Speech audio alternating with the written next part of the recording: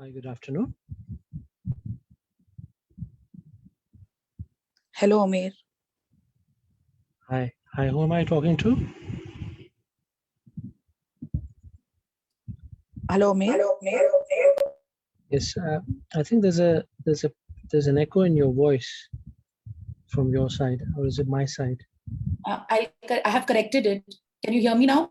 Yeah, much better, much better. Okay. Thank you for joining in. We'll be starting the event in just a couple of seconds. Yes, please. Thank you. So,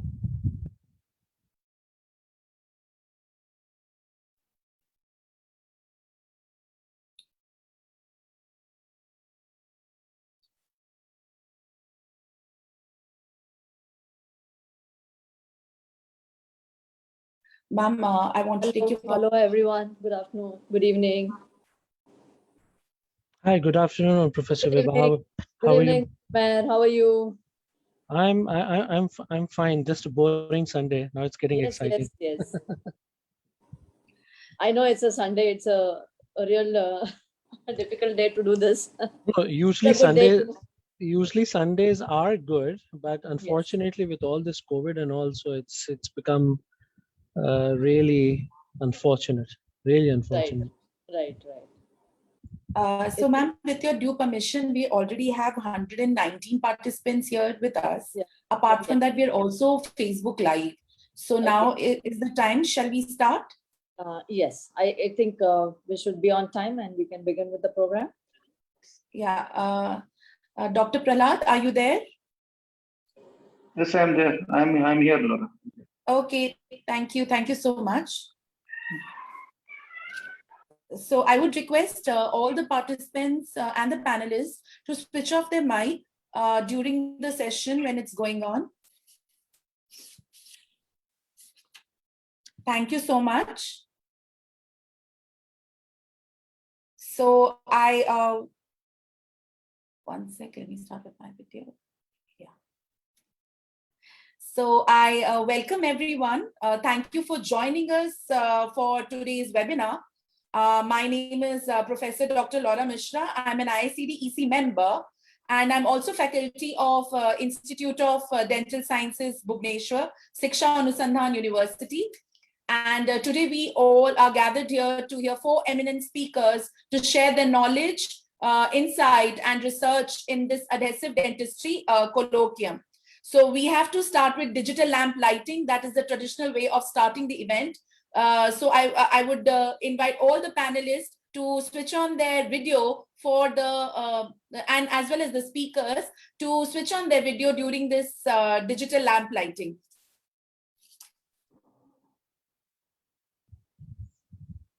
Yes, I hope you're able to see my video.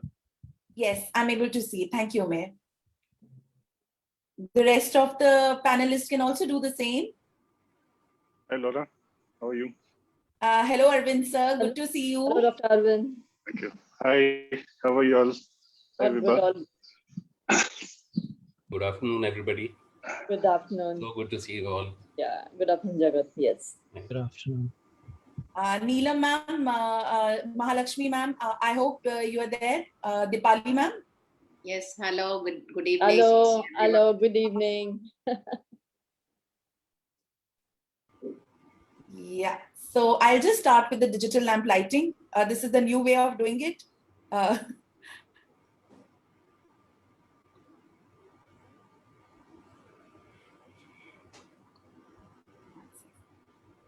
Can you see my video? Yes, ma'am, we can see you. Okay.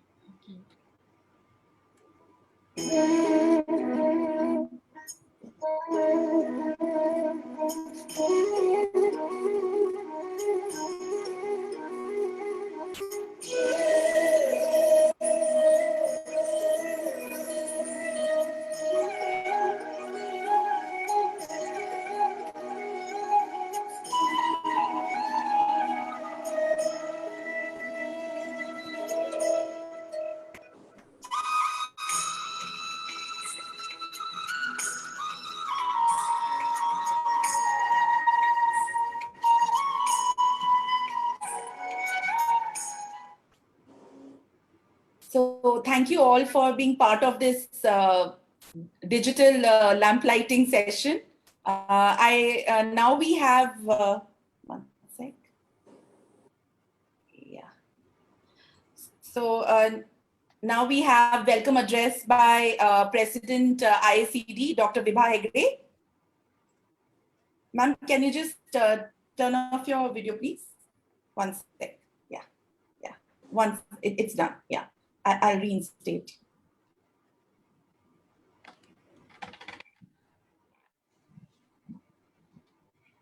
Good evening, one and all.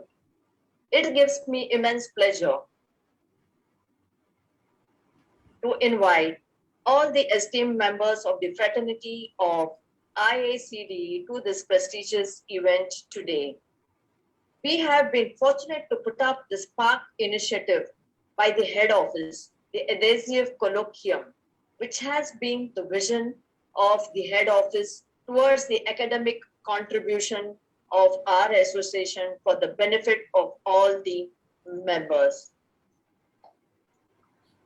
I welcome all the renowned scientific resource faculty of today's Adhesive Colloquium, Dr. Amir Fauzi, Dr. Umair Daud, Dr. James Soy, Dr. Arvind Chana, and all our respected moderators of this colloquium, Dr. Neelam Mittal, Dr. Jagat Bhushan, Dr. Mahalakshmi, and Dr. Deepali Shah. I also take pride to welcome all our esteemed members of our association, the president and the secretary of IACD, Dr. Prahlad Saraf, our secretary, and Dr. Ratnakar, our SPARK coordinator, Dr. Arvind Kumar, and all the members and executive committee members of IACD. Dear colleagues, today we need to understand that the core specialties of our field are the adhesive dentistry, the biomimetic dentistry, and the universal composite restorations. These are going to be the future attributes, and therefore today it is the need of the hour to understand the necessity of delving in depth for these specialties. So new adhesive restorative dentistry today is not the same which has been practiced 20 years back. Today, we have the restorative materials and techniques which are easier to use and clinician friendly than their predecessors. They not only provide excellent clinical outcomes without compromising the aesthetic quality of the restorations. And at the same time, it is very important for us to understand the effect of the double layer application on the bond quality of the adhesive systems, bonding of the universal adhesive systems to the dentine, which is nothing but the old wine in new bottles, the attribution of water-associated effects on the contemporary dentin bonding milieu, chemistry of the novel and the contemporary resin-based adhesive materials. So this transformation today has made the use of these materials, which focuses on not only user friendliness, but also reduces the number of the clinical steps, making it much shorter and easier. However, we need to understand that the simplification of all these procedures does not almost always result in the best clinical outcomes. So there is no clinical evidence to back up some of the popular adjunct techniques which are used within dental adhesives, including the use of the glutaraldehyde-based desensitizers and the matrix metalloproteins inhibitors, and the color adaptation potential of the new universal composite resins has been simplified. Their clinical application and combining multiple shades without using different translucencies of the same shade. Therefore, in order to have an overview of all these, which is the need of the hour, this SPARK year program today, we have invited all the renowned researchers who are specialized and mastered in their research towards all these factors which I have just mentioned. So they have taken all the efforts today to and been kind enough to participate along with us in this colloquium and I look forward to having and opening the future avenues and collaborations with them. Here, I would like to make a special mention of Dr. Laura Mishra, who has taken immense efforts to coordinate the entire program and working very meticulously to every bit of perfection. So she has done a magnificent job, and I am very proud and I congratulate her and all the members of the IACD who have cooperated, supported, and worked towards the grand success of this program. So I thank one and all today here and hope that today's evening will be a true eye opener in the way we will do our clinical practice in the future. So with this few words, I wish good luck to a happy learning towards this evening and best wishes to all the fraternity. So thank you one and all. Ma'am, thank you for this welcome address. Ma'am, you can turn on your video, please. Ma'am, due to some technical issue, only the speech was heard, but your face was not seen. So kindly excuse me for that. But it was very well told welcome address, ma'am. Thank you for that, ma'am. Now I request our General Secretary, Dr. Prahlad Saraf, to say a few words. Okay. Thank you, Laura. A very warm good afternoon to everyone gathered here for the IACDE Adhesive Dentistry Colloquium, which is being conducted under the SPARK initiative, which stands for Scientific Program by the Association for Encouraging Research and Knowledge. I take this privilege to first of all welcome all the four eminent speakers, because Arvind sir, we have been listening to him, and whenever it is a part of bonding, every time we remember Arvind Chennai sir. The other three eminent speakers, Dr. James, Dr. Umar, and Dr. Fawd, everybody has been very meticulously generated so that enough of knowledge can be shared to all the IACD members. Our moderator panelists, both people, Dr. Mahalakshmi, Dr. Deepali ma'am, Dr. Neelam Mittal ma'am, and Dr. Jagat sir, I welcome you for this program. I welcome all the office bearers of the IACD 2021, and I also take this privilege to welcome all the IACD members who have been gathered here to witness this program. A Sunday afternoon, a mega event of IACD, and it is a IACD sponsored Spark Initiative program. I feel everybody will gain a lot of knowledge in the next few hours to come. And on this occasion, I would also like to thank and acknowledge the efforts of Dr. Laura Mishra, who has taken immense efforts to bring all the authors, to all the moderators, and to bring this program to life. So I welcome one and all without taking much time. I wish the program a grand success. Thank you. Thank you so much, sir. Thank you for acknowledging me and encouraging me and letting me decide on few things. And I request, please, I am giving advance apologies if I'm not doing this perfectly, but I'll try to do my best. Thank you so much, sir. So now we have a office bearers video welcoming all the gatherings to this online webinar.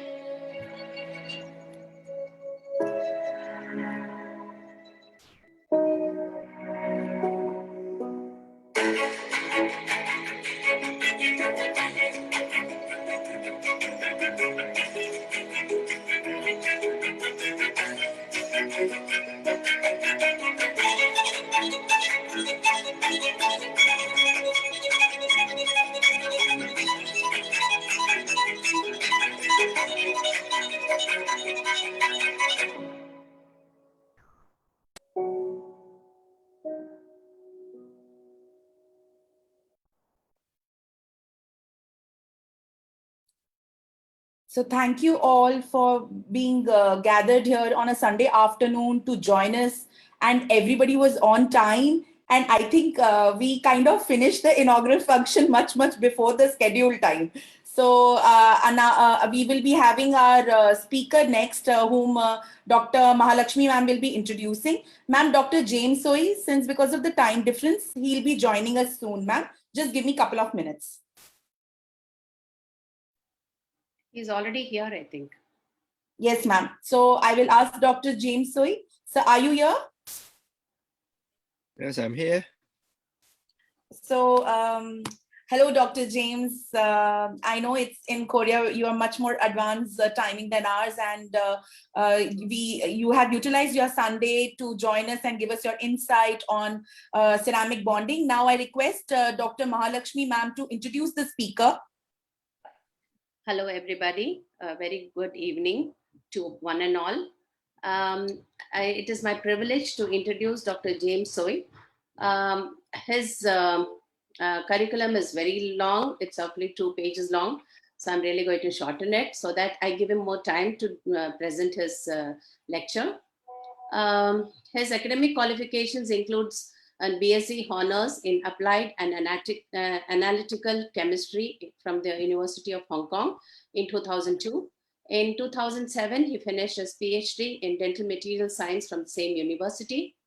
Currently, his academic position includes he is the Assistant Dean of Electives and Experimental Learning at the Faculty of Dentistry, University of Hong Kong, and also the Assistant Professor in Dental Material Science as the Faculty of Dentistry in the same university. And his present, apart from that, he's also the postgraduate program director of Dental Material Science of the same university. His illustrious career spans with a lot of publications in reputable journals. The list goes on. He also has a lot of patents under his name.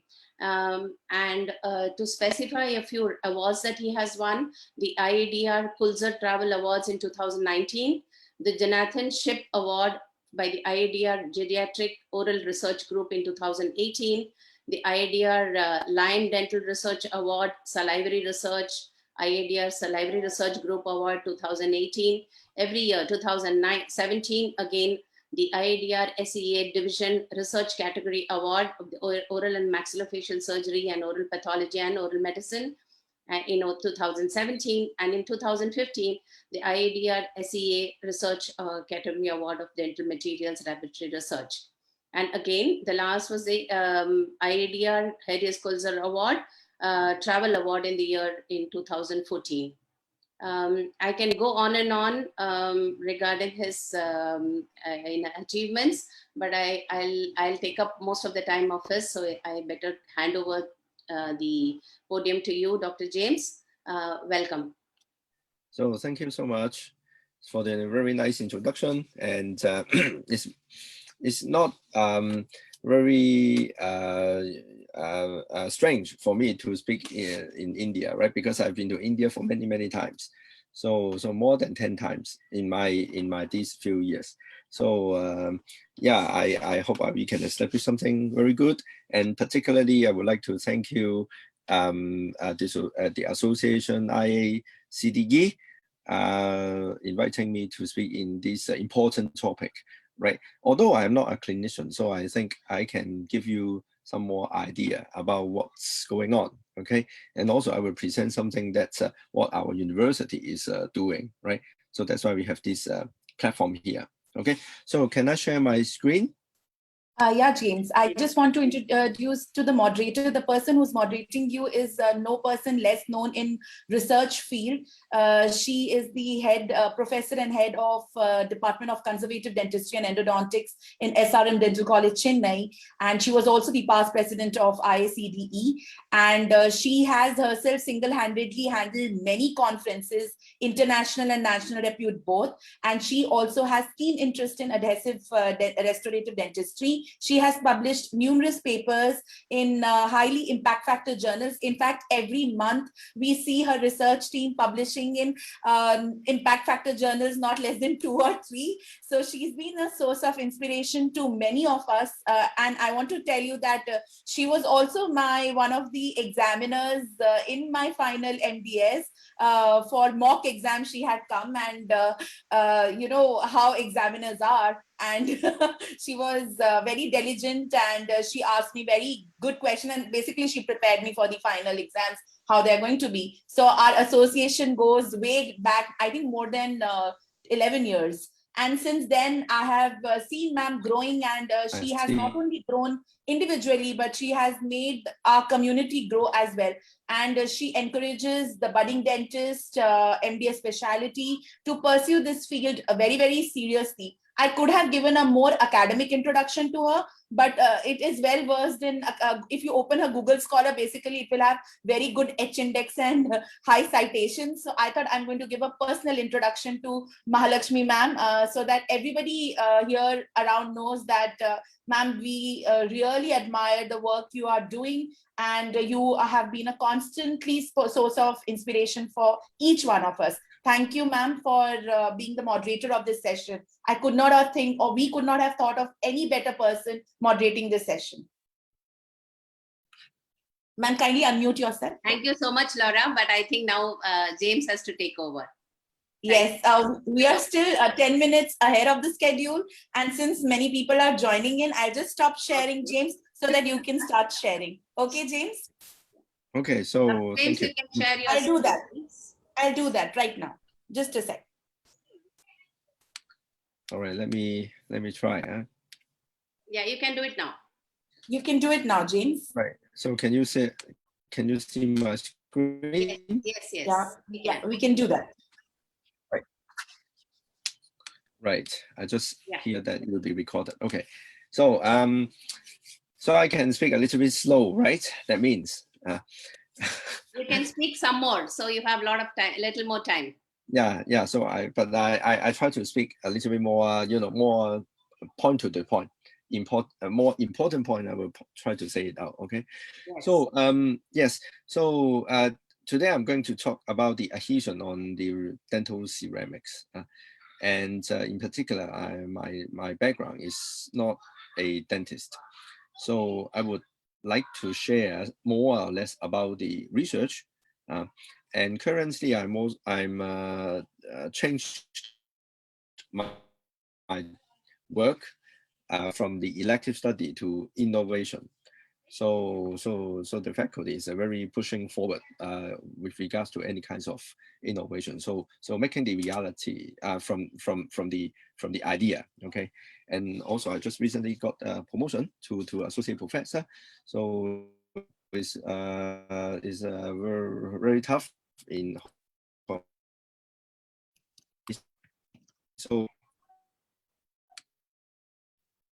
okay, no conflict of interest first, because many of our research are quite sponsored, not financially sponsored, but at least the material may be donated by the companies, right?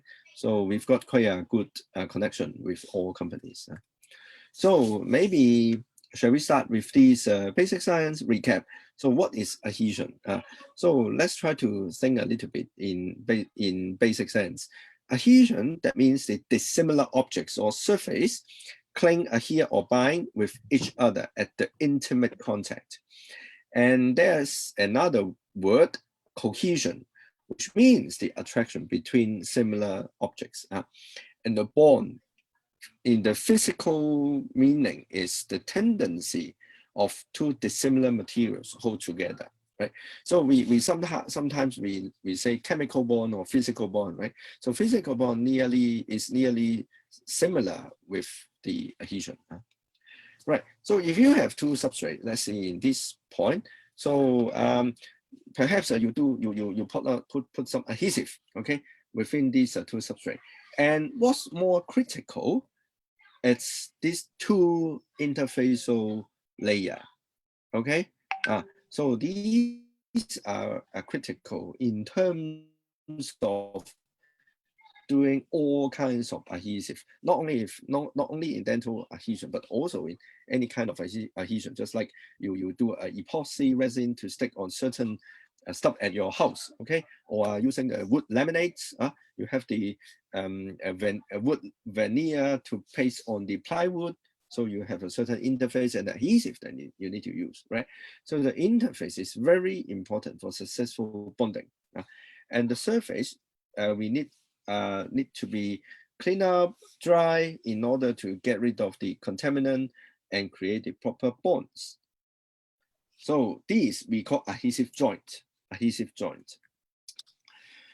And there are certain criteria for adhesion. For example, wetting, contact angle, surface energy, surface tensions, critical surface energy, surface free energy, viscosity, roughness. So you see all these names in various books or journal articles, or even from websites. So you need to be very careful on what they are talking about. So this is a case showing different name for so-called wetting. Okay, so if the theta here, is very small, we say this is a perfect wetting. Okay, if we say the angle is larger, then we say it's incomplete wetting, or we say it's no wetting. Okay, that's the name. So the theta here is so-called the contact angle, and the smaller the theta, that means the surface energy is lower. Okay, the larger theta, that means the higher surface energy. Okay, and in case the liquid is water, then we say this is smaller theta, that means hydrophilic. Okay, smaller contact angle. All right, so in this case, we have solid, liquid, and vapor. And therefore, we induce certain kinds of vector in terms of energy. So this can be described using a so-called Young equation, right?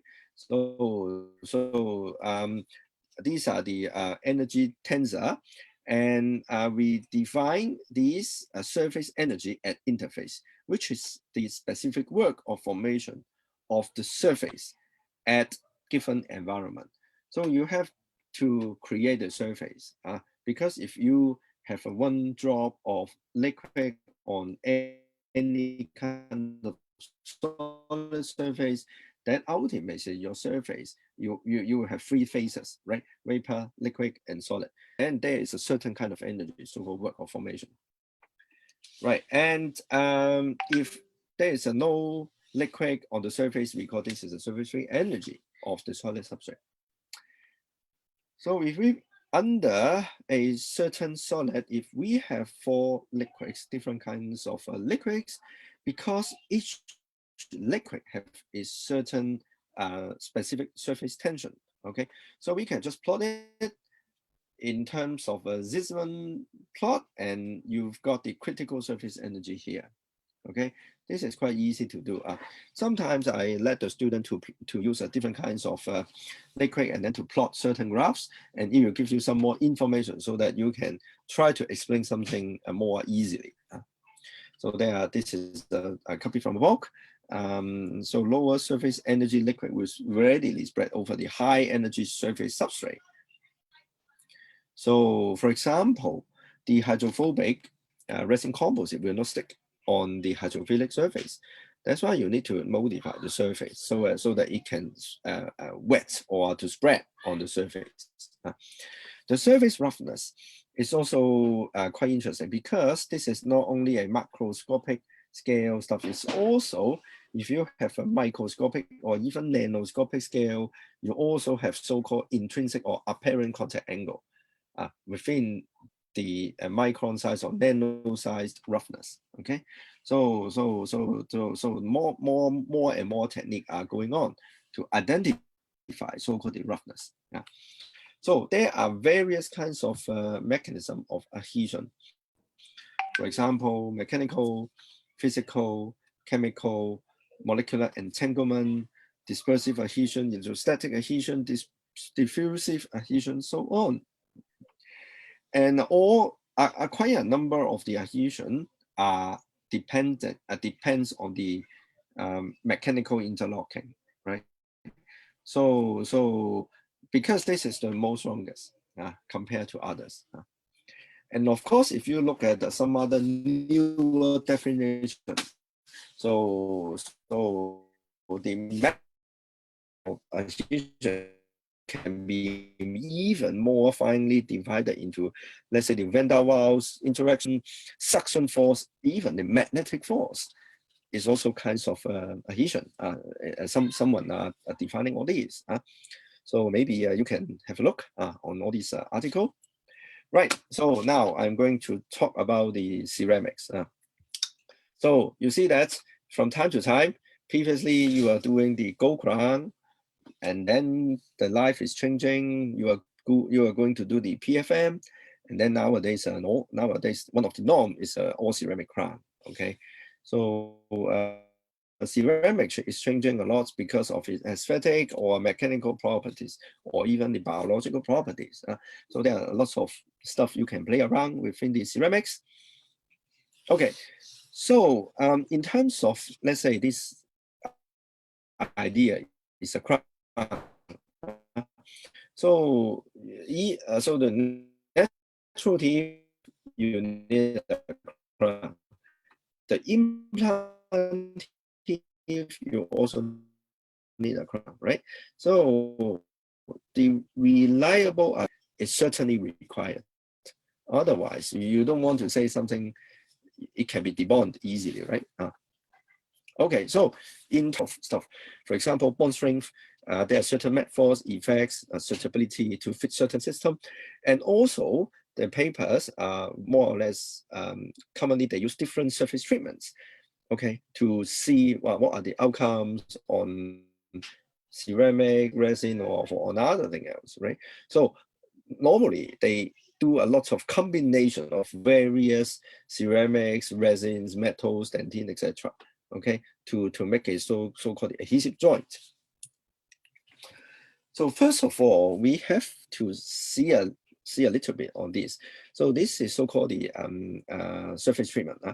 And you see a lot of papers, they are saying acid etching on the ceramics. But in my opinion, or you see one of the papers that we published quite a long time ago, so we need to define what is acid. So HF, this guy, HF is very usable to etch the glass ceramics, right? So is it an acid in ceramics? So in my opinion, because I'm a chemist, so acid, that means with the water, they've got the hydronium ion, right? So that's the acid, right? But in terms of chemical reaction, so these glass ceramics, because they contains the silica, right? So the silica is able to react with the HF. So it forms SiF4, and even it can form other silica fluoride compound, right? So the chemical reaction is not an acid reaction. It's not via an acid, so-called, but it's a HF action, right? So I see sometimes the ceramic surface for me is not very correctly saying this way, because the action is not a acidic reaction. It's simply the HF, they will react with the silica. Ultimately, they will change everything. Okay, right. So you see that the HF etching. So now I don't use acid etching now. I use HF etching. Only you see that at certain kinds of glass ceramic, for example, this is a Mark II. So if you etch in different time, yes, the surface roughness will increase. The surface is also decreasing as well because it's more edge. But in terms of the flexural strength of the ceramic, okay, this is Mark II, it don't change, okay? It don't change with regards to the etching. So it might be the surface etching. In terms of the Mark II, it doesn't change a lot on the flexural strength. I think it's quite good. But I see other papers, they do a HF etching on the lithium disilicate. So Emax, right? So it looks like the flexural strength is changing. So it may not be very good. So sometimes I follow the manufacturer instruction on certain particular ceramics. Right? And so you see that this is something that you may know better than me. So this is dentine. Dentine, they really use the phosphoric acid etching, right? This is really acid etch.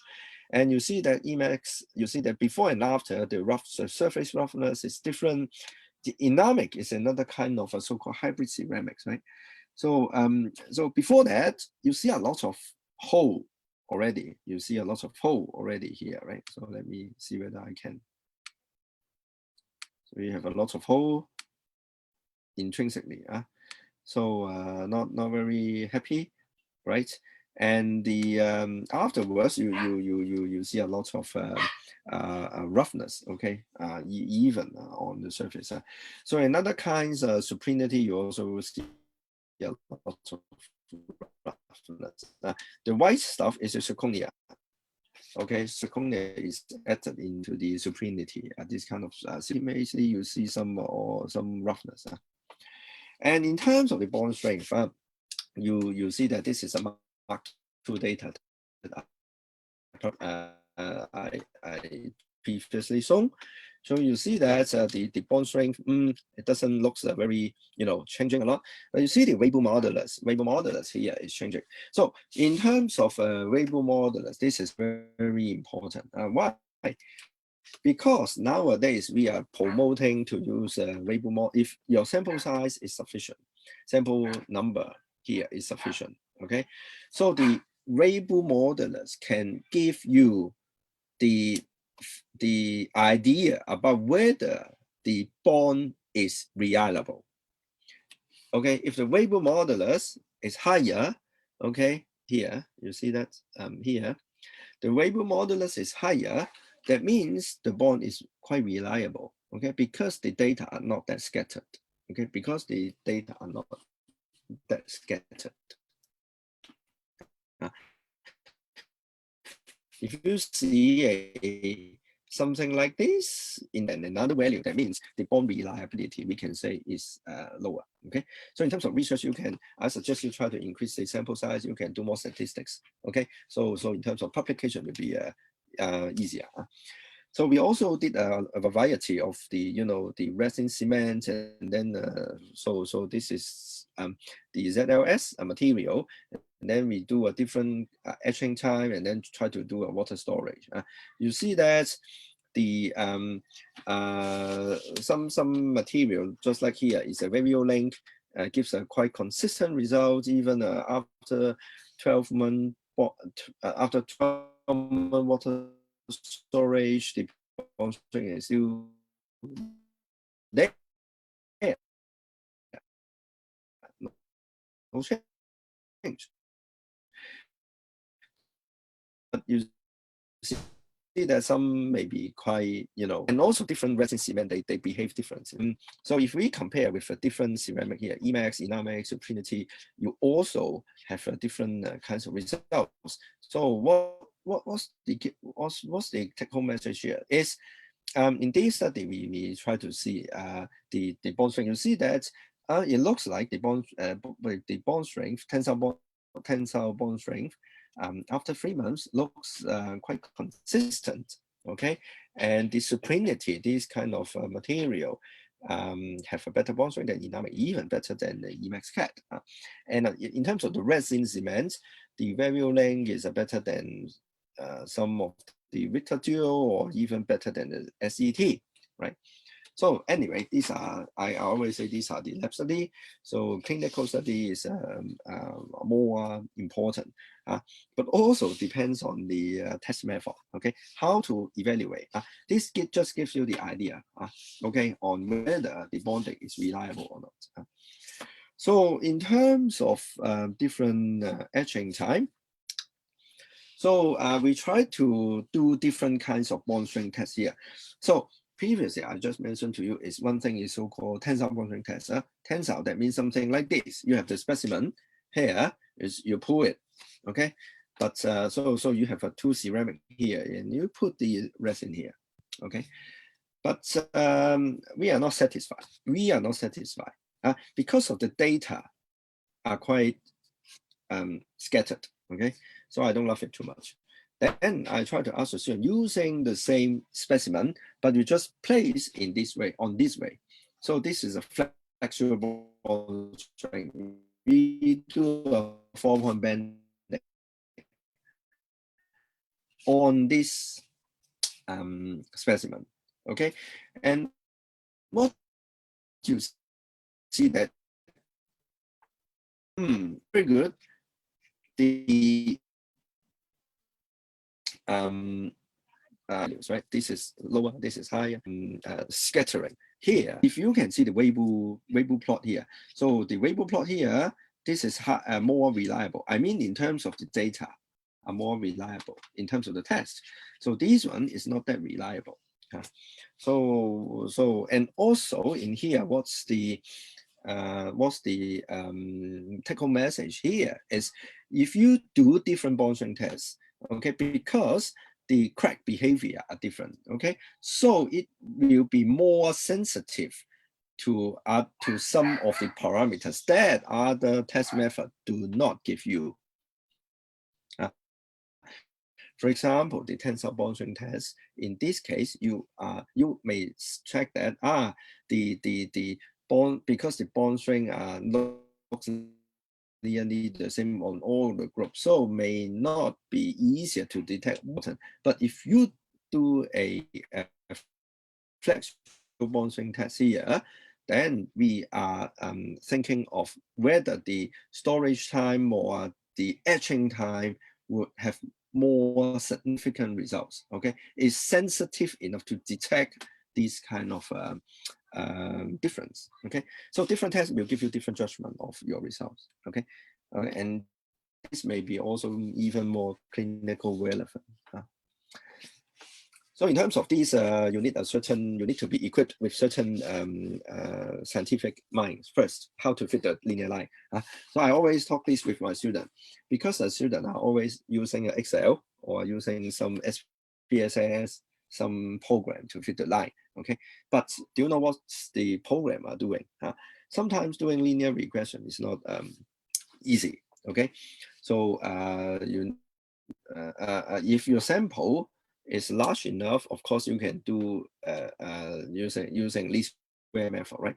But if your sample, I mean the number of low, then likelihood to estimate the linear line, okay, that will give you a more precise prediction of the linear regression. So another thing is can zirconia be HF etched? So I see sometimes the students are always looking at me, Dr. Choi, can I use HF to etch?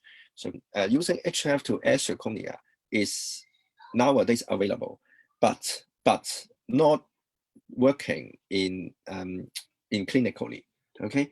Because now you see this. So if so this we have really used the HF to etch these two groups, okay? These two groups, group C and group D. So HF can etch zirconia, yes, but you need a certain requirement. We use a hot HF here, 100 degrees Celsius HF to etch the zirconia, then you can achieve this.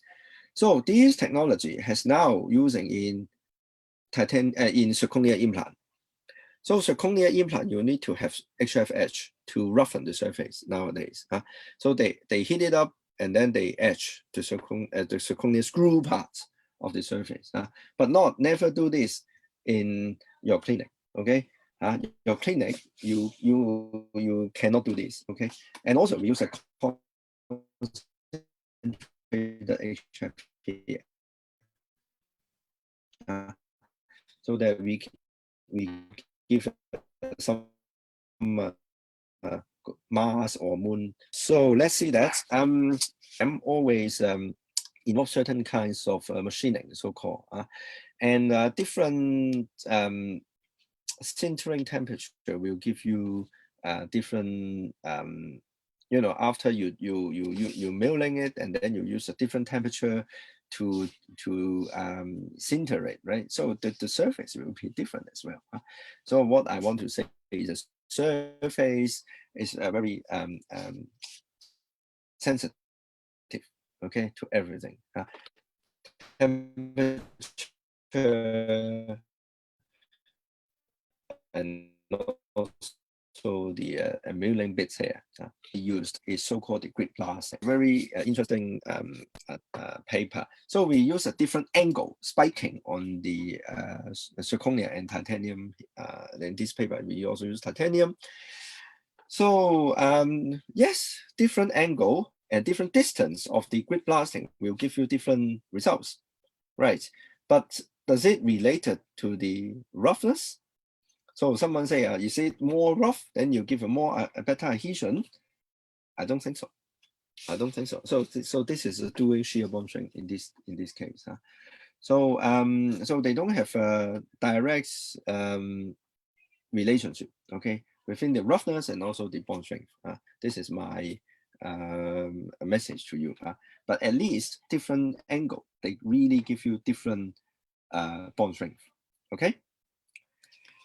So of course, different treatment will give you a different zirconia strength in this case. So this is my friend's Abu Shalib's paper, and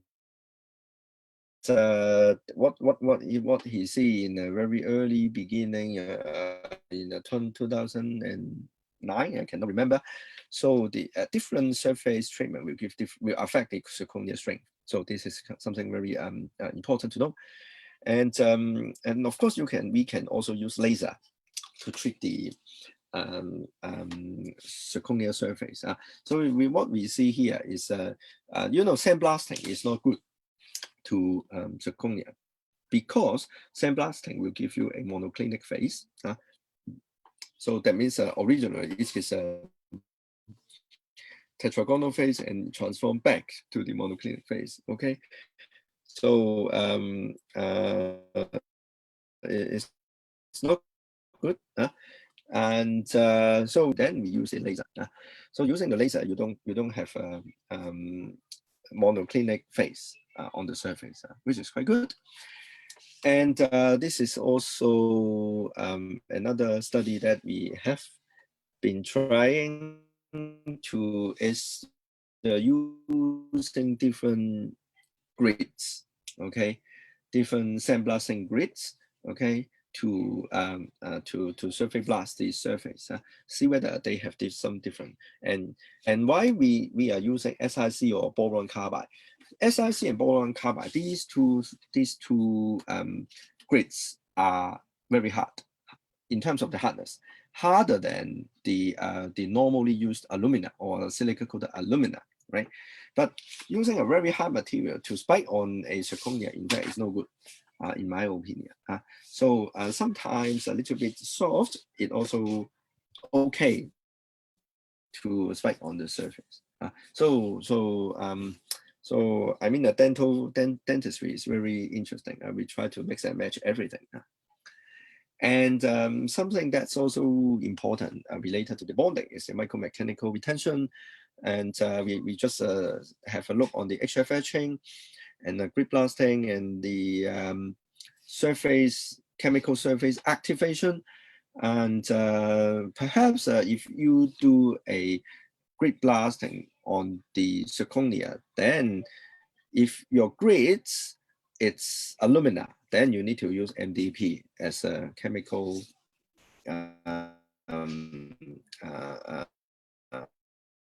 chemically treated, and if you use the then you need a silane, right? And HF etched glass ceramics, definitely you need a silane, okay?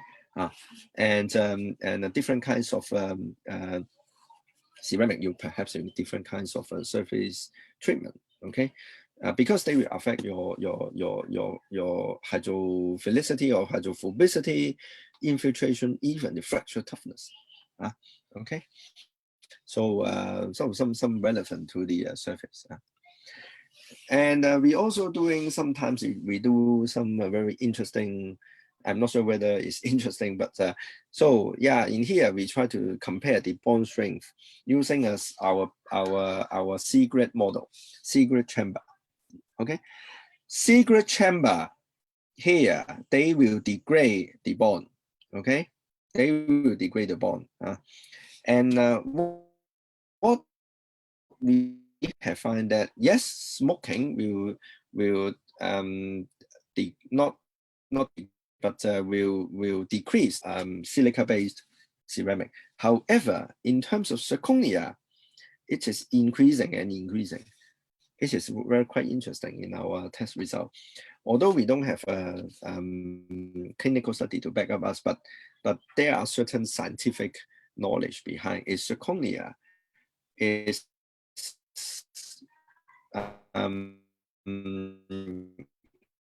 quite favorable for the, and the silica is no, silica will degrade the interface.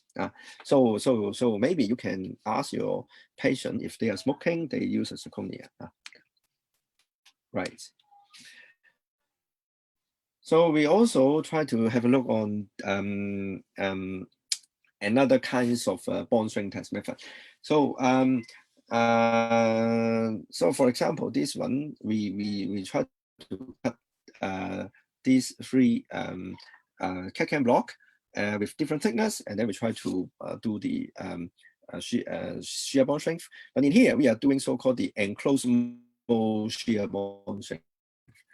So that means when we do the shear bond strength, we do not take the mold out, but we directly to do the shear bond. Okay, so the result is quite interesting. So after 6,000 thermocycling, but you see the control group without any coverage, in fact, it is decreasing quite rapidly. Okay, after that. So what I can say is that if we have this kind of test, which is, I think, is quite similar to what you have in clinical situation, because I sometimes I don't believe the test someone invent many years ago can be sustained for too long, but this is we say is a more first mechanically relevant, because it gives you a better shear pattern, and the stress distribution within the resin will be better. And secondly, in terms of the clinical scenario, your tooth, your resin, in fact, is protected under the whole. If your crown is surrounding the whole tooth, then the spans are surrounding all the abutment, right? So I cannot see why there is a water, in fact, within that. So this may be a good model to EMSVS test. And not only us, but also some other colleagues from, let's say, Australia or even from UK. They are trying to develop further from the EMSVS as well. So there's some ceramic surface, AFM image. So this is from our lab, and of course this is so-called the trimming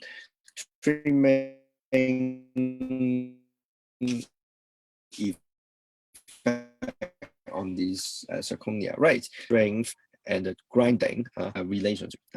So not all the grinding burr or the trimming burr have the same effect on the zirconia, right? Tungsten carbide is something that you should be avoided, okay?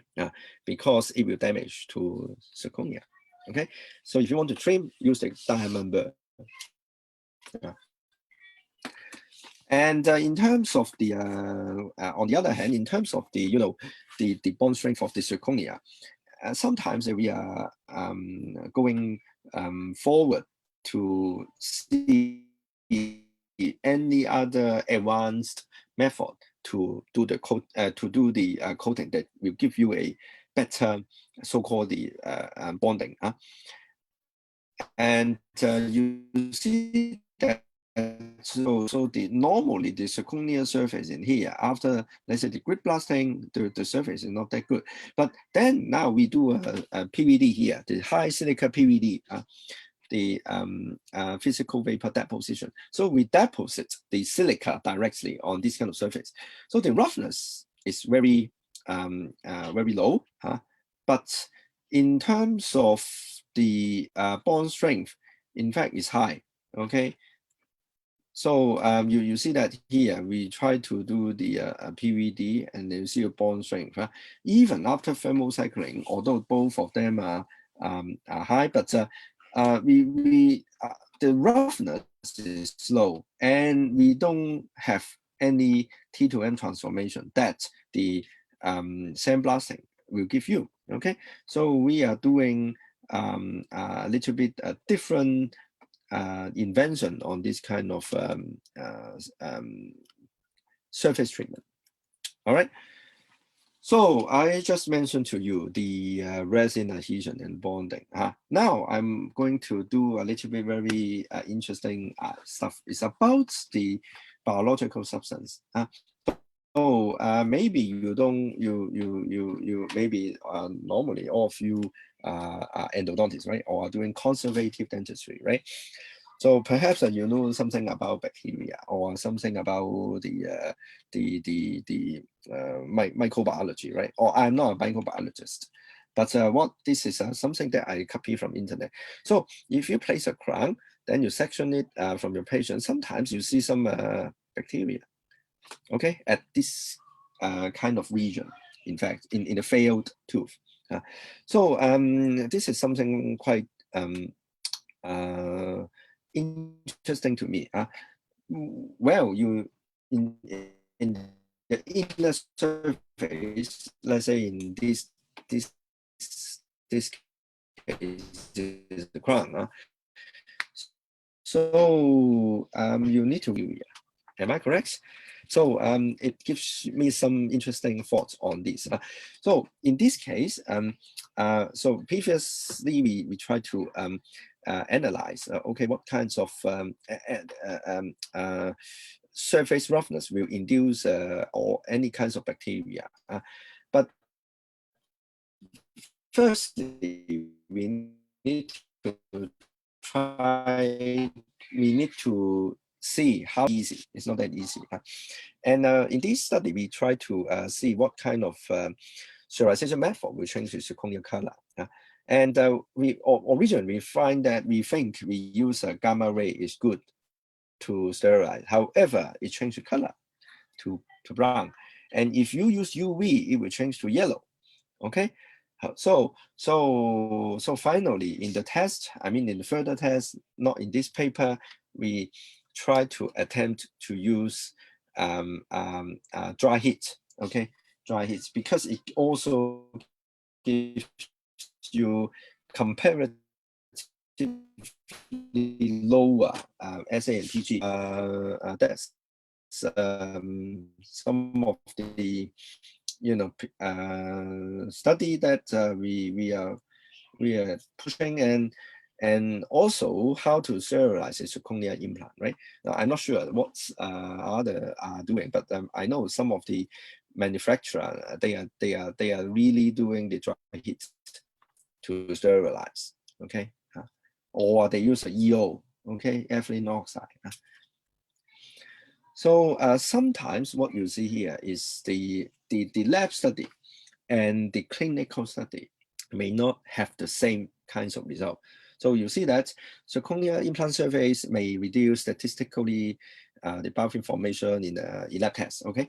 However, another study, this is a clinical study, they see that zirconia will have a higher number of bacterial cells on this is in this case is titanium surface. With much lower roughness values. So who is saying anything good or bad? to justify. And in my opinion, so we because I'm not a clinician, and what I want happening. So I just mentioned to you this implant, right? The surface roughness here. The surface roughness in this implant is HF edged. So the HF edged HF edge surface, in fact, they will give you some very spectacular, if you enlarge highly the magnification, it will give you a lot of spiky surface on the zirconia. Spiky surface zirconia, remember that. Spiky is good. Spiky is good, okay? And it will decrease the initial adhesion of certain kinds of bacteria, okay? Even the roughness is higher, okay? So, I mean, different treatment, different roughness will give you different things. But surface topography now playing the role, okay? The surface topography is playing the, will have certain inhibition. So the mechanism is quite easy. We publish something like this in nanoscale in 2020. So but the micro nano spiky surface, in fact, they will inhibit the various kinds of dental material surface. So this is PMMA. This is PMMA. So what we see here is so the control group. If you have if you just let it grow, it will grow after 7 days. But we here simply shred the bacteria. So not only one S mutant, but also the Ficolis, PG, and also the FN.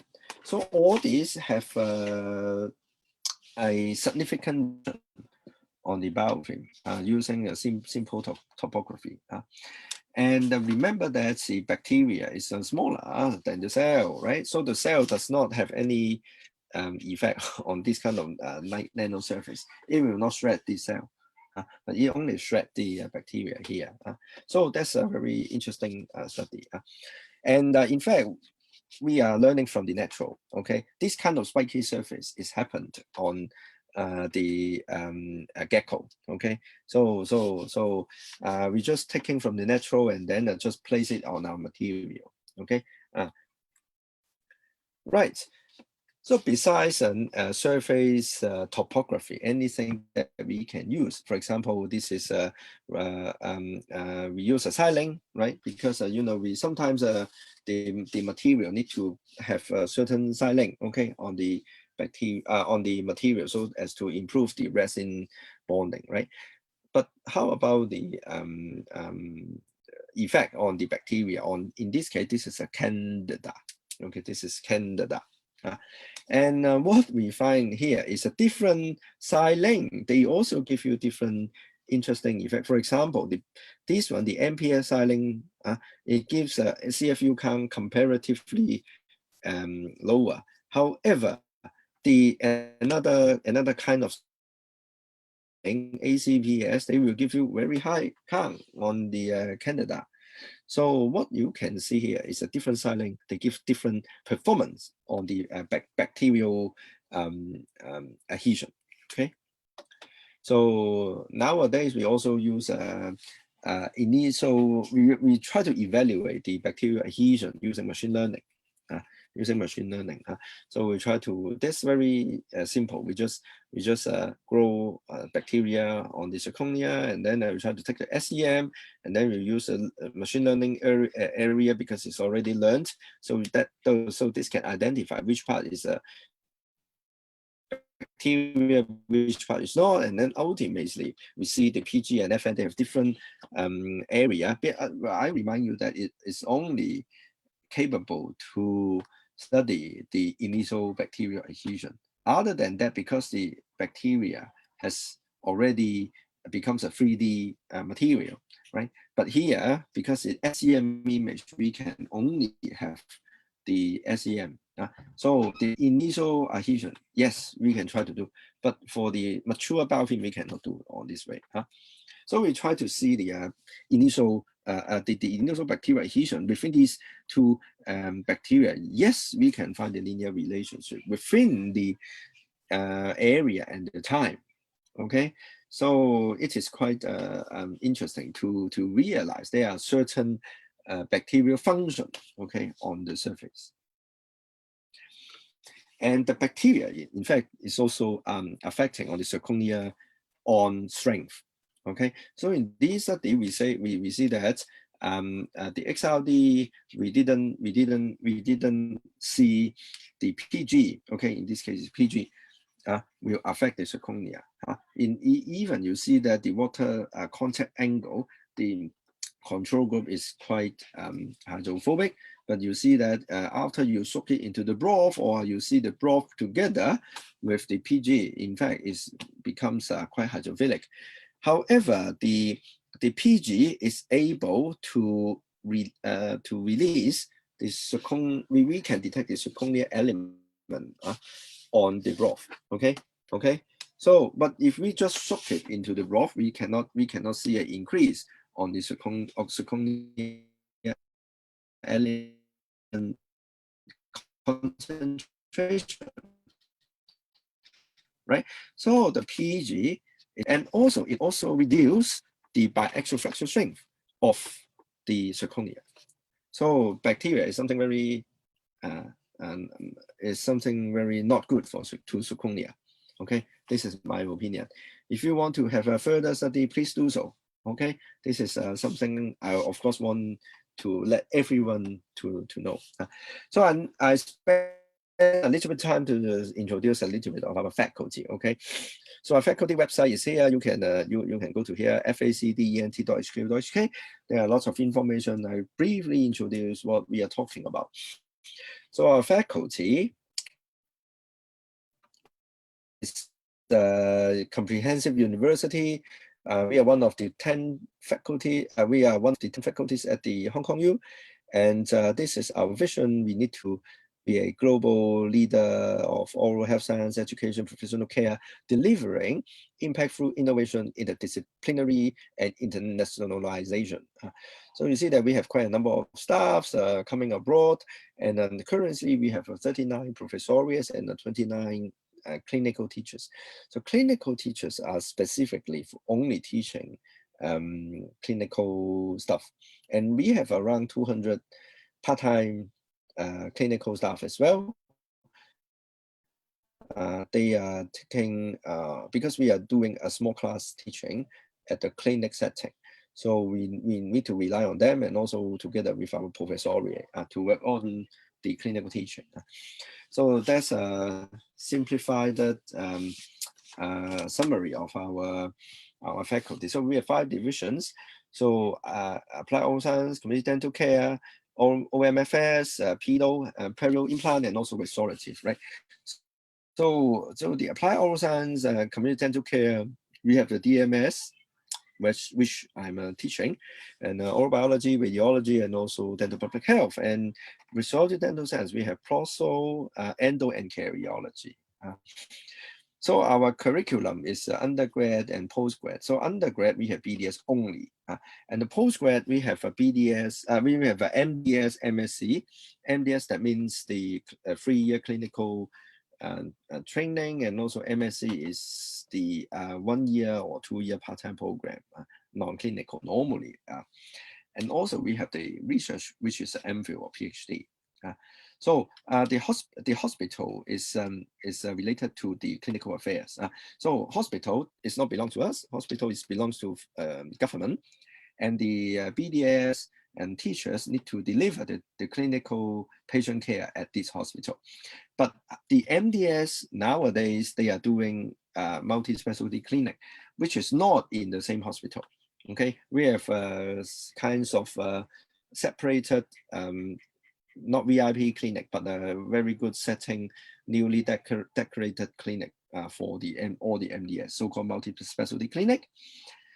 And also in terms of the MDS, MSc, MPhil, PhD, or even the BDS, if they want to do research, so they can go to either our clinical research center and or the central research lab.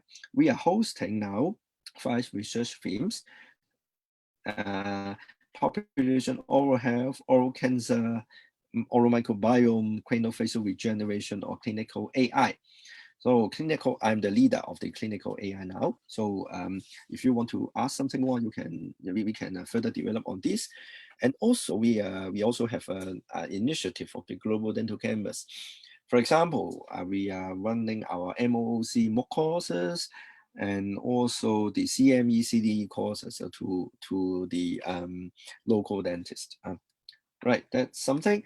And we have a 6-year program at our BDS level. We are using integrated student. So that means our student, they start clinical study since year 2 to year 6. Okay, so year 2, they only do scaling, filling. Year 3, they will do endo. Okay, and even some period treatment. Year 4, they are already trying to do the crown and bridge.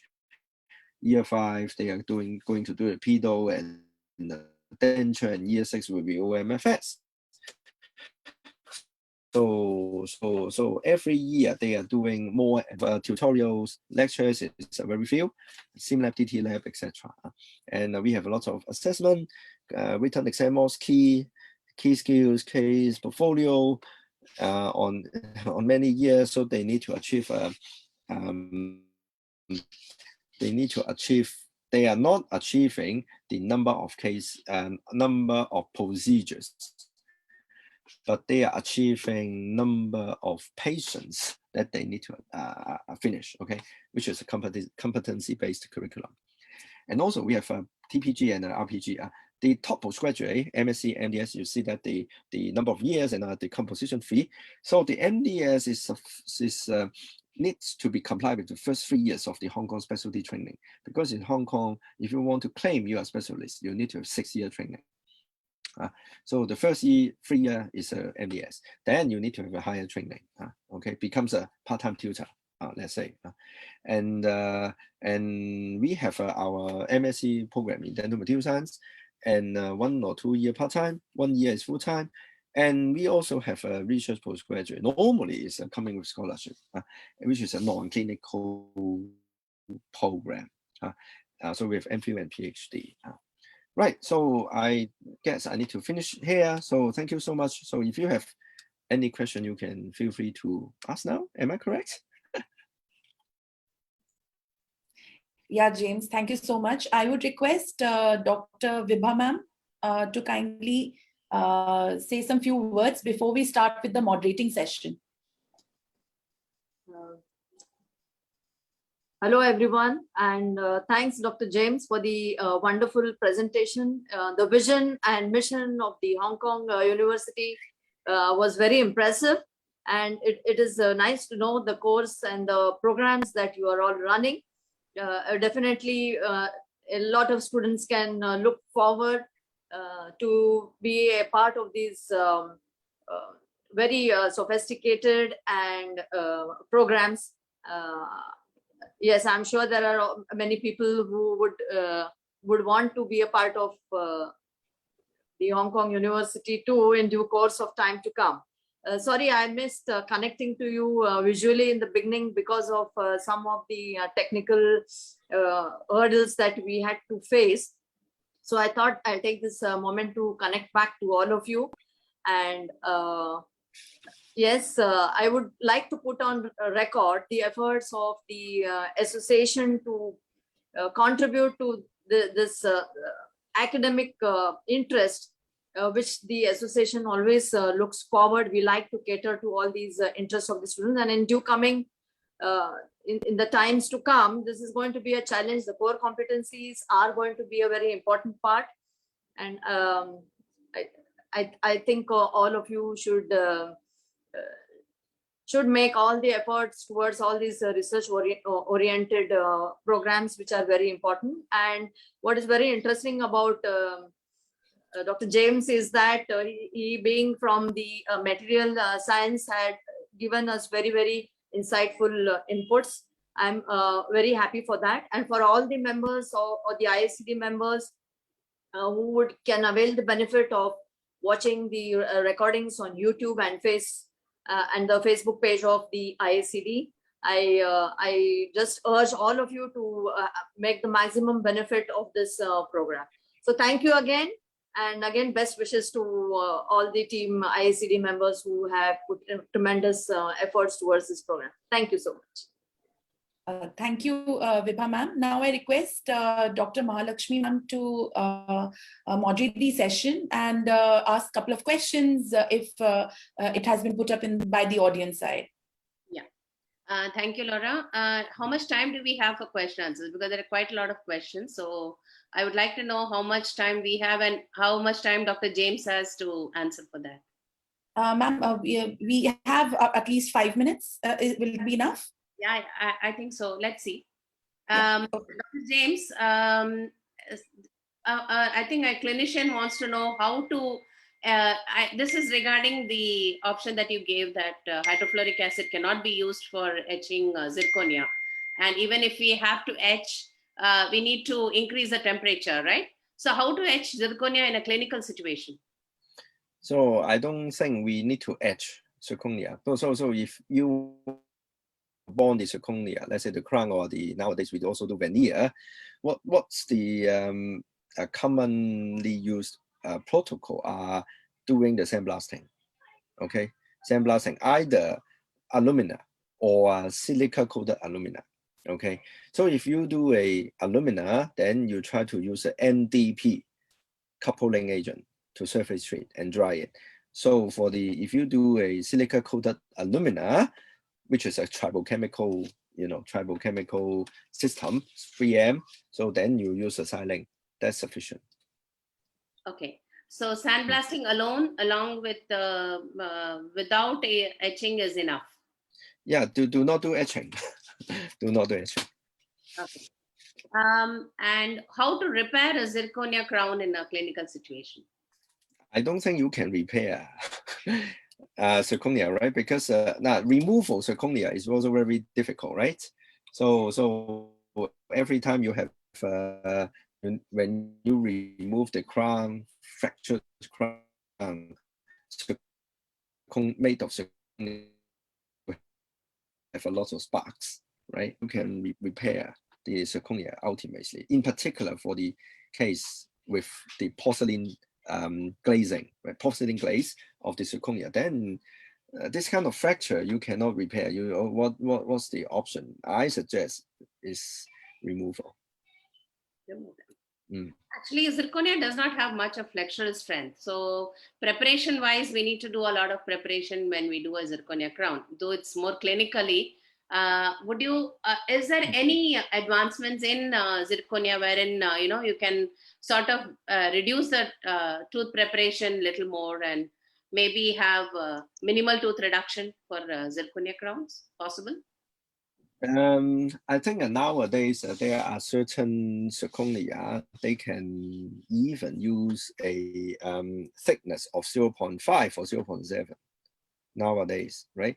Previously, is because if the zirconia you've got too thin, then when you do the sintering, the stress distribution within the, let's say, the margin and the body itself will be different. Nowadays, zirconia is made of a more finely particle. So even you do a 0.5 or even to 0.7, you don't have, you don't need to afraid so that's quite okay to use now. Okay, thank you, James. And you were talking about that ACPS silane in one of your slides. The one of the silane, right? So how different is it from the regular silane? The that we use generally. The ACPS one, in fact, is the the MPS is the norm. MPS is the norm. Can you hear me? Yes. Yeah, yeah. Yeah. So a lot of styling, a lot of coupling agents are coming out, right? So ACPS is another one, and this styling is more reactive to the resin itself, okay? But it compared to the ordinary MPS, in fact, although the bond strength is good, but in terms of the zirconia, in terms of zirconia bond strength is good, but in terms of the my biological adhesion is not very good, right? So so we just give this kind of information to let the clinician to select. Okay, got it. Are zirconia cosmetic veneers recommended? It's a very odd question to ask because maybe a monoblock veneer. I think the yeah, I think if you ask me, I will prefer to use Emax. Yeah. Emax will be much, I mean, it's aesthetically it's much better, right? Yeah. Otherwise, the zirconia one is no good. Correct, correct. What in your opinion would be the use of Emax crowns in posterior teeth, maybe in the second molars as a single crown? Would you recommend? In fact, it's okay now. Or and zirconia there. Yeah, in fact, Emax. If you, I know someone are doing 3-unit Emax, right? But normally we if you do a crown, only the crown, Emax is very good enough, right? Because nowadays Emax CAD can achieve around 500 MPa already, and if you consider the current zirconia with the monolithic one, higher translucency, the flexural strength is around 650 to 800 MPa. And the Emax one will give you a more sufficient clinical study to prove it is usable. This is my opinion. Bonding wise, I think Emax is better than any day better than zirconia. And if you remove it, it's also easier. Thank you. Ma'am, final question. Okay, fine. Final question. Yes, ma'am. Go ahead. Go ahead, ma'am. So two of them asked whether zirconia can be luted with RMGAC, which is, I think, I can myself say no. But then we can ask from the horse's mouth. We can get it from the horse's mouth. So, Dr. James, can you answer this question? Can GIC be used to lute zirconia crown? No. No. Short and sweet. Dr. James, I would like to, summarize a little, just half a minute, Laura. Because yes, ma'am. Go ahead. Because you started off with contact angle, and it was such a basic, point. But then you went on to tell us, about the apparent angle and the contact angle measurement in a rough surface, and from there you just went in deep inside. So it was really wonderful, the whole lecture. I feel that we as faculty members and many postgraduates who are attending would definitely have benefited from your lecture. Thank you very much. Yeah, thank you, James. Just a sec. I will just share my screen so that.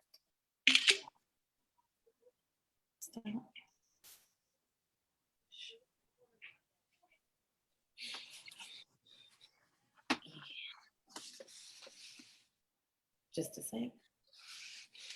I hope my screen is visible. Yes, it is, Laura. Yeah, so on behalf of Indian Association of Conservative Dentistry and Endodontics, sir, this is a small token of appreciation from our side for giving such a wonderful insight on ceramic bonding and actually making things much easier to understand. Your slides were exemplary, and the amount of research work which you have done in your span of PhD and post-PhD has been amazing. I wish we can do a part of it by collaborating with you in future, and I'm sure many university faculties and students would like to take up their PhD work or at least their PG work with you, sir. Thank you so much. Yes. So I made the online version of all this. So I hope, sir, you humbly accept our appreciation certificate. Yeah, thank you so much. Yes. Yes, and the next one is also from on behalf of Indian Association of Conservative Dentistry and Endodontics to the great Mahalakshmi Madam. Thank you for taking out time for moderating the session on Sunday and asking questions and keeping the session as interactive as you could. And we could not have asked for a better moderator. Thank you so much, ma'am. Thank you very much. So thank you, James, and thank you, Mahalakshmi ma'am. Now we would go to the next session. So the next we have Dr. Nilima Mittal moderating the session of Dr. Emma Fawzi. She'll be introducing the speaker, but before that, let me introduce the moderator to you. Professor Neelam Mittal, she's heading the Department in Conservative Dentistry and Endodontics in IMS BHU. And she has led an exemplary academic career.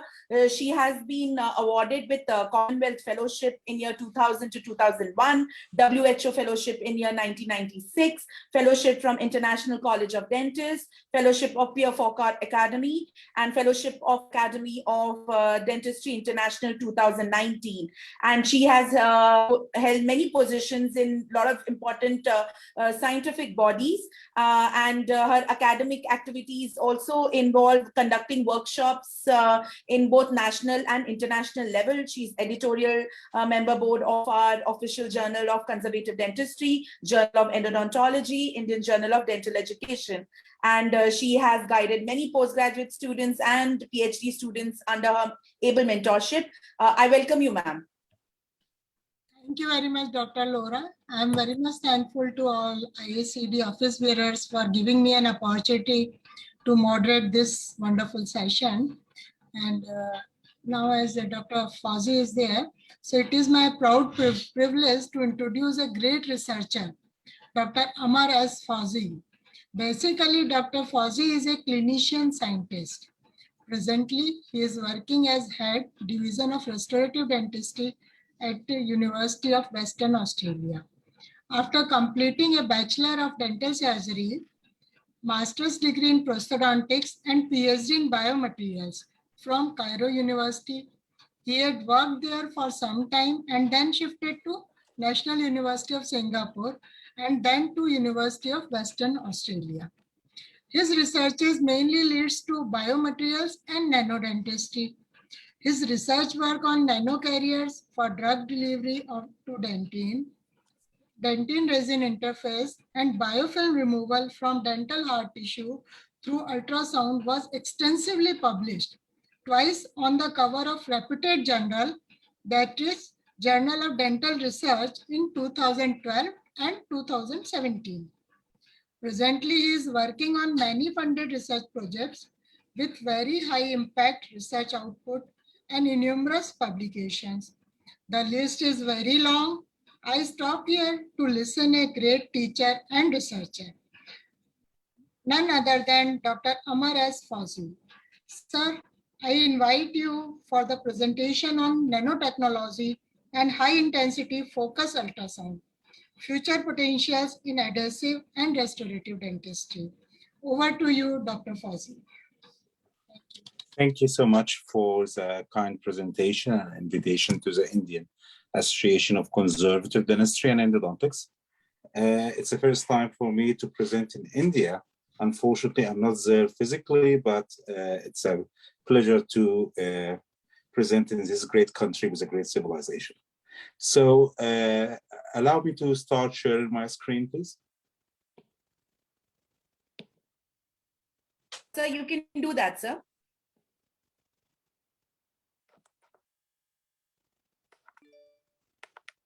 Yeah, we're able to see your screen. Yeah, but my screen is hanged a little bit. Just not an issue, sir. We have time. Okay. Okay. Can you see the screen now? Yeah, I can. We all can see that, sir. Yes. So today I will just try to summarize a journey that is for more than 10 years, or to share some research directions that we currently have in University of Western Australia at the dental school, and we started this research before that at National University of Singapore. So my aim is mainly to brainstorm a little bit and share these ideas that could be of potential of further collaboration. So this work is under the Biomaterial Nanodentistry Research Program at UWA Dental School. So today we're going to discuss some nanotechnology and HIFU. I know that somehow it's hardly to correlate what's nanotechnology related to high intensity focal ultrasound, and in the end I will try to say how both this kind of direction be combined together and the potential of these two technologies in adhesive and restorative dentistry. So I will start with my journey. I graduated from Cairo Universities and went to what's called the Ain Shams University, what is called Atul University, and then moved to National University of Singapore and now settled at the sunny state of Great Beaches, Perth. So I will start with dentine structure. All of us know that dentine is the main bulk of tooth structure. So when you speak about bonding to tooth structure, dental hard tissue, or restoring tooth structure, you mainly deal with dentine because it is the main bulk. And dentine is functionally correlated to dental pulp, and all of us are familiar with the technical name of dentine pulp complex. But dentine is formed of collagen fibrils, and there's a lot of minerals in between in a simple way, so we can compare dentine to bone a little bit, but the main difference that the bone has the cells inside and dentine don't have cells inside. It's within the pulp tissue, and dentine is avascular. And this is the key problem of dentine. It is avascular. So there's no blood capillaries in dentine. You only have the dentinal tubules that's considered as a capillary system, but this is not a blood capillary system. Of course, it's filled with dentinal fluid. Dentine is formed of the organic matrix of collagen that's liable for degradation due to the different mechanism of degradation, either extrinsic from bacterial enzyme or intrinsic from MMB's structure. So we can simply see here the typical structure of dentine collagen with in the upper row with a characteristic cross-banding. And when the dentine collagen start to form into a gelatin and degrade, you will lose the characteristic structure of dentine. And of course, this will have a lot of consequence and adverse effect in the integrity and clinical serviceability of the bonded interface to dentine, whatever you are using resin or using any kind of bonding mechanism. Dentine degradation is affecting the structure, affecting the properties, including the mechanical properties. And of course, as I stated, this will affect the success of any bonding to dentine and also affects the properties of dentine that needed to provide the function. Most of us are familiar with the term of hybrid layer. It is simply, I always describe this, maybe some people disagree with me, but we are trying to remove mineral from dentine. And once we remove the mineral from dentine, the collagen become exposed or partially demineralized, then we infiltrate a resin inside the partially demineralized dentine, forming a resin-dentine hybrid layer. So technically, if we take it from after years of research and clinical observation, in order to bond to dentine, using this hybridization technique, we created a defect. Then we are trying to solving this defect. Because once you remove the minerals that protect the dentine collagen, you are removing the protective layer. So sometimes it's confusing. Should be the correct pathways that most of adhesive dentistry depend on is the hybridization, or we just creating a problem and now we're doing a lot of research in order to solve this problem. I will start with this paragraph that I always use when I want to point out this problem to non-dental people, because unfortunately, People outside dentistry sometimes see our problems are tiny problems. But it's stated that according to a study done in the US, the average service length of tooth color restoration is about 5.7. Replacement of restoration cost about $5 billion in the US. So this means that the failure of the tooth bonded restoration, it is not, even is not a life-threatening condition, but it is a global health problem that costs a lot of money. And it's worth investment and it's worth funding. You'll always try to use this kind of word if you want to gain some funding from non-dental funding agent. Okay, so simply, when we see a beautiful tooth colored restoration, like composite prison restoration, as a clinician, you are happy with this kind of restorations, and you'll start to have discoloration at the interface or at the margins and then the surface. And under microscope is obvious due to the disintegration of the hybrid layer. A problem that, as a clinician, we can say we cannot avoid. We try to slow down, because I always say to my students, the terminology of a permanent restoration might be inaccurate. It's better to say long-term restoration, because I can say that the failure and the degradation at the interface will happen, and what we do is try to slow it down a little bit. There's a different mechanism involved in the degradation of hybrid layer, including the extrinsic enzymes, bacterial enzyme, hydrolysis, intrinsic dentine-bound proteases that are activated by decreasing of the pH. So again, it's a problem that is multifactorial, and it is very hard to control this kind of degradation process. Okay, after this basic introduction, now, there's a lot of research in the last 10 to 15 years about targeting how we could slow down the degradation of dentine and specifically resin dentine interface, with a simple aim in mind, saying that we want to increase the durability of tooth bonded restoration, and particularly the most vulnerable part, which is resin dentine bonding. That's why you will find a lot of research trying to address this problem.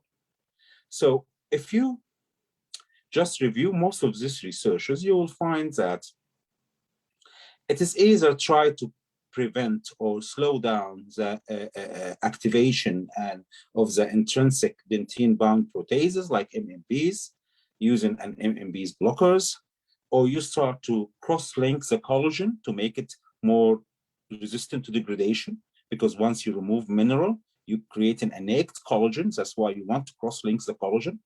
Or you want to have an antibacterial agent that can resist the biofilm and decrease the bacterial factor that affects the interface.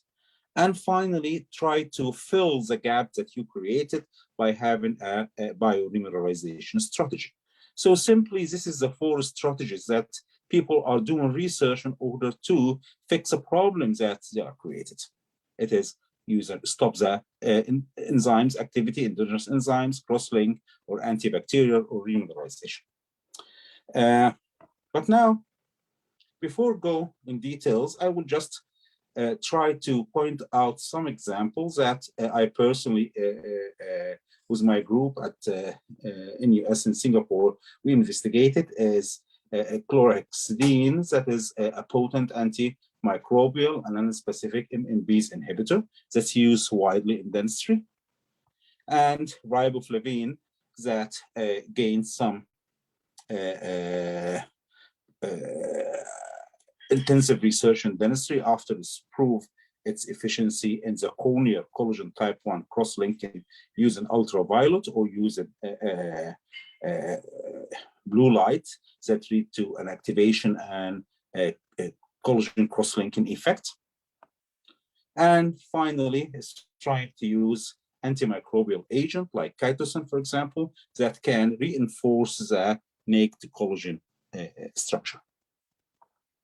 However, the problem is if you want to deliver, if your strategy is based mainly on delivering a molecular agent, an active agent, chlorhexidine, riboflavin,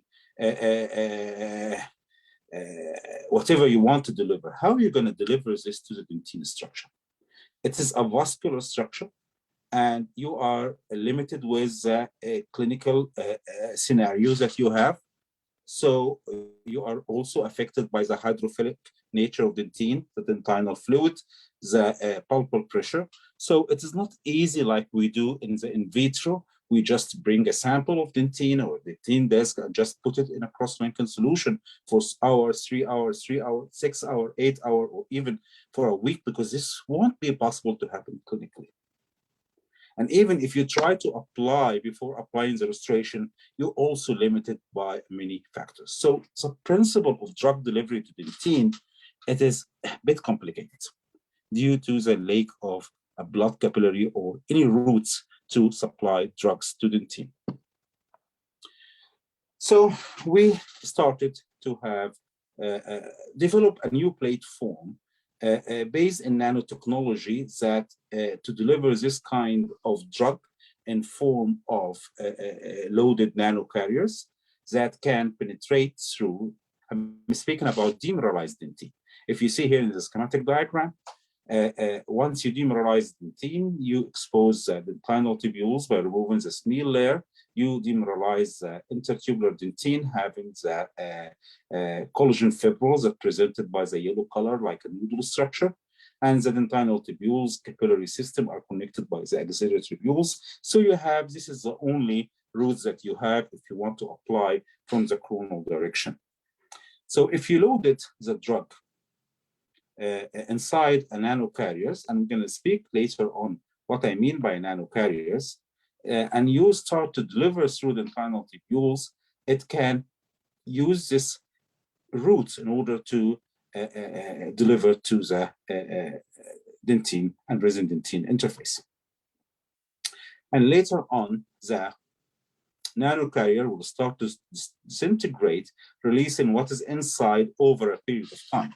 Because previous study reported that if, for example, if you want to have efficient cross-linking of collagen, dentine collagen, the time of exposure of the dentine collagen to the cross-linking agent is more important than the concentration for a short time.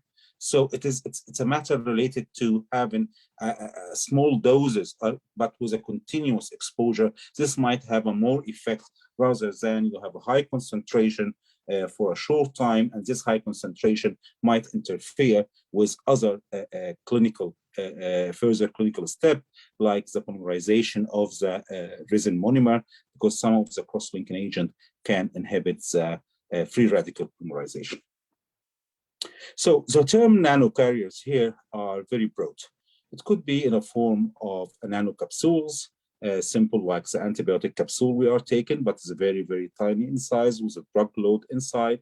Could be in form of a mesoporous structure like mesoporous silica nanoparticle, for example, and filled with whatever you want to load inside this small mesoporous structure. Could be a surface fractionalization. So we have a different way of using nanocarriers to deliver one or more drugs. One important thing when you speak about drug loaded nanocarriers is the particle size.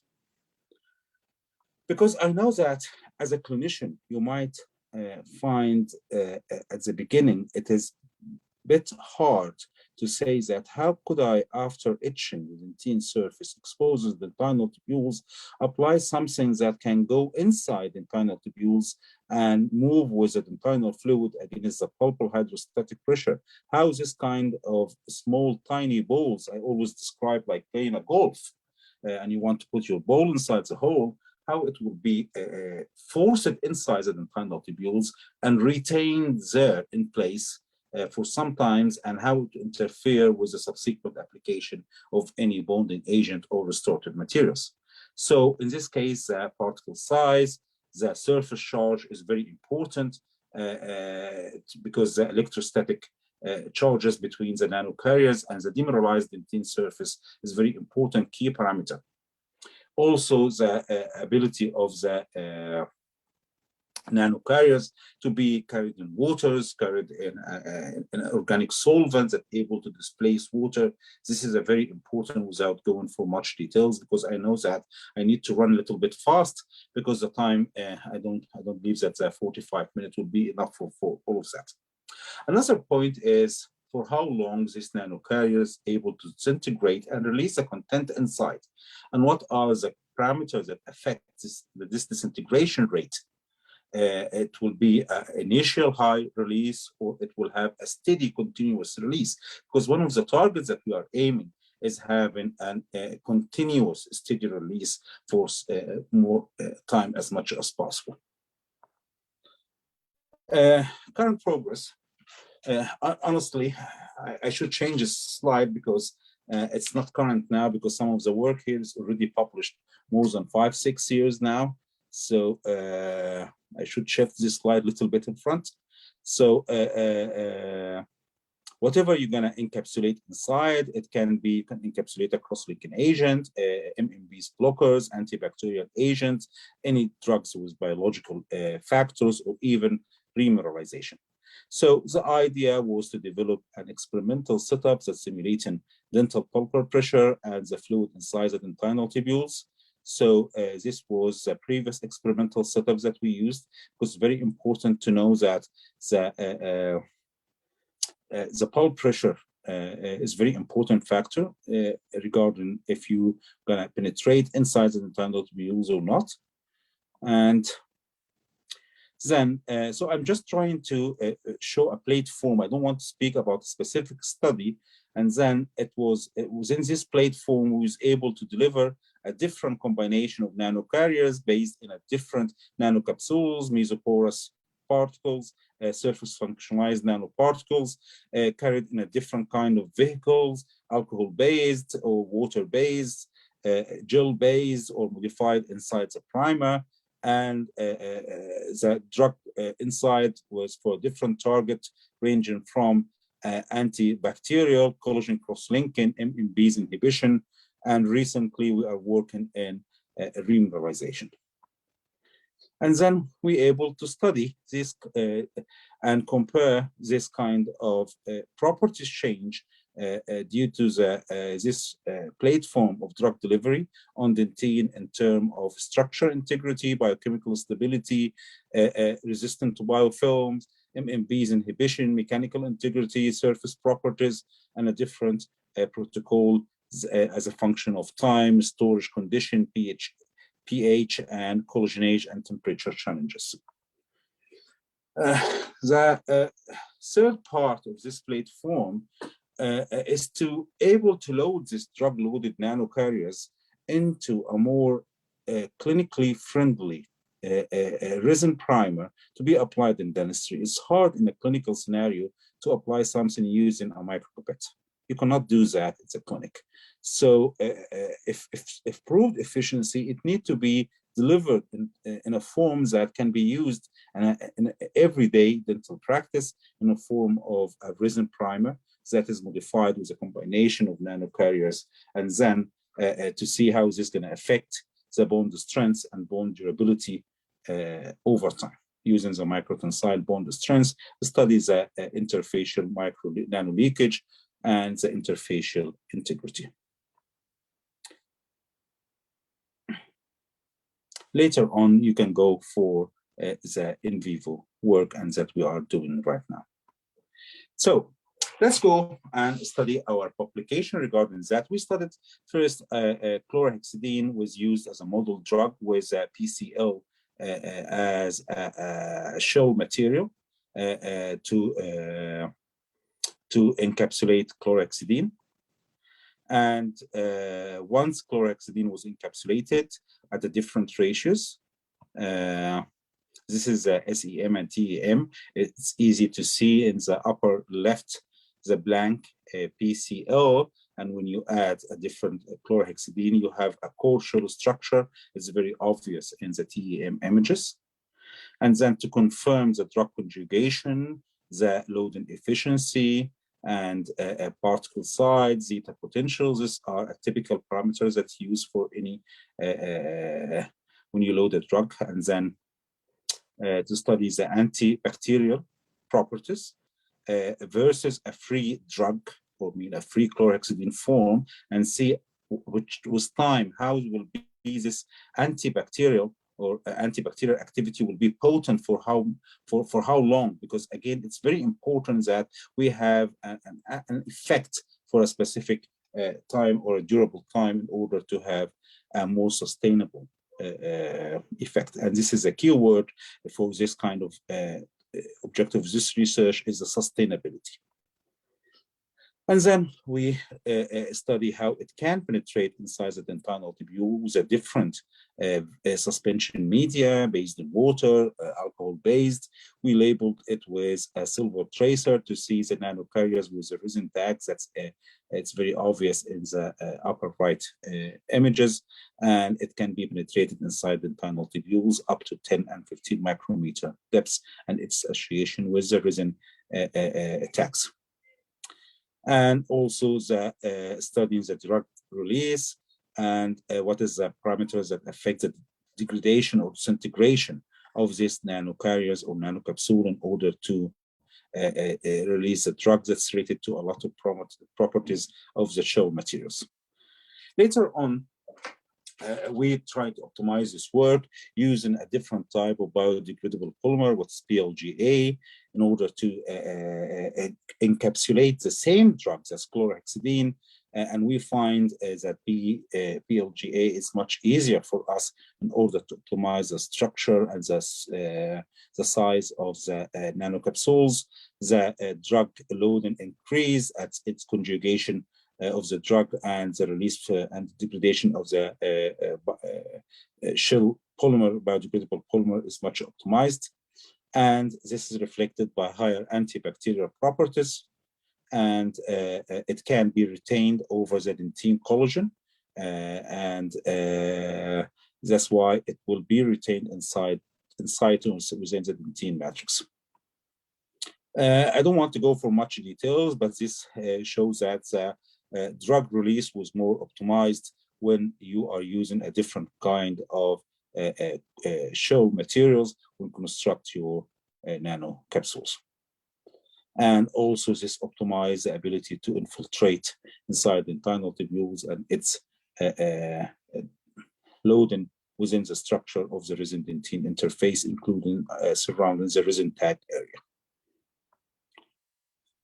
We use another drug because chlorhexidine mainly is an antibacterials and anti-MMBs. We use proanthocyanidins with a natural cross-linking agent. We was thinking to use riboflavin, but it was technically much difficult. So a lot of research proves that this kind of biophenol from grapeseed extract having a lot of potential in cross-linking dentine collagen, but the problem is there's two problems here related to that. It needs longer exposure time in order to have an efficient effect. Second, if you applied a free form of proanthocyanidins in a high concentration, it might interfere with the polymerization of the resin, and also it might lead to discoloration effect of the dentine. So if you're able to encapsulate or load this kind of biological molecules and release it over time, you might have a better result. So again, we follow the same platform, and we use PLGAs that we find is more efficient. It's proved that the drug is loaded inside and outside over the pore. So it's not just, cannot describe, it's a term of a typical capsule that have a shell and a pore, but it is the drug is on the surface and inside the PLGA. And by having a drug outside the PLGA, this leads to a high burst of release at the first 48 hours, as indicated in the drug release profile. It proves that it can preserve the dentine collagen integrity with storage in artificial saliva modified with collagenase solution up to 3 months compared to what we see in the low here if we don't have treated the dentine with this kind of drug-loaded nanocarriers.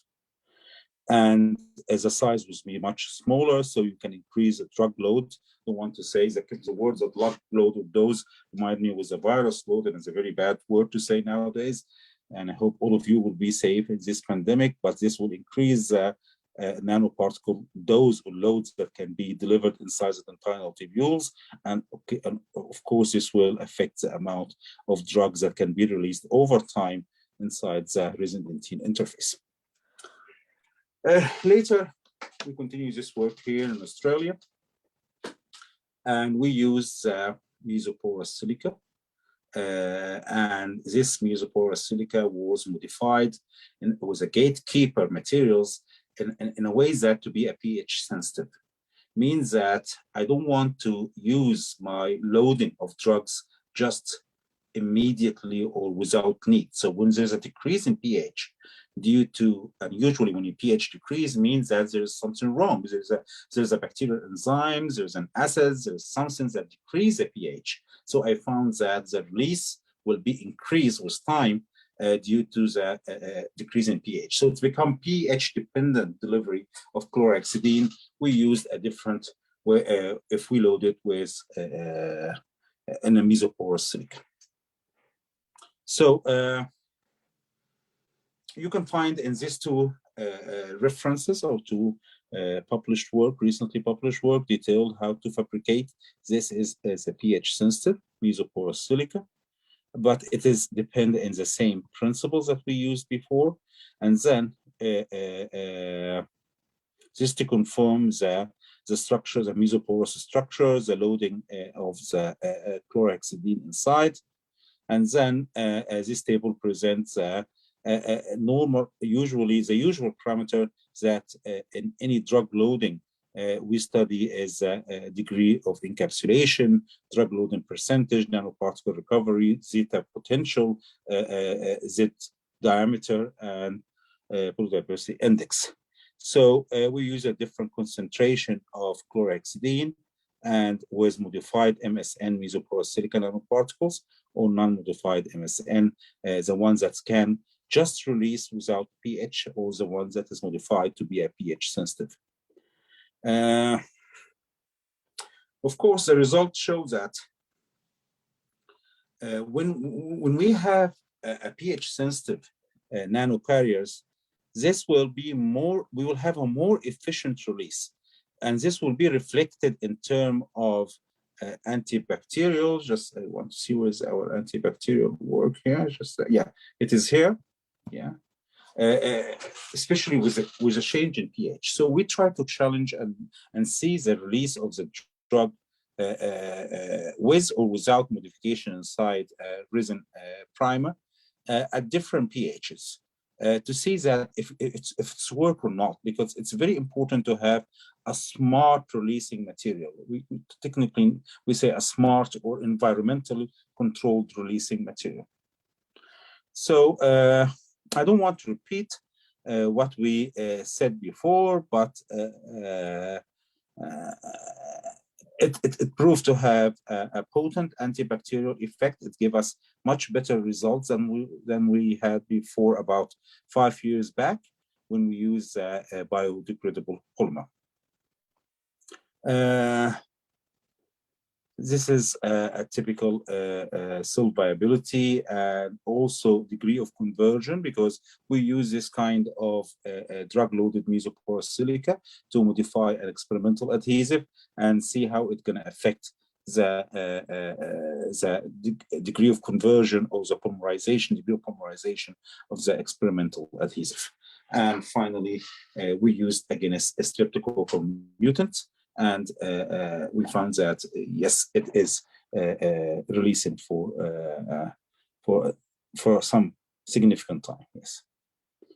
Okay, so I just want to, and of course, when we study, when we modify the experimental adhesive with this kind of a smart drug releasing nanocarriers, and then study the resin-dentin interface. We have increased mainly in bond strength. I just want to highlight something here that people, it's very important that bond strength itself as a value is not important. Most important is, so please don't take bond strength. I have a higher bond strength here than there, means that means that it's the only criteria or parameter to evaluate proper adhesion. Most important is the integrity, the structural integrity of your interface. So in order to evaluate if your bonded interface is more durable, bond strength is one parameter, structural integrity is another parameter. It's a different parameter, is not rather than take the value of bond strength as an sole parameter evaluating this kind of property. And of course, we study how it will affect the, because chlorhexidine on the MMBs 8 and cathepsin K. Okay, so in this work, we used to modify, because we use it as a free form of silicon nanoparticle, carry in a water-based suspension, or to be used as a modification of an experimental adhesive that can be described as a pH-sensitive experimental adhesive loaded with chlorhexidine loaded in mesoporous silicon nanoparticles. Another example that we try to use this old principle of drug delivery. We try to load quaternary ammonium silane and riboflavin, two different. It's a combination of two different bioactive molecules. Quaternary ammonium silane, it's a very potent antibiofilm, have antibiofilm effect. Riboflavin is a cross-linking agent and is reported also to have MMB's inhibition effect. So, of course, this is some of our previous work that about riboflavin, about the use of quaternary ammonium silane, but again, it's a problem of how you combine all these things. So what I want to say here in a simple way is, your aim to not go for much details in order to simplify this kind of things. Yes, this is used silver nanoparticles, but I just came to this slide because I want to explain something very important. Bonding to dentin is mainly have a problem. You are removing mineral. When you remove mineral and replace this mineral with resin, resin cannot functionally and structurally replace mineral. That's why you are creating a problem. And then, in order, this problem is reflected on your failure of resin-dentin bonding and failure of your restoration with time. Accordingly, most research are trying to use, as we see here in this slide, in many strategies like enzymes, inhibitors, cross-linking agent, antibacterial, remineralization, whatever you want to deliver to the resin-dentin interface. But the problem, how are you going to deliver that? Because there's a lot of problem related to the structure and the unique structure of dentin. That's why using the nanotechnology as a platform through drug-loaded nanocarriers that could infiltrate through the dentinal tubules might be of a potential, but still have a lot of technical and clinical problems. I give you a small problem because I know there's a lot of clinician here. For example, is this working with self-adhesive strategy, for example? Is this working with self-adhesive strategy? Is this working with, if you have a sclerotic dentin, if you have an obliterated dentinal tubules, how is this going to affect? I know there's a lot of clinical scenario here. So now it's become moving to the next part of the study is high intensity focal ultrasound. And here I need to discuss history, a little bit about history about this high intensity focal ultrasound. My encounter with high intensity focal ultrasound was by chance. I wasn't familiar when I moved to Singapore. I wasn't familiar with high intensity focal ultrasound, but I found an old setup in my in the lab there. I asked, who's this? And I know, I believe that you are familiar with Professor Anil Kishan very well. He was working there in the National University of Singapore. He's the one who started working in this high intensity focus ultrasound to push some kind, I believe, of chitosan nanoparticles inside the root canal. I'm not an endodontist. Most of my work is not involved in endodontic research. So the initial setup is there. The people who are working with the dentalist faculty of dentistry from engineering is available. So we said, let's discover and see how this high intensity focal ultrasound will affect the biofilm in the coronal dentine. And the study mainly worked by see how high intensity focal ultrasound will affect the biofilm on coronal dentine. And then from this study, it shifted to another kind of study that is actively now, and we will go through that when we move in the slide. So high intensity focal ultrasound, it's different from the ultrasound that you use in your ultrasonic scaler.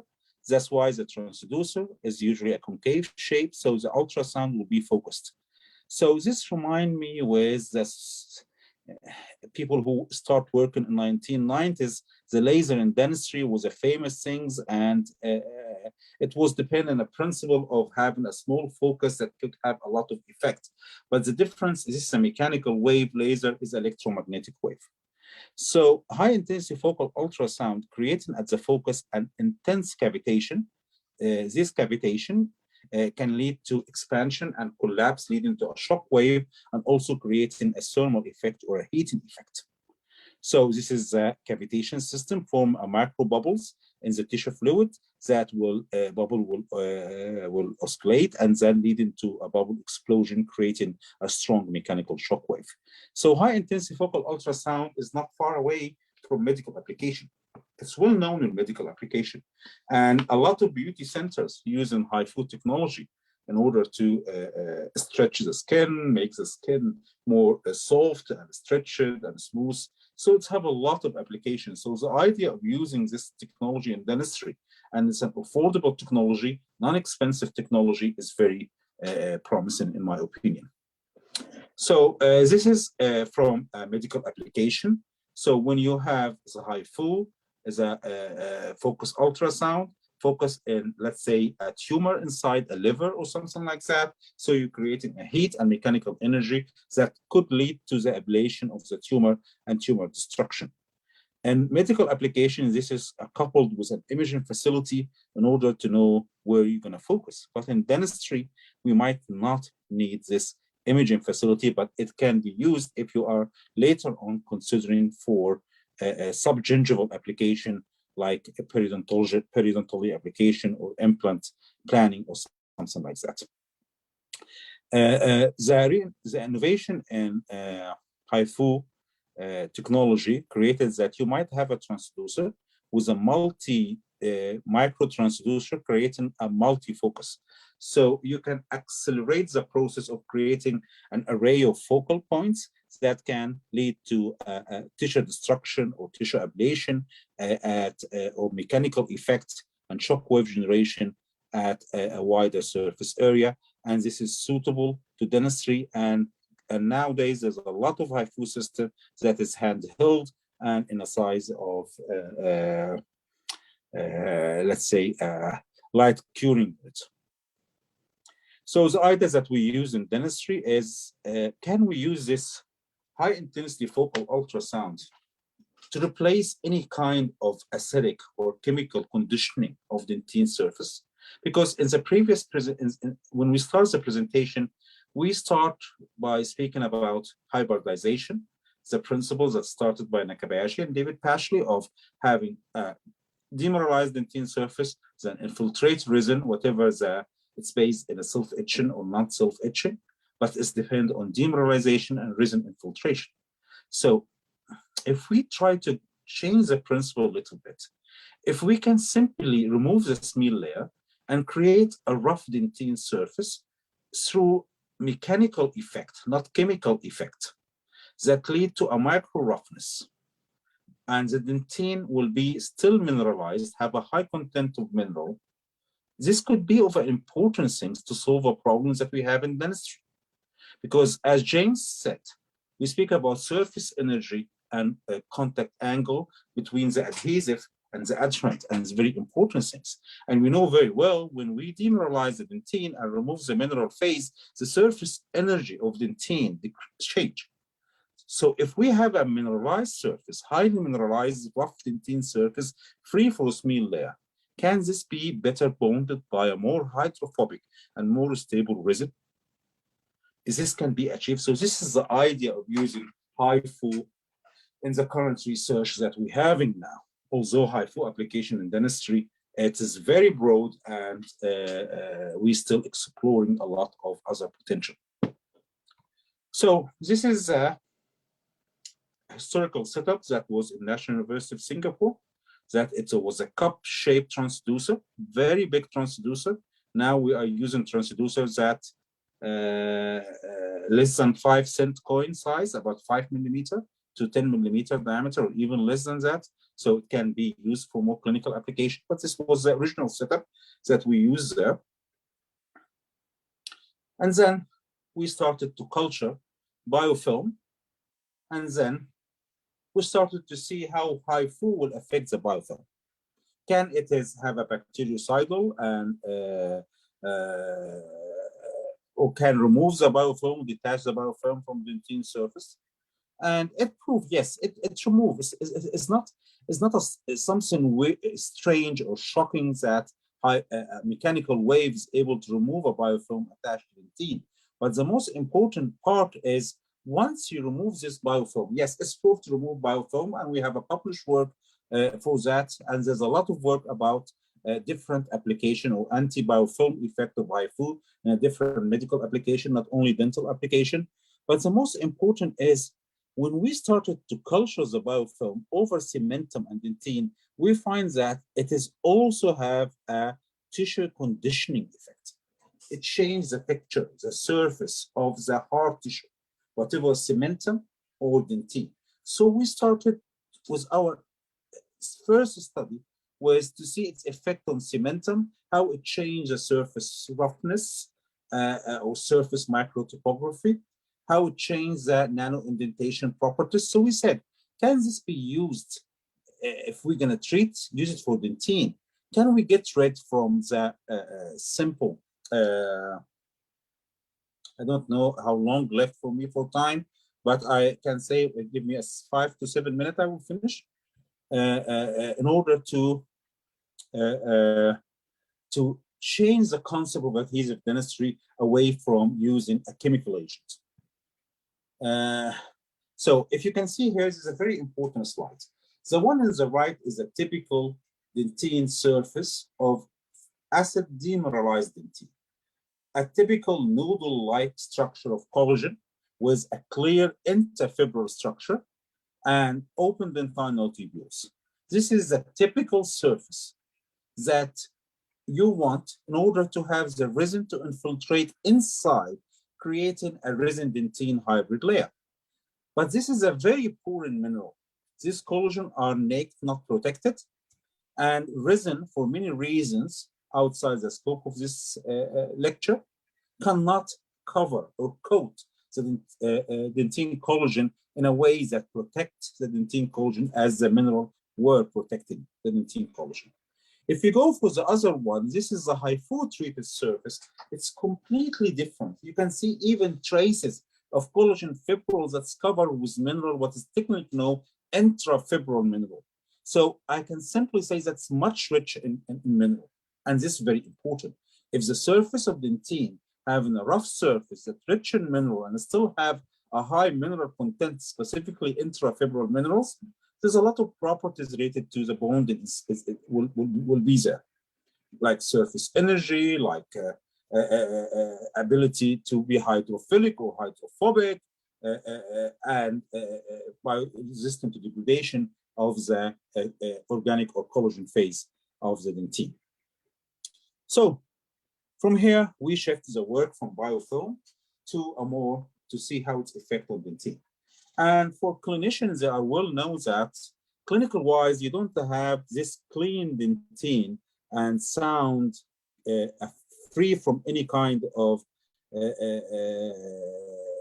caries or decay in order to bond, because concept of restorative dentistry start to change about leaving a decayed surface or not leaving the decayed dentine, because sometimes some people prefer to leave a caries affected dentine, but you still might have a chance of having a microorganism there to be more conservative. This is out the scope of this study, but I just want to say that clinicians know what I'm saying. We don't have this sound, clean surface of dentine when we're restoring the tooth. So if we combine a surface conditioning effect of HIFU and antibiofilm effect of HIFU, this might be very useful in application related to bonding or future application related to bonding to dentine.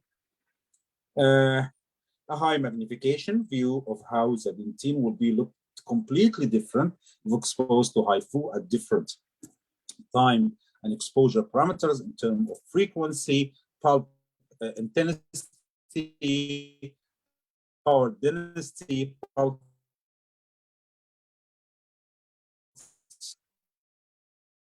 and compared to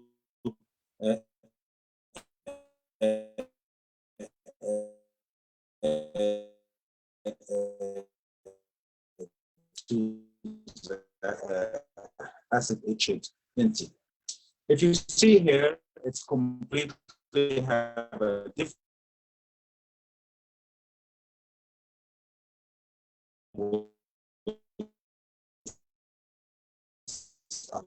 highly mineralized structure.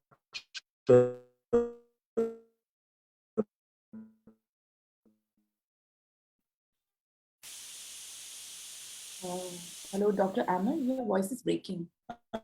And okay.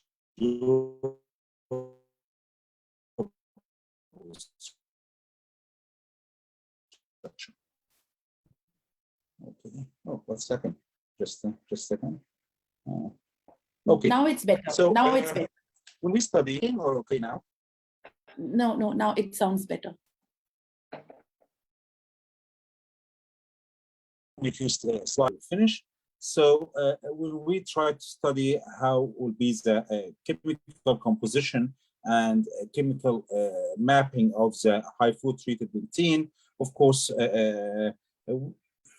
we can go through the published work regarding that, but as a general pattern, higher mineral content, higher nano indentation property, and better collagen state.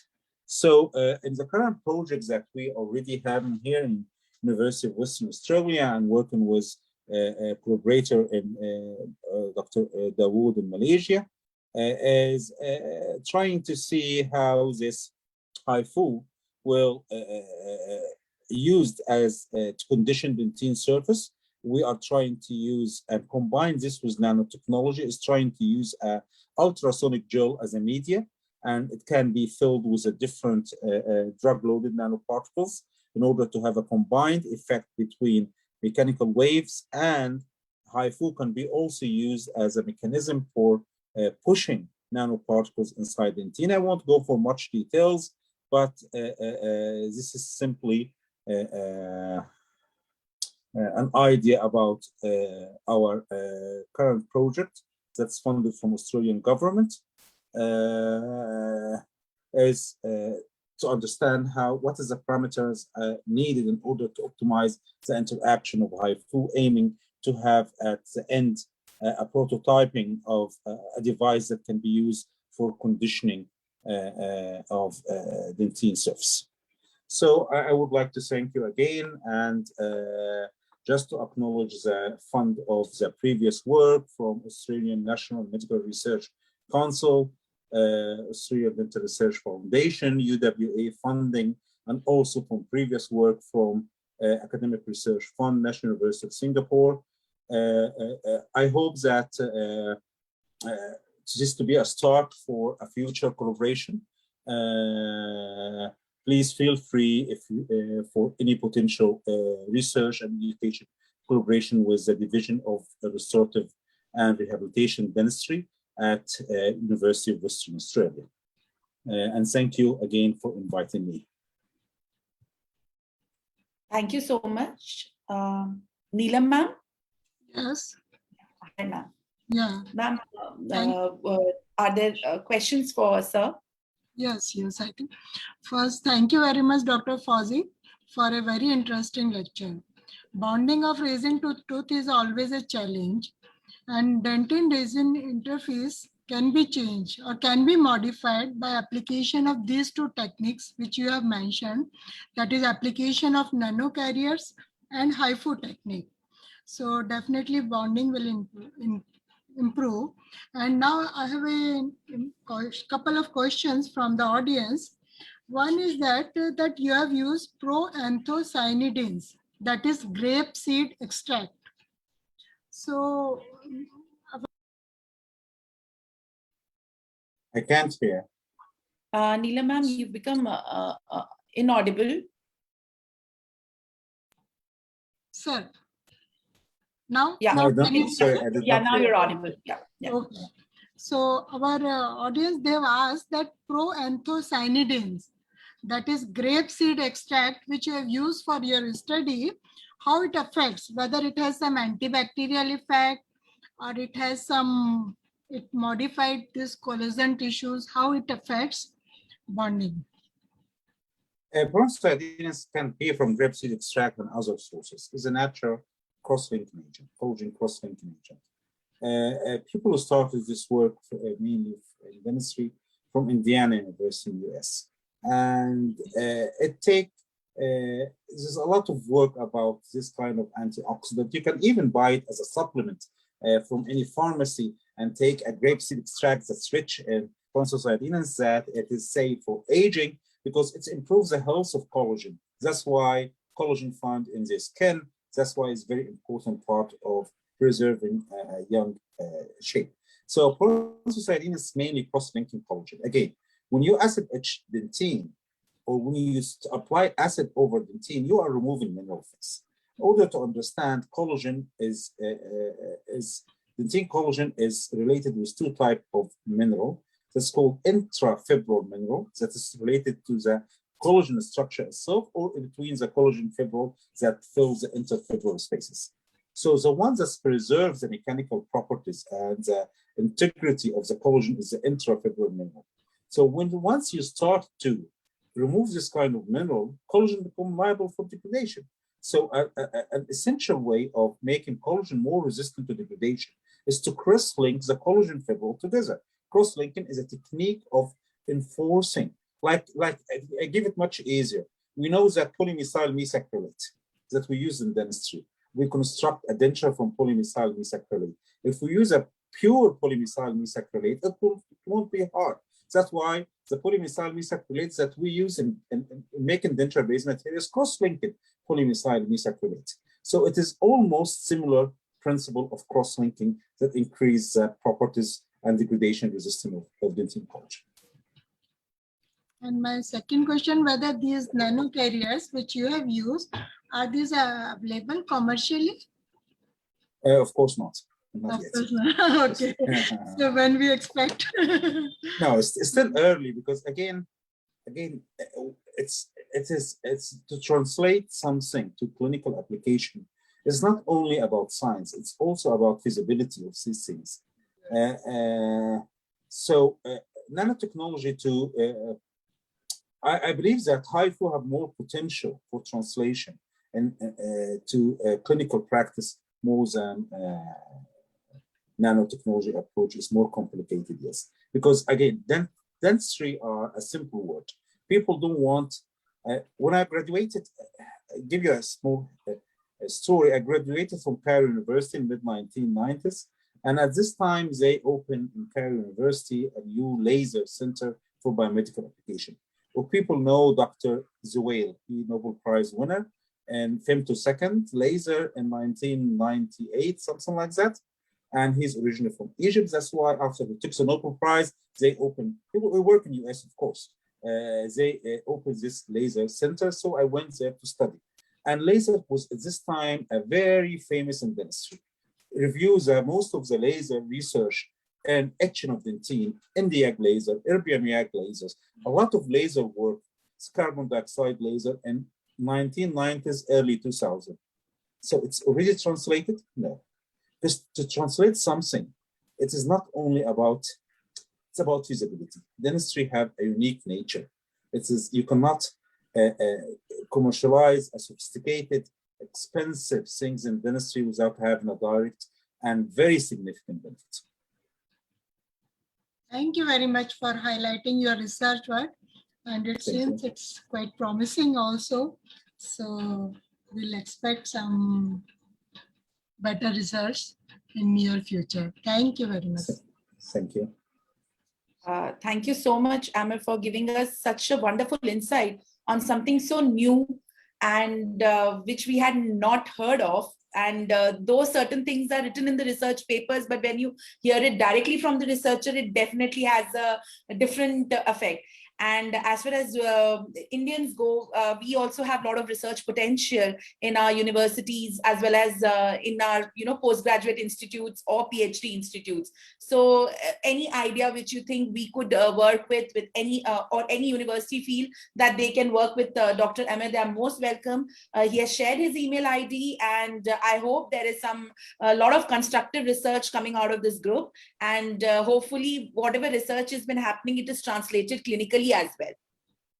Yes, we are so open and encouraging to have research, communication, and collaboration. Please feel free to email me. There's a lot of joint scheme between Australia and India, and you are welcome. I'm happy to contribute in this today's event. Thank you. It will be a pleasure and an honor both to work with you in a team, and this research not only will benefit students, but it is meant to benefit large amount of population who do undergo restorative adhesive restorations in their daily life. So hopefully we have something good coming up. So with that note, on behalf of IACD Association, we would like to give a certificate of appreciation to you, sir, for your exemplary work in HIFU, as you call it. Thank you so much, sir, for sharing that knowledge with us and taking out your Sunday and making us, still seated on our seats with an interesting research which you gave. Thank you so much, sir. Thank you so much. Thank you. Nice.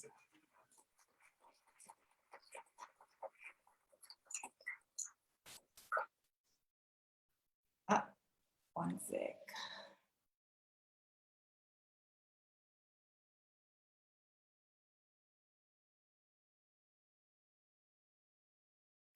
Ma'am, on behalf of IACD, we would also like to thank Dr. Neelam Mittal, who took out time to moderate this session and who gave a couple of questions which were there from the audience side and communicated it very well with the speaker and the audience. Thank you so much, ma'am.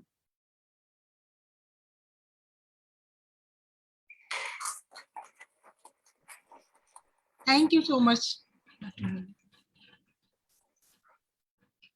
Thank you.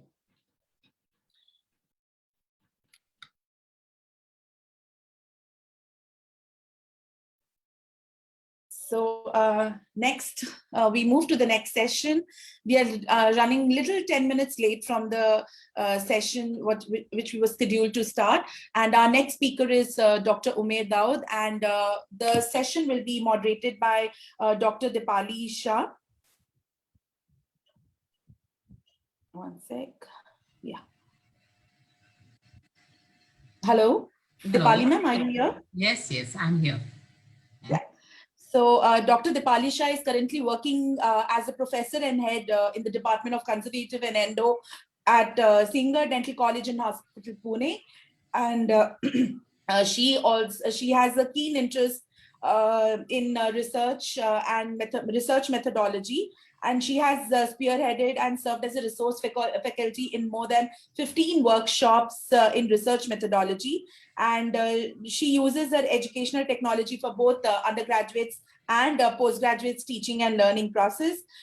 She has been invited speaker herself in Endovista, Meenakshi Ammal Dental College, Chennai Balaji College, Armed Forces. She's also the section editor for our Journal of Conservative Dentistry and reviewer for many journals. And She has actively reviewed bioignition grant proposal for Department of Biotechnology, India. Her research interest includes biofilm in dental caries, for which she has collaborated with National Chemical Laboratories, Pune, in this field. Additionally, she is also working on cellulose-based formulations in endodontics.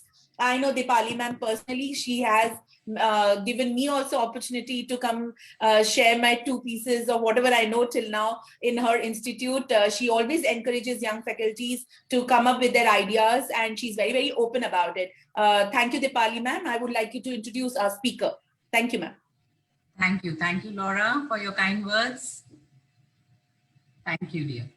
Welcome to all of you. And I'm sure this Spark initiative by IACD is a hit, and everybody is glued to their screen sets even on a Sunday.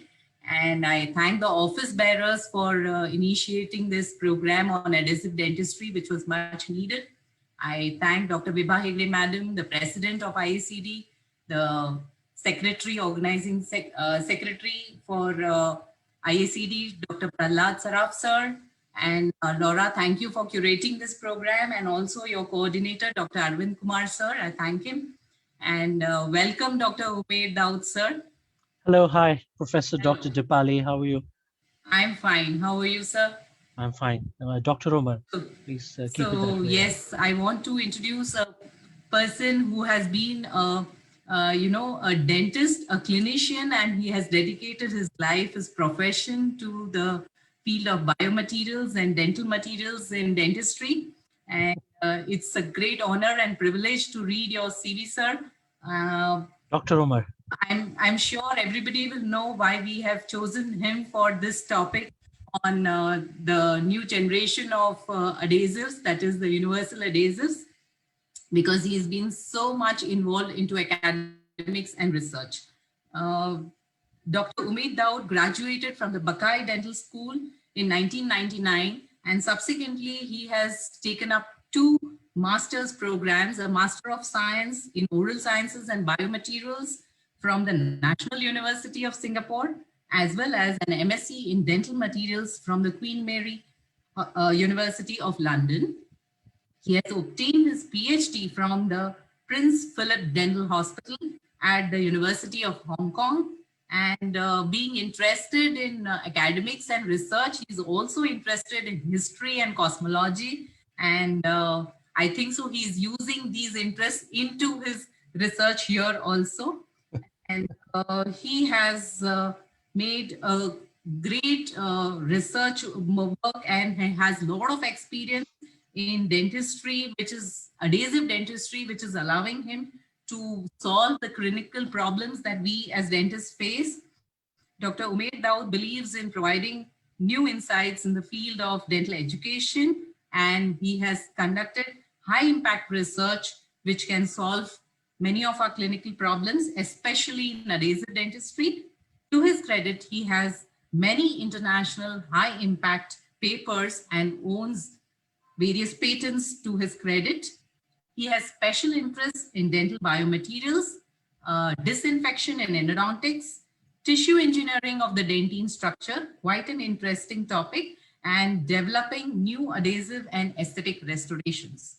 Dr. Umair is currently working as a senior lecturer, clinical dentistry division at the School of Dentistry, International Medical University, Kuala Lumpur, Malaysia. He's adjunct faculty as well, an assistant professor at the Prince Philip Dental Hospital, HKU, that is the University of Hong Kong. He's also a member of faculty of dental surgery of the Royal College Surgeons and a certified periodontist from Queen Elizabeth Hospital, Woolwich, London. Dr. Daud, I am sure that we are going to all benefit from this lecture. What's new in dentine bonding, the universal adhesives, and the phrase after the colon, that is, please behave, is really intriguing all of us. And I hand over the podium to you so that you can give us your insights into the universal adhesives. And the please behave is really something that we need to explore along with you. Thank you, Dr. Daud. Sure. Thank you. Shukriya. Thank you, Shukriya. Thank you very much for this introduction. I'm overawed, and I just want to thank Professor Laura Mishra, Professor Dr. Vibha, and everyone, the moderators. I'm sorry, I'm really bad with names. I don't seem to remember them at the moment. But thank you very much to the Indian Conservative Society for inviting me in and be part of this wonderful platform over here. We got these wonderful speakers, Professor Dr. Arvind, Dr. Amar Fauzi, my supervisor in Singapore, and Dr. James Choi, again, a friend, a supervisor, and a great guide for me in Hong Kong. So it's great to be part of this. Can I just share my screen now? Yeah, Ume, you can share your screen. Yeah, I've allowed that setting. All right. I think you're somewhere of my age or probably younger to me, and your CV was like just going on. You have achieved so much in such a short time. So I'm always I'm always younger than you. Oh God. Okay, we'll take on this later. We can see your screen. Okay, wonderful. So Okay. thank you very much again, and a namaskar to everyone out there in India. Again, thank you very much for inviting. My name is Dr. Omar. I'm part of the, well, actually, it's the restorative division now. No more clinical dentistry. Even I have to change the name over there. So what's new in dentine bonding? Universal adhesives, are they behaving or not? Or perhaps that word behave is for researchers. I mean, what exactly ideas are being put forward? So let's just have a very brief discussion. There's a very strong possibility that it might not be conducive or maybe not be possible for the participants to actually gather and capture each and every word that I'm saying. But again, the whole idea to have this presentation, to have this talk, is to see each other's directions and see how we can go forward utilizing each other's expertise. So yes, please behave.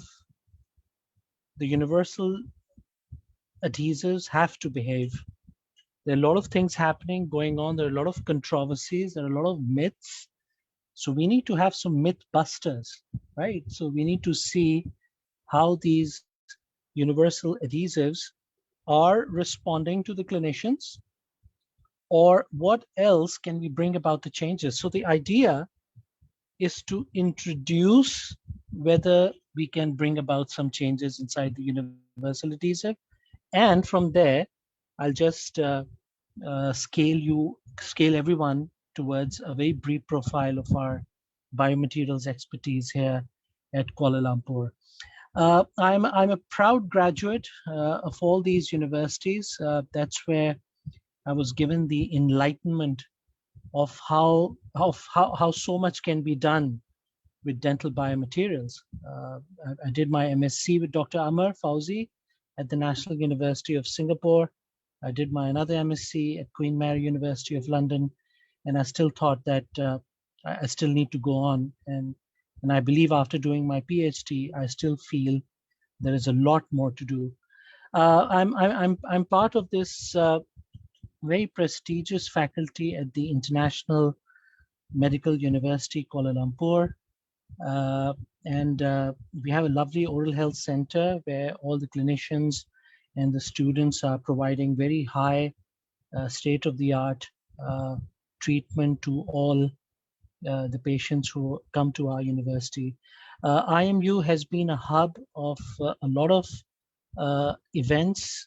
We just had unfortunately, the last face-to-face conference in 2019, CIAD, and it's just that we could not proceed forward with things later on. And I hope one day you all can join me standing over here right next to my house and think about much more about adhesive dentistry. And that's the spot I usually choose to go about and think what in future lies in adhesive dentistry, or what am I supposed to do with my research. So we have a few research clusters. dental biomaterials, of course, epidemiology, stem cells, dental education, and I'm sort of heading the dental biomaterials research cluster. So before we get on to what's going on and whether the adhesive is behaving or not, so let's just define what a bonding strategy should be. I mean, dentine bonding agents, of course, they play. I mean, there's nothing much more to add from my side as to what Dr. James Choi and Dr. Amar Fauzi put on regarding the adhesion factor, that is the sealing and the retention of the resin composite restorations and the adhesives under the silane network onto the dentine structure. So the bonding strategy, we need to provide a strong, immediate, and permanent bond to dentine. All right. But again, that's been the big question. Are we doing that? Okay.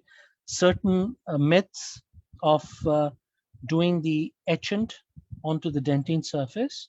Well, perhaps in 2021, I might just sit here in Malaysia and might just say to all the people out there listening that, okay, now the time has come, let's not etch dentine. Like Dr. Amar Fauzi showed in his fantastic work related to HIFU. They're trying to replace this idea of doing etching. But again, let's just talk about the multiple bonding strategies and the requirements that we usually have, right? Is to provide a strong, immediate, and permanent bond, seal the cavity, and make sure that there are no antimicrobial destructions inside. Dentine is a very, very vulnerable tissue. Otter et al. In 2004, in his paper in Archives of Oral Biology, he specifically mentions this point that when the hydroxyapatite, well, he was talking in reference to the bone, so I can use that same analogy when I'm talking to dentine, when all the clinicians are bonding the dentine surface. So the hydroxyapatite crystals, once they remove from the bone structure, more or less they're permanently gone. All right. So like Dr. Amar points out, a defect. The demineralized structure the etchant creates is a defect over there. So it's not coming back. It's not going to reinforce your tooth structure. Yeah, people have been talking about remineralizations and region. I mean, it's almost it's a laughing package for me when they say regeneration, but let's just stick to remineralization. Yes, there has been remineralization, but to what extent are we looking at this remineralization? Is it going to help us eradicate the entire defect? Or is it going to just make sure that it's going to bring back just a little bit of what you have lost? So the strategy is where it becomes important for you to understand as to what exactly the sort of adhesion that you're providing on the tooth surface. So do we need to damage that hydroxyapatite or not? And of course, post-operative sensitivity and the risk of recurrent caries, and it should be easy to use. All of these factors are there. So everybody knows about the different types of bonding agents. We've got the etch and rinse, 3-step, 2-step, the self-etch, 2-step, 1-step, and then eventually you get on to the universal bonding generation that you have. Dr. Amar also shared this picture, and I'm extremely proud to share this picture that me and Dr. Amar managed to do it together. When we were looking at the collagen structure, it's an extremely complex structure. You're applying your adhesive on a structure that goes about having these finely laced collagen fibers. Okay, the bond strength that you're trying to achieve is probably not coming from the resin tags, by the way. It's coming a lot from the interwoven adhesive around the collagen structure. So, which is why the message was passed on to you earlier that the collagen structure needs to be preserved. over here. When you look at this collagen structure through a scanning electron microscopy after etching, then let's just have a look at this collagen structure in a transmission electron microscopy. You can see the specific banding onto the collagen structure. That's what you're trying to preserve, by the way. That's what you're trying to make sure that when we are mindlessly using the etchant onto the tooth surface, for how long are we using the etchant on the tooth surface? Why are we using the etchant on the tooth surface? I mean, these are all the myths. Okay, the etchant, the 37% phosphoric acid, ends up degrading the collagen structure at a very nanometer level. It can. It's been proven. In fact, proven in one of our papers. So basically, in a way, in a nutshell, can I be comfortable enough to say that the composite filling has actually failed before it started? Because the moment you acid etched the dentine surface, you have already maybe activated the matrix metalloproteinases that are degrading the collagen structure. And then, of course, because of the etchant being the villain out there, so now we have come up with this this option of doing selective etching. That is, just etch the enamel surface and maybe just etch the dentine surface for a very limited time of 3 seconds or something. So again, if Dr. Amar is around, I'll congratulate him again after so many years, because this picture took to the front page of the Journal of Dental Research, and we two fellows were extremely proud running around. So that's how complicated the collagen structure can actually look like. And theoretically, when you go back, and if there are a few undergraduates over here, if they are reading this in their textbooks, that okay, the adhesive that you're applying is supposed to envelope or cover this entire complicated network. That's the expectation, isn't it? I mean, like, aren't these false expectations? I mean, as a researcher, I can say yes, because most of the time we are sitting like lab rats looking at these dentine and enamel structures, and we see, God, how complicated can it get? And is my adhesive doing the job? I mean, is it covering the entire dentine structure? Well, it seems like over here, you can see this soft, I won't say soft, sorry. I mean, like this toasty, wrinkled, rough surface onto the dentine structure. That's a complete coverage of the universal adhesive. That's what the expectation is, right? And then, of course, once you apply the adhesive solution onto the dentine, and then you cure it, and again, like my respected speaker previously said, that we create this hybrid layer. That's where the whole game is. That's where at least mine, I mean, I don't know about others, but that's where it interests me. That's where I've started to, because there's a lot to do research and materials. But what I feel, and what most people claim, that they've sort of solved the problem by coming up with universal adhesives, and we have get away with the etchant procedure, maybe in HIFU. So we are creating this hybrid layer, which is the most complicated interface that you'll ever come across. A mixture of collagen, a mixture of adhesives, all of these things. And if obviously your collagen structure is not covered properly, then of course it undergoes a lot of degradation in itself. And of course, the moment the degradation starts, you end up losing your composite filling. So here's a confocal image. You don't have to get into the details of the image. I'm just showing you an image where we have taken a certain antimicrobial, which is green over here, and you can see it's laid across the hybrid layer. So the first question that comes in mind, what is an antimicrobial doing inside the hybrid layer?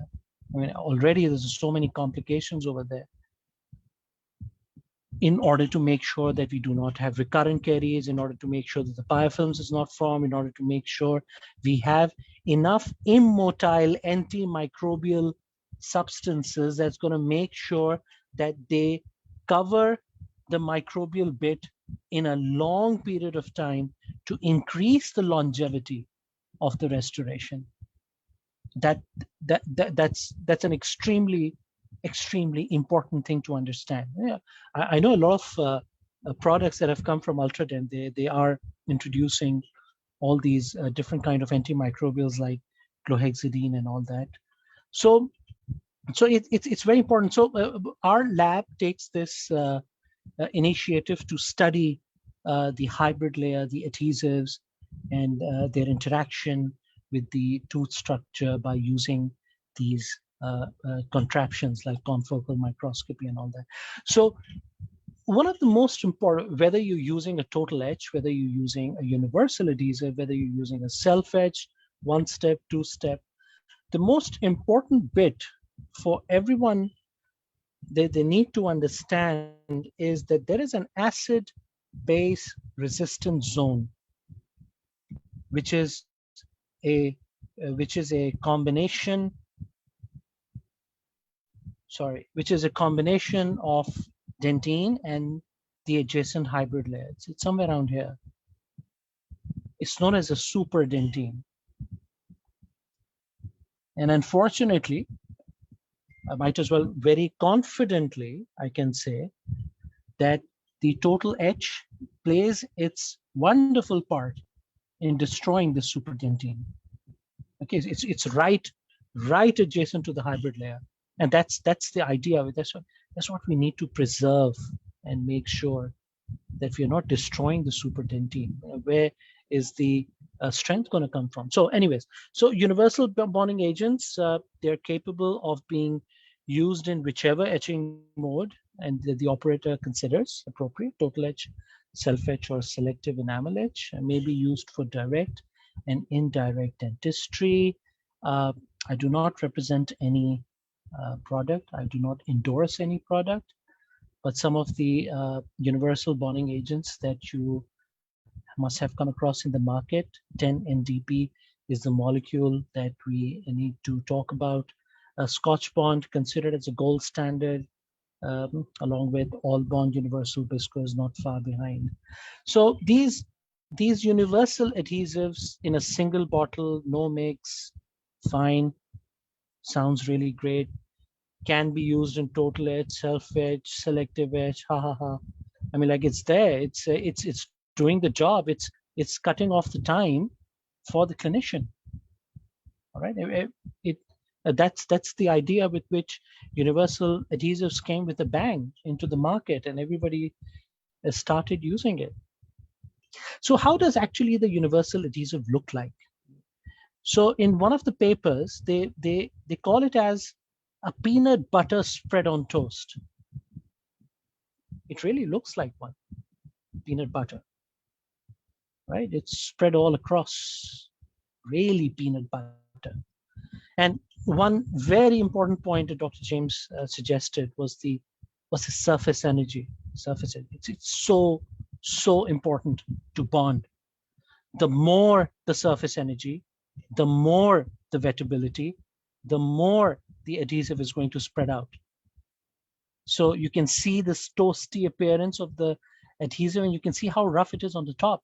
Do not get confused that it's rough. What's going to happen? No, it's okay. It's fine. That roughness adds up to the retention of the composite material that you're going to place on top. So the most important molecule with which they have been playing around for the past so many years is the 10-MDP, okay, 10-methacrylo-oxy, okay, whatever. That's a tongue tie. So this MDP monomer has two ends, very important, two ends that you all need to understand how it's working over there.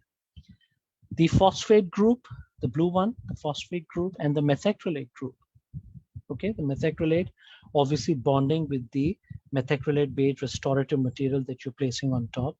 and the phosphate bonds to the two tissues. So they have added the bonded structure, bonding of the adhesive in providing a fantastic hybrid layer that again forms with the universal adhesive. So if I ask you that what ideally should a dentine bonding, how should it behave? All right, majority, okay, it needs to be hydrophilic when placed first. Let it be hydrophilic. Why? Because to facilitate the interaction with the dentine that you're working with is having a lot of moisture. Okay, that moisture, and in a couple of slides later, I'll tell you what this moisture is doing and is helping us actually. And then it should become hydrophobic once it polymerizes to discourage water sorption. So that's the ideal way. So there's a delicate balance between the hydrophilic, hydrophobic, and the adhesive functional monomers that we are trying to use.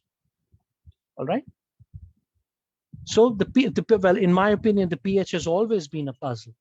Okay, the universal adhesives can range from mild pH less than 2 to extra mild more than 2.5 with the etching capabilities. But in my humble opinion, there is no ideal dental material that you're going to work with, and which in other way would also translate with the pH also of the adhesives, that there's probably no ideal pH. Of course, it needs to be less acidic, but obviously the pH itself ranges a lot.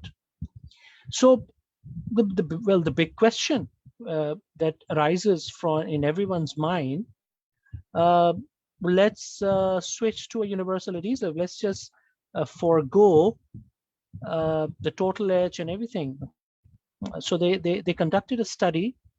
There was a key opinion leader at a symposium held at BISCO, and they had 29 out of 32 respondents said they would still use a dedicated primer, maybe a total etch. Okay, they very clearly say that the universal adhesive cannot be trusted. There's a trust issue. Stability, they don't know. Okay, more steps still proves to be more durable. It's not just there clinically proven, but it's there in your mind also. How many of you are more prone to use adhesives, universal adhesives, and then you suddenly have this corner thing in your mind that you start thinking, no, hang on, I would be more inclined towards a total etch because I'm going to make that tooth look blue. I'm going to etch it. I'm going to put a bonding agent separately and blah, blah, blah. So it's a problem. It's a mixed opinion out there. People are not still ready to overcome this thought process of just relying completely on a universal adhesive. So, but when you are applying the universal adhesive, you should make sure that you're evaporating the solvent. Even good chemistry will not overcome poor clinical techniques. So let's just talk about how you're improving your clinical expertise. Okay, always check the expiration date. I mean, these sound to be very ominous points, but these are very important points for everyone to consider. And it should be pointed out that the comments such as these are sometimes visceral in nature and not necessarily based on science. That's what researchers at the lab say.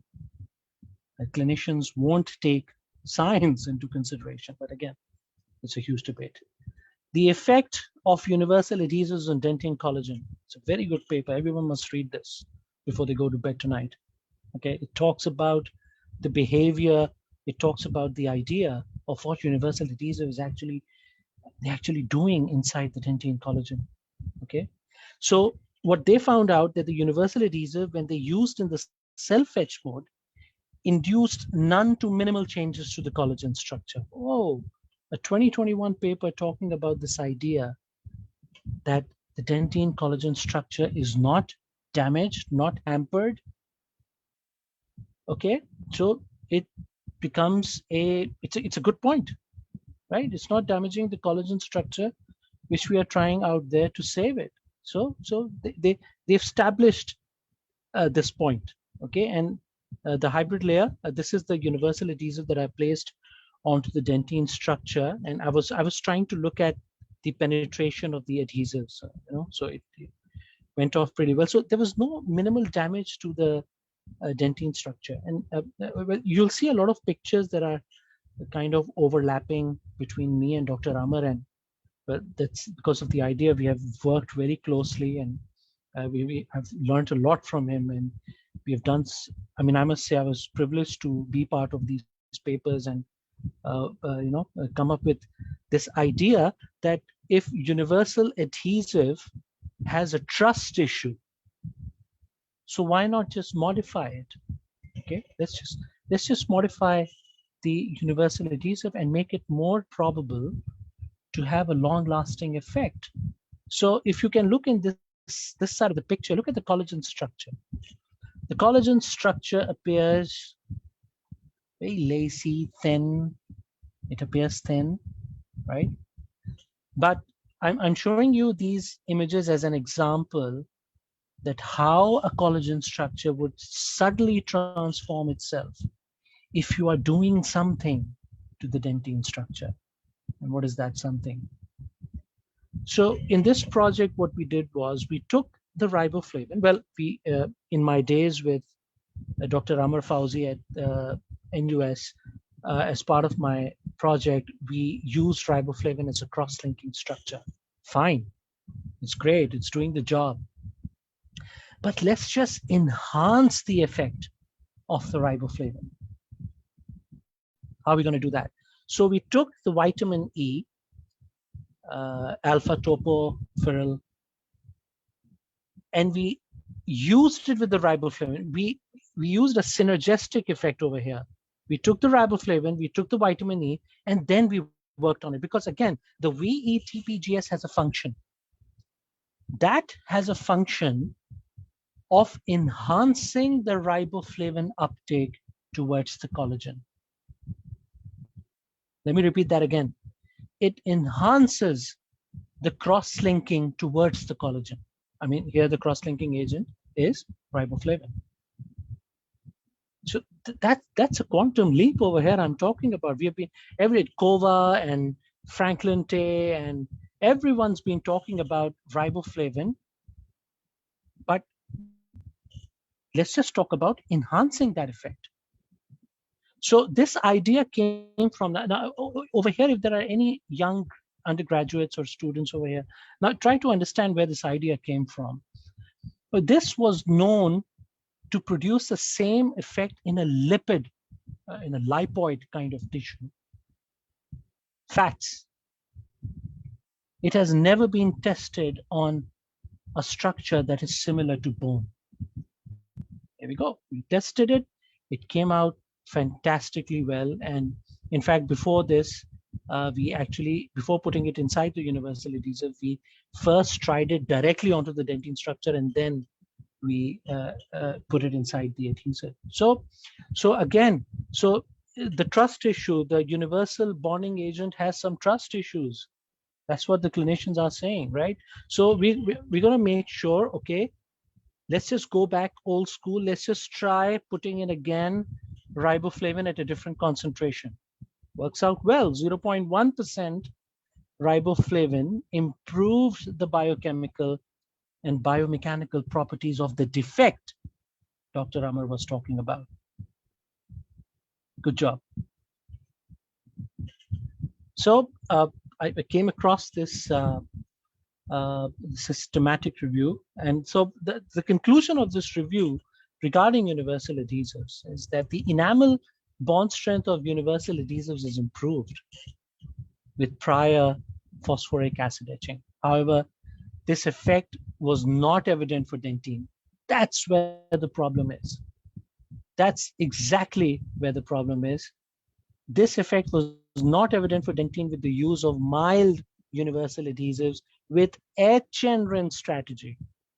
The clinicians are using the etch and rinse. The pH is mild, things are perfect, but we cannot see that effect. That's how ridiculous the dentine structure can be. So, I mean, all of those steps like make sure that you are applying 2 coats and you're agitating the adhesive onto the tooth structure. All of these factors become imperative because these are the only factors that you have in your hand right next to the chair that you're going to make sure that you will have a stabilized adhesive property. How else you're gonna make sure? Because again, dentine has these ridiculous issues. So selective enamel etching prior to the application, that's the idea that was brought up, that let's just do the application of a mild universal adhesive. It's an advisable strategy for enamel bonding over there. So, and when we look at different kind of universal adhesives, so there was, well, the good part was, in terms of universal adhesive, I mean, that there was greater cytotoxicity for the etch and rinse adhesive, right? And then let's just, then I came across this paper. I was reading, and they were talking about using the Prime and Bond Active, Scotch Bond Universal, and Futura Bond Universal. The microtensile bond strength values were not sensitive to the degree of moisture. Whoa, that again, it takes you to another corner now. The bond strength values are not sensitive to the degree of moisture.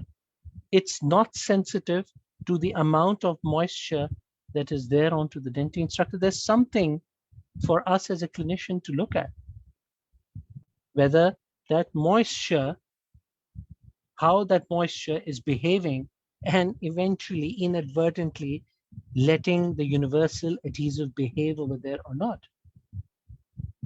Okay, so even though the application to over dry dentine revealed defects, gaps and reduced hybrid layer thickness only revealed a significant reduction in one of the adhesives, but majority of the adhesives showed a reduced hybrid layer thickness. Again, looking at the Prime and Bond Active, Prime and Bond Universal Adhesive. So for the most dentine substrates in universal adhesives, they found a very well-formed hybrid layer for all adhesive systems. However, when these adhesives, either you're using the moist dentine or using the over-dry dentine, there were notable differences produced on moist dentine. Okay.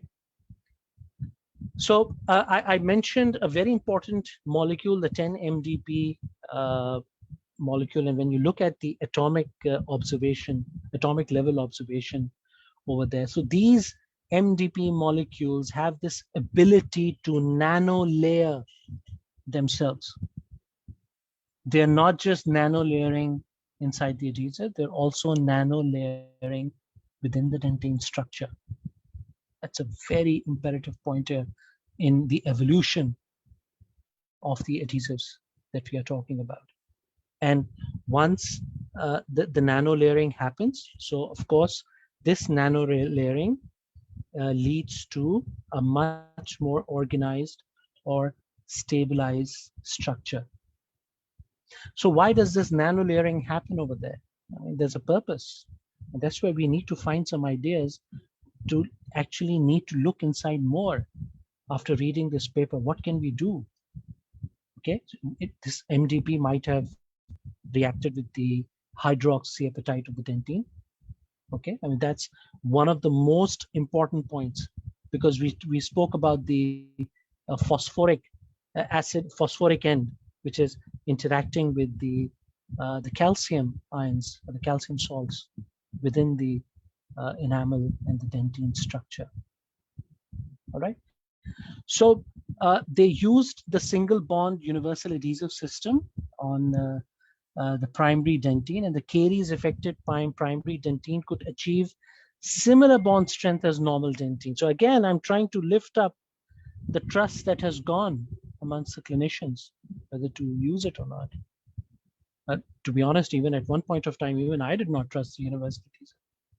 But there is something over there, and it's giving you good bonding strength values, even if you're applying it on the carious structure. All right, so the ultra mild self-etching adhesives, again, the pH ranges 2.7. This is the outcome from the paper. It leads to a decrease in the ability to dissolve the smell layer and demineralize the underlying dentine structure. So it's not demineralizing the dentine surface that much. Okay, and of course the 10 MDP part, which is nano layering itself. So it's not damaging the dentine structure that much over there. And again, I'm revising and repeating this idea that how the dentine structure can actually become and look complicated, as you can see in this picture. So how do you want to use it? I mean, like, would you like to use it in the self-etch mode, like you can see here we're doing, or you want to use it in the etch and rinse strategy? So the conclusion is there's a very deeper enamel etching pattern. Of course, it's logical, because in the etch and rinse strategy, you are etching separately. You are putting in the acetic monomers and the functional monomers present within the universal adhesives are doing their job also. So of course, you will find a deeper etching pattern inside the teeth. Okay, and there was slight improvement in etching ability in active self-etch application compared to that of passive. Of course, again, the point that I was initially harping over here, that all these small points, like, let's just do an activated adhesive placement. Like, you need to make sure that they are actively placed, not a passive application. Don't paint the adhesive. Don't paint the universal adhesive just like that. Actively, do it actively. It improves. And when applied actively in the self-etch mode, selective enamel etching with phosphoric acid may not be crucial for the adhesion to enamel. You can actually actively apply universal adhesive in a self-etch mode and just forget about enamel etching altogether with phosphoric acid. So you can achieve substantial bonding to dentine, and like I mentioned, the active mode and the double layer mode, and superior mechanical, a hydrophobic adhesive layer always has superior mechanical properties to a hydrophilic one. Of course, there's no brainer here. And it is thought to better tolerate degradation of factors and fatigue, stress better. So you got to make sure that your adhesive is double coated, because you want to have more hydrophobic situation over there.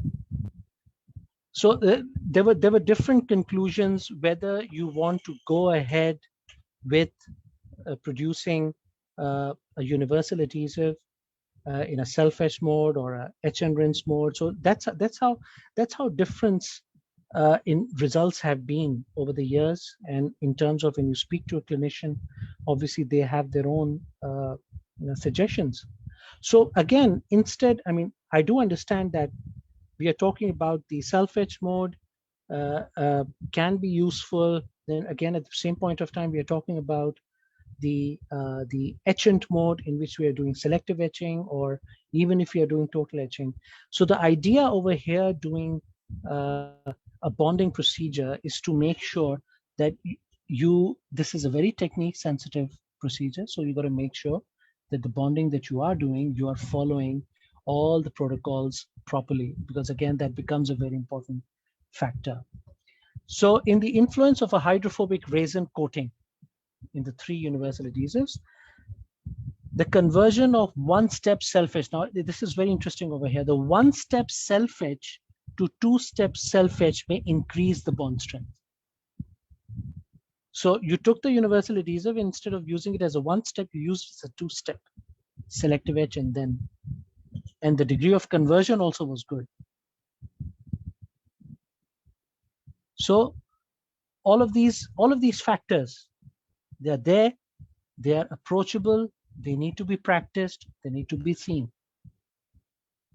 So the current best approach, a lot of people suggest in a deep cavity, make sure after you're putting the universal adhesive, you place a flowable composite. But again, scientifically, I don't think so. It's been proven. And those who are saying it, obviously, they need to reevaluate. So the goal is to use as little flowable composite as possible over these adhesive layers that you are. But sadly or unfortunately, I don't know, majority of the papers actually, they are still talking about a recommendation of a total etch technique because it allows the dentist to create a good bond on the tooth, or maybe it's in their minds.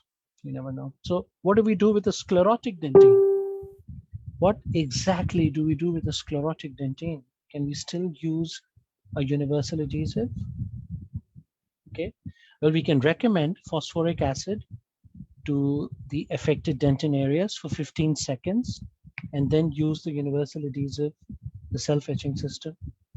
Okay, or we can actually abrade the dentine surface with a diamond burr. I won't really much talk about this paradigm shift because Dr. Amar has very comprehensively covered as to this idea that needs to be bragged on to the market, to the clinicians, that hello, let's not use an etchant. Okay, so in this project, we're looking at the collagen structure after HIFU, which is fantastically driven with this idea that when you look at the etch and rinse strategy, you look at a very nicely, beautifully laden hybrid layer. But when we are using Amar Fauzi's HIFU, you are getting rid of the hybrid layer. No hybrid layer, no MMPs. No MMPs, everything is fine. That actually looks like the idea, but sorry, it's not that way. It's not going to work that way. So that's a paradigm shift that we were taking. That's a paradigm shift that everyone needs to look into, by the way. So using HIFU, getting rid of the etching procedure is again a quantum leap. Works best. Macrophages, the HIFU procedure also works well on the cementum. And just recently, we also published a very exclusive paper in this idea that in biomaterial science, where we looked at the interaction of the HIFU, the energy towards the collagen structure. Again, it's not that damaging. It's really not that damaging. So the universal adhesives, they come up with a mixed trend here.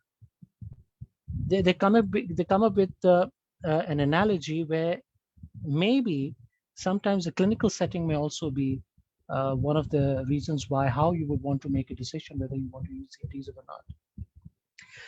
So coming back to just a little bit that I'll be touching on this idea that, and I've been run around by endodontists here in Malaysia. They really hate me. They don't like this idea. No, just kidding. I mean, it's a challenging idea that whether we are replacing sodium hypochlorite in endodontics or not.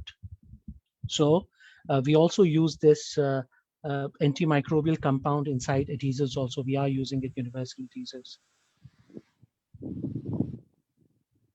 So the purpose of endodontics, everyone knows, is to remove the biofilms inside the root canal. So this is a very interesting compound we are talking about. We broke a molecule during my PhD, and we took this gooey stuff and converted this into an ethanol-based solution. And you know what it does? Forget about the chemistry. Let's see what it does. So this compound, this powder that you look at, that's a powder form, sorry, it actually comes with an ethanol. When it's actually a fully hydrolyzed and a partially condensed material. So any chemist out there, maybe Dr. James can help us more understand.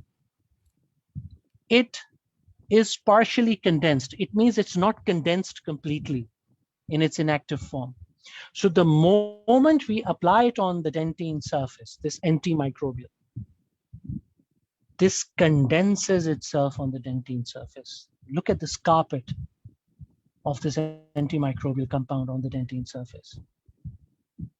You can see this layer on top. So this is a silane-based antimicrobial we are working with. But again, I hope everyone is able to absorb this sudden shift from universal adhesives. So I'm just trying to give an idea. I'm at the last phase of my presentation, just to let everyone know what my lab is doing, so we can think about these different ideas and all that.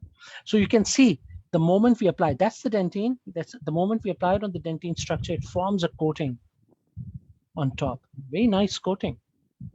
And to let everyone know, we have and are using this coating before we are actually using the universal adhesive bonding system. Because this coating, this antimicrobial quaternary ammonium silane coating, is a very strong antimicrobial, and it's combating all those problems that are related to secondary caries, being a layer, an immotile layer underneath the cavity. And over here, you can see these condensed molecules inside the dentinal tubule. It has the ability to cover the dentinal tubules from the top also. It can stay inside the dentinal tubules and work as an antimicrobial. So there were no problems with the bond strength. We proved that. It has a fantastic biocompatibility. We proved that. It's very novel to be used as a cavity disinfectant against cariogenic biofilm. And it works very aggressively against the Streptococcus mutant biofilm. Completely destroys it.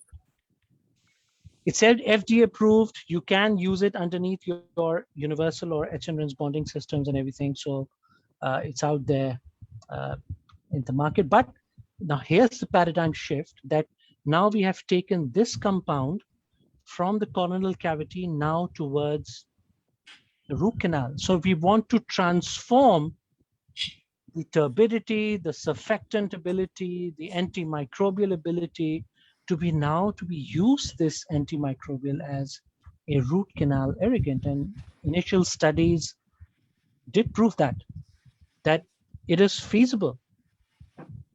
Can it stand against the sodium hypochlorite? Can't say at this point of time, at least. Can it stand with sodium hypochlorite? Yes, it can. Because whether it's used as an intracanal medicament or is it used as an irrigant, is performing a more aggressive function of reducing the bacteria as compared to sodium hypochlorite. So one of the other expertise that we have is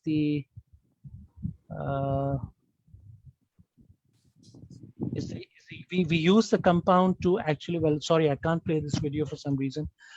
We also use this compound, this antimicrobial compound, to place it inside a 3D printer, and we printed collagen.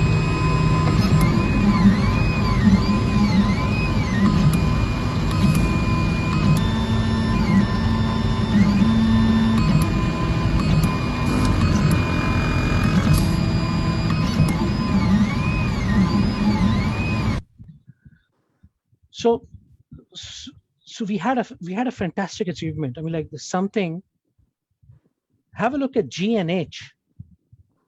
In fact, even these are printed, but have a look at G and H. And have a look at this picture. I mean, I can assure you there are many who would just pass by and say that, well, it looks almost the same. It's just that this is magnified. No, that's the dentine structure. That's the dentine structure. We use a transmission electron microscopy to look at the dentine structure, but this is a printed structure. So we took the antimicrobial and we printed it with the collagen. Obviously, my joint partners at the National University of Singapore, I'm ever so indebted to them. You can see the high magnification of the collagen structure. See how it looks like. See these black dots over here. That's the compound attached onto it. So what are we doing, by the way, with this? We are creating these scaffolds to place them inside periodontal bone defects. And it has an antimicrobial nature. We're also looking into, again, sorry, switching back to the hybrid layer. All of these points, I just want you to just capture them just to see how we can collaborate in doing different things. We are looking at the hybrid layer using a nano CT and cutting all these slices and trying to determine the presence of the hydrophobic monomers in each layer and see how it can be translated into more work. So at this current point of time, we have also taken the initiative of checking out the animal model for our antimicrobial endodontic irrigant. And we will soon be releasing our results for that matter. The biomaterials expertise at Dowd et al. We have a wonderful platform here at International Medical University. Currently under our expertise, we do a lot of Raman spectroscopy, vibrational spectroscopies. We're into animal models now. I have a very good team that is working with me. Confocal analysis, morphological analysis using SCM, atomic force microscopy, cell culture, and we are looking into new adhesives. So the current project is that hopefully we will come up with an endodontic irrigant. If not possible, maybe in the next 2 years, let's say. We are trying to develop a new universal adhesive. It's known as the RFL, and it's very exciting. It's a very exciting possibility of giving a completely new dimension to the use of universal adhesives. But unfortunately, I won't be able to talk about this RFL because of some clauses. We are into trying to develop a Raman probe. One of my colleague over here in IMU is attached with me. A periodontist is attached with me on this. We're trying to develop a probe in order to see how we can diagnose periodontal problems inside the gingiva.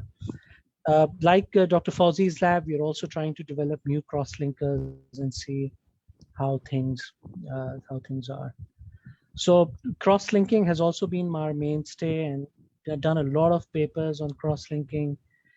And yes, I declare no conflict of interest on any representative material. The funders, there had been funders for these projects, and they had no role in the design of the projects, in the collection, analysis, or interpretation of data, in the writing of the manuscript, or in the decision to publish the results. I always thought, I read a lot of cosmology, I read a lot of science.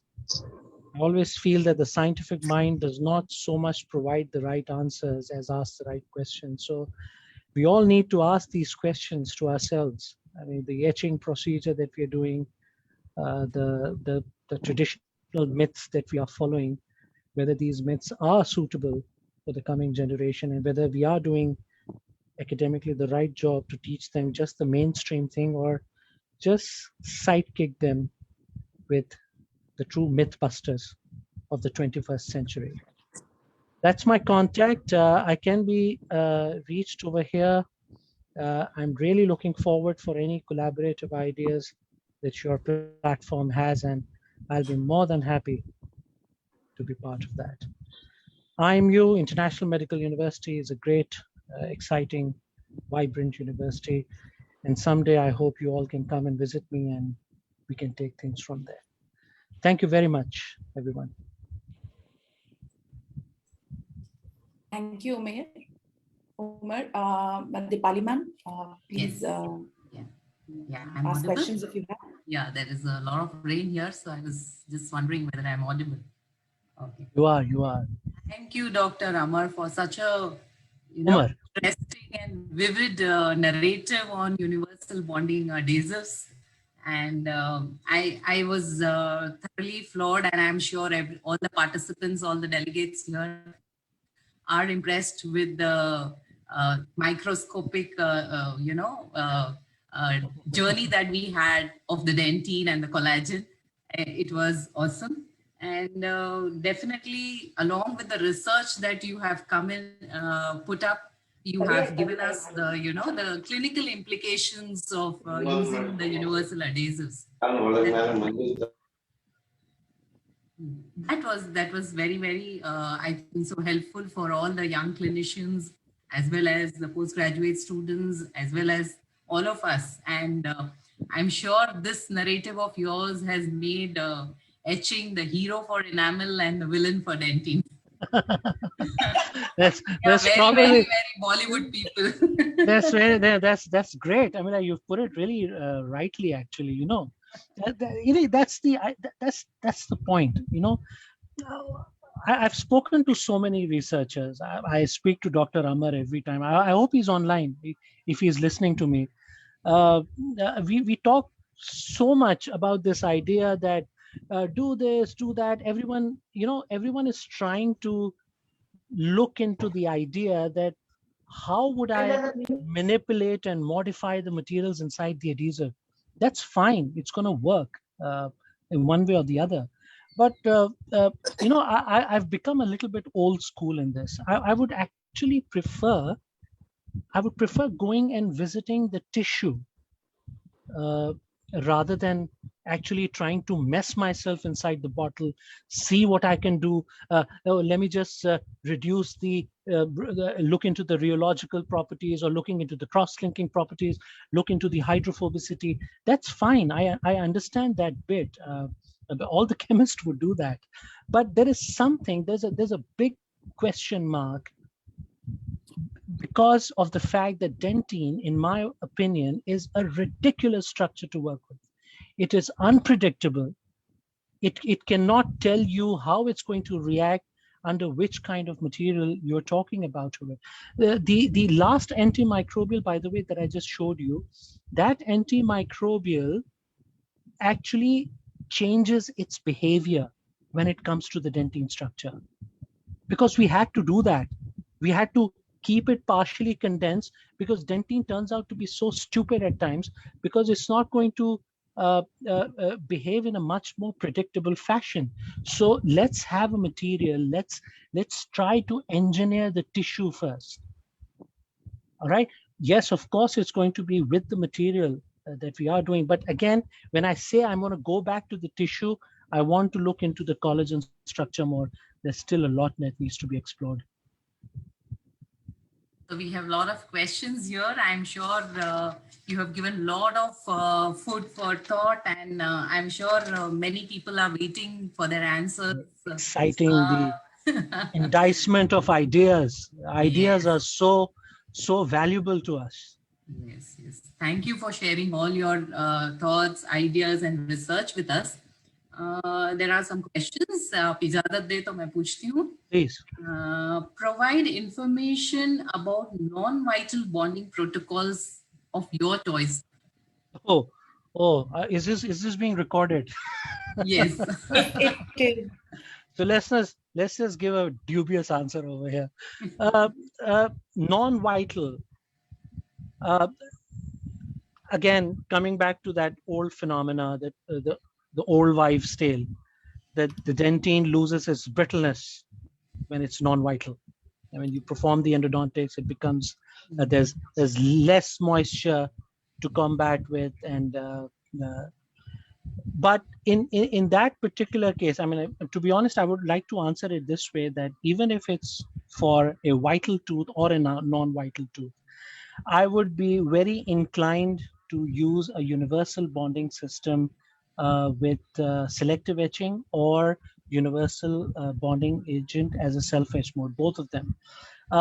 When it comes to the selective etch, sometimes, yes, I can become more inclined, because again, this whole idea of demineralizing the tooth structure more is what's actually prevailing my mind, and that should prevail the mind of the clinician also. You mark my words, whenever I speak to clinicians, okay, I am a clinician also, but again, I got more into research. But when you speak to someone who is putting this day-to-day affair onto the tooth structure, they might not consider as many points as we are discussing over here. They might not just talk about so many points over here. But the point that I'm trying to make over here is that I would request all the people to actually go back and look into the peer-reviewed papers, what they are talking about. We talk about the randomized clinical trials, we're talking about the observational studies and in vitro lab studies, in vivo animal models. They have a lot to say, by the way. They can comment a lot. So if you ask me on a non-vital tooth, I would still go for a universal bond, selective edge, or self-edge. But the practitioners and the clinicians need to make this as a point that they are going through the latest guidelines and the latest papers as to see what differences are being made and how opinions are getting changed actually. Thank you, sir. I'm sure. Dipali ma'am, just that we are running a little late, and there are just. Can you just take two more questions and try to wrap it up? Yes, definitely. So there is a question: does steric hindrance phenomena relate with universal adhesives?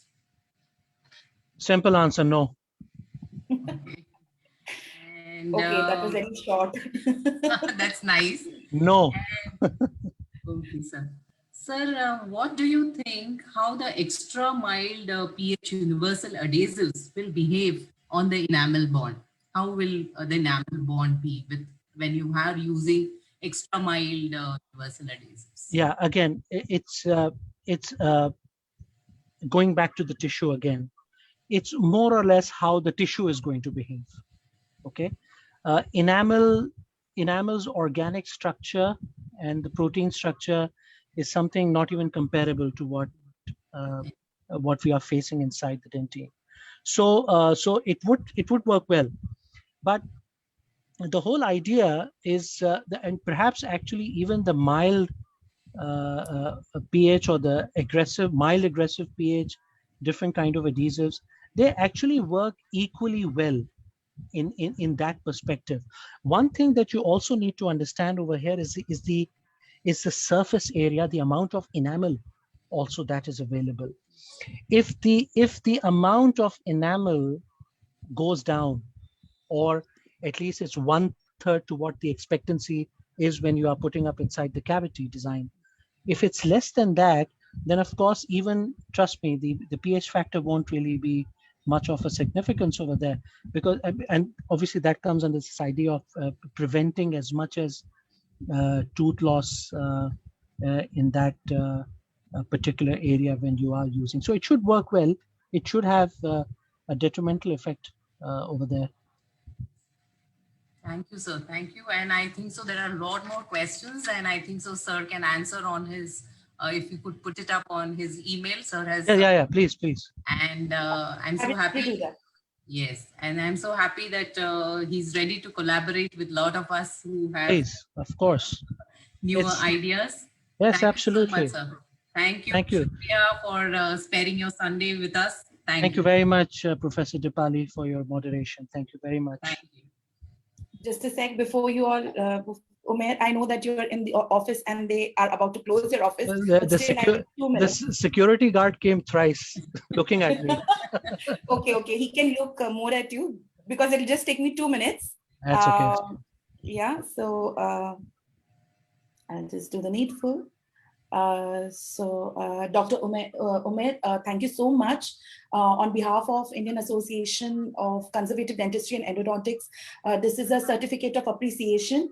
I know it's an online and wish we could hear you live, but you were very good with online webinar as well, and many queries. In fact, people are praising you in their personal chats as well. So thank you so much for making our concepts clearer, and hopefully we will collaborate in a much better way and a stronger way. Yes, please. Thank you. Which is very, very interesting. Thank you very much. This whole idea, it's because the first time when you approached me, and that's the first thing that I told you, if you remember, these lectures can go on and on, right? You know, the main idea is what are we doing together to make a difference in the community?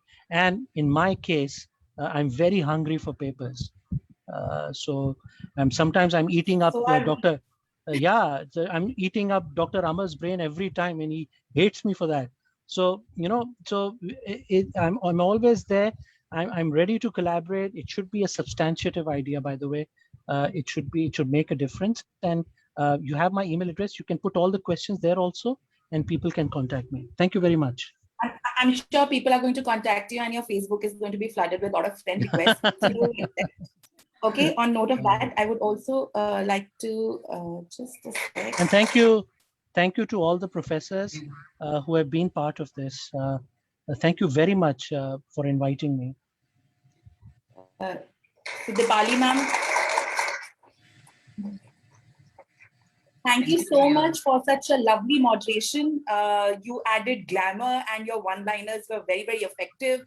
And I'm sure those lines which you pasted, it will need a copyright soon. So thank you so much, ma'am, for moderation. And I see the only aim of Indian Association of Conservative Dentistry and Endodontics is to bring up new people and to establish new research in all the fields. And hopefully we are able to do that. And from this, we will only grow stronger and stronger. Thank you, Dipali ma'am, for excellent moderation. We could not have asked for a better moderator for this session. Thank you, ma'am. Thank you, Dr. Laura. Thank you, everybody. Thank you, IACDE. Thank you. Ume, you can go. Otherwise, again, the security guard will come. Thank you very much. Thank you very much. Without much ado, I would like to start off with our next session.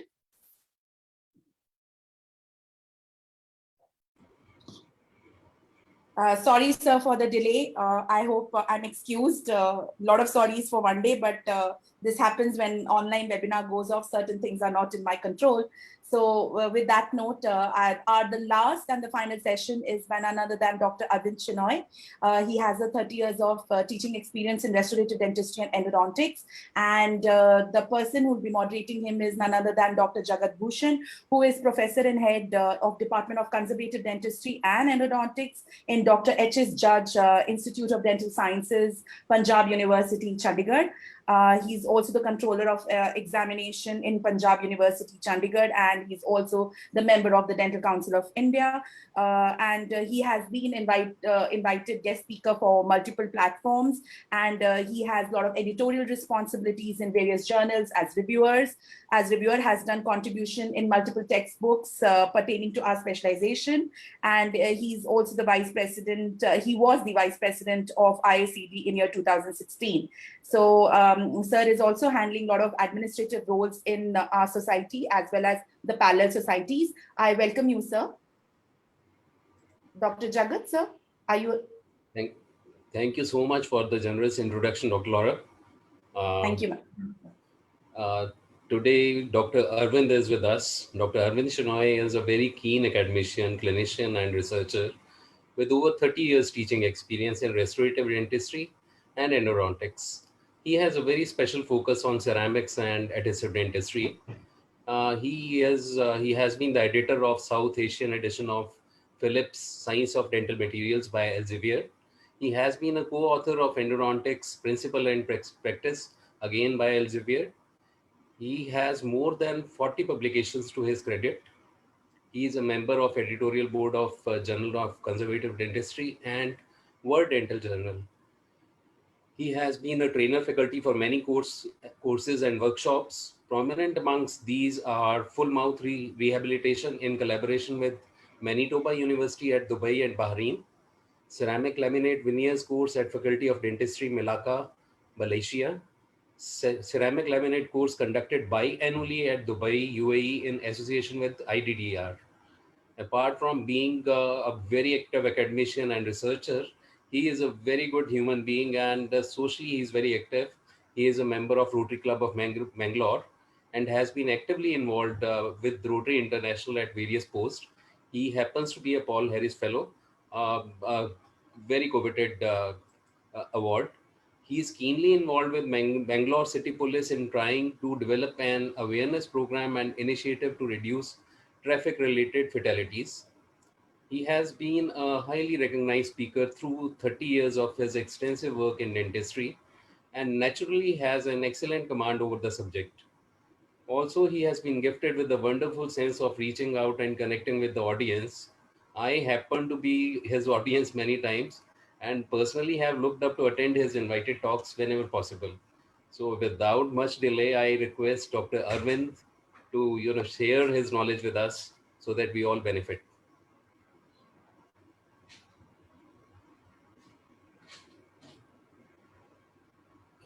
Dr. Arvind, you need to unmute yourself. Probably you're mute.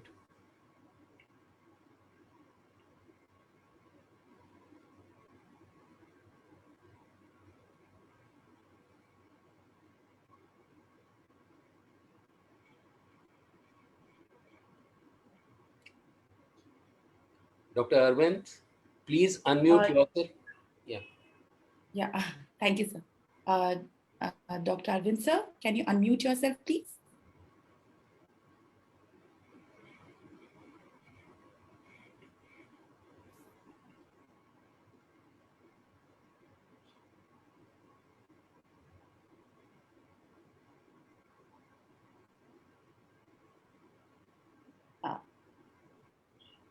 Okay. Yes, sir. Audible Yes, now?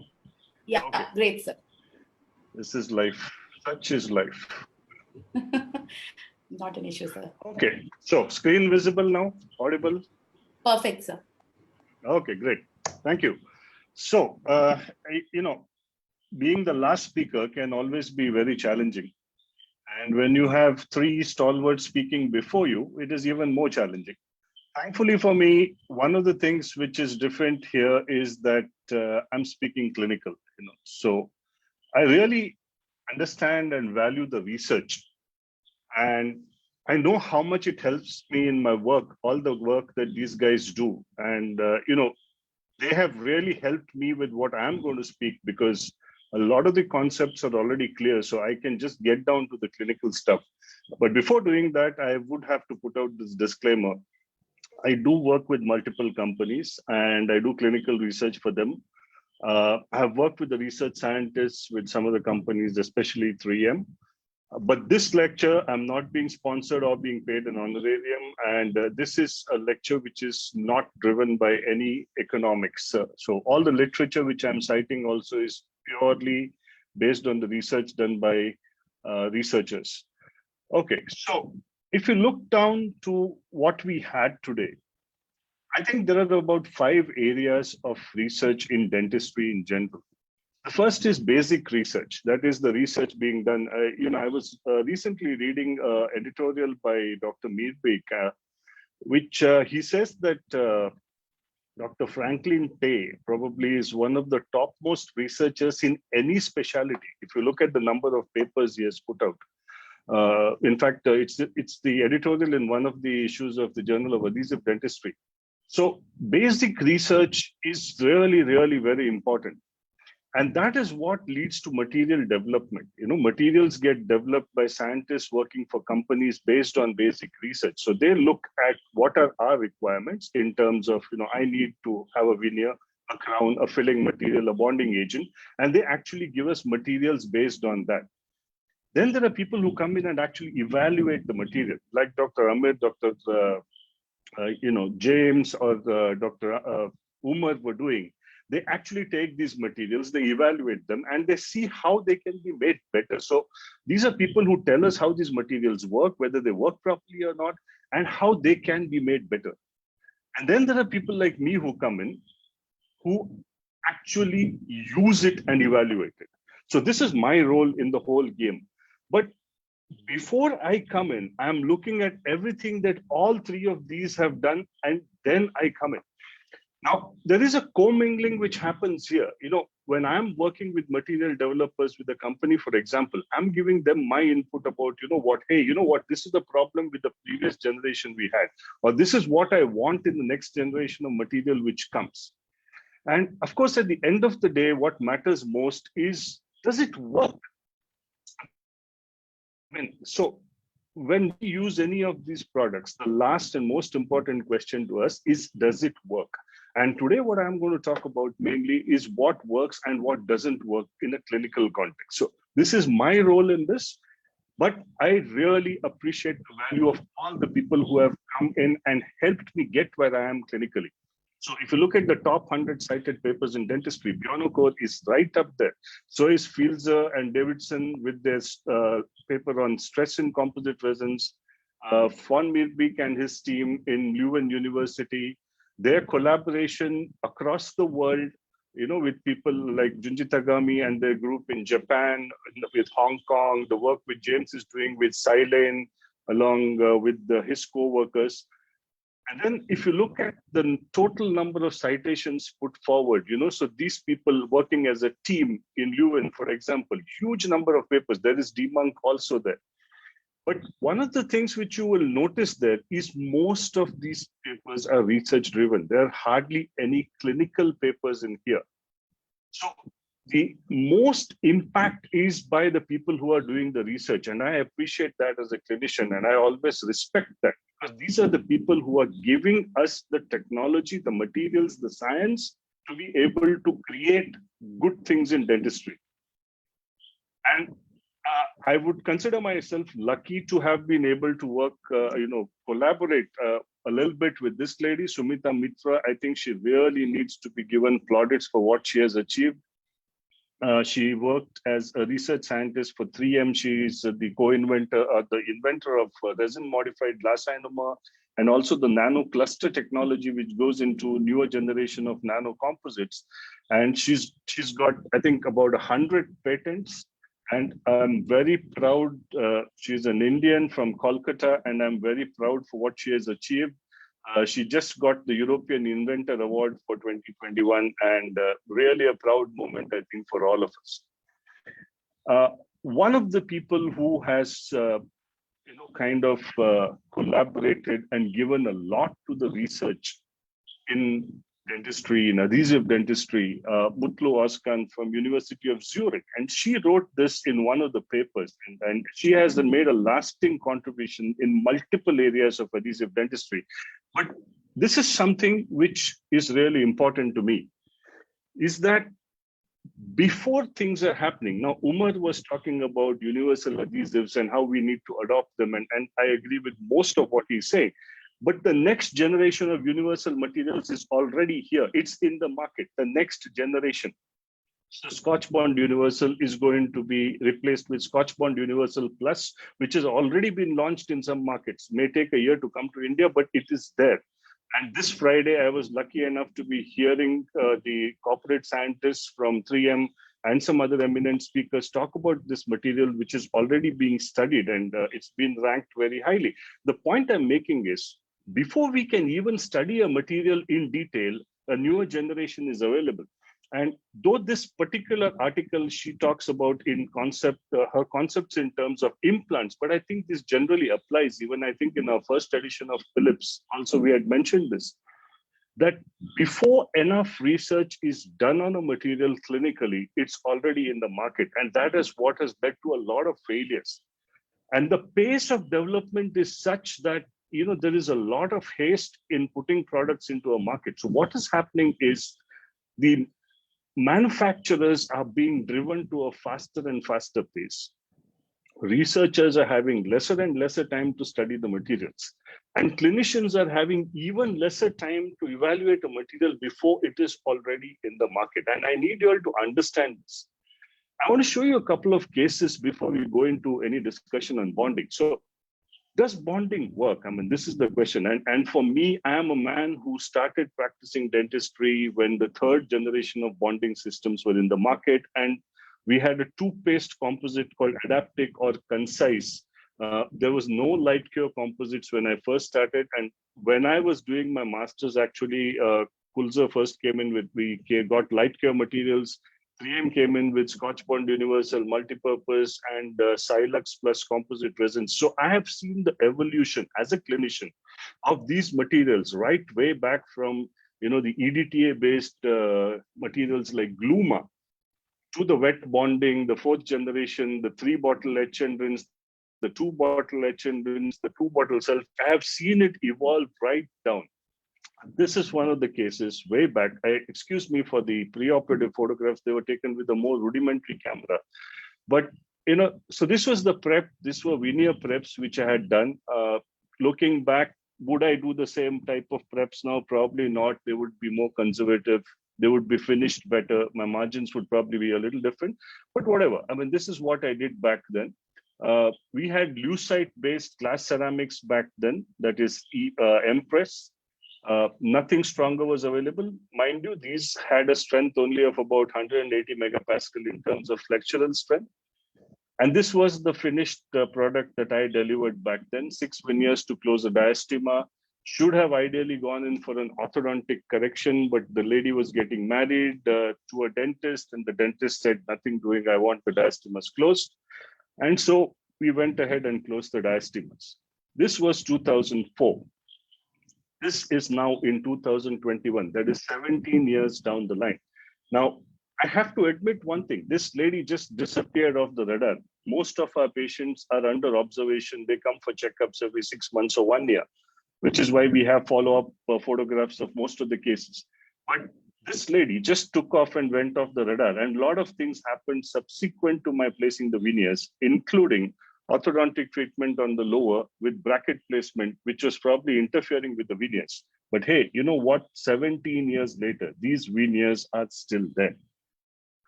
And if you want to succeed in clinical practice, you need to ask yourself what works, why did it work, what doesn't work, why didn't it work?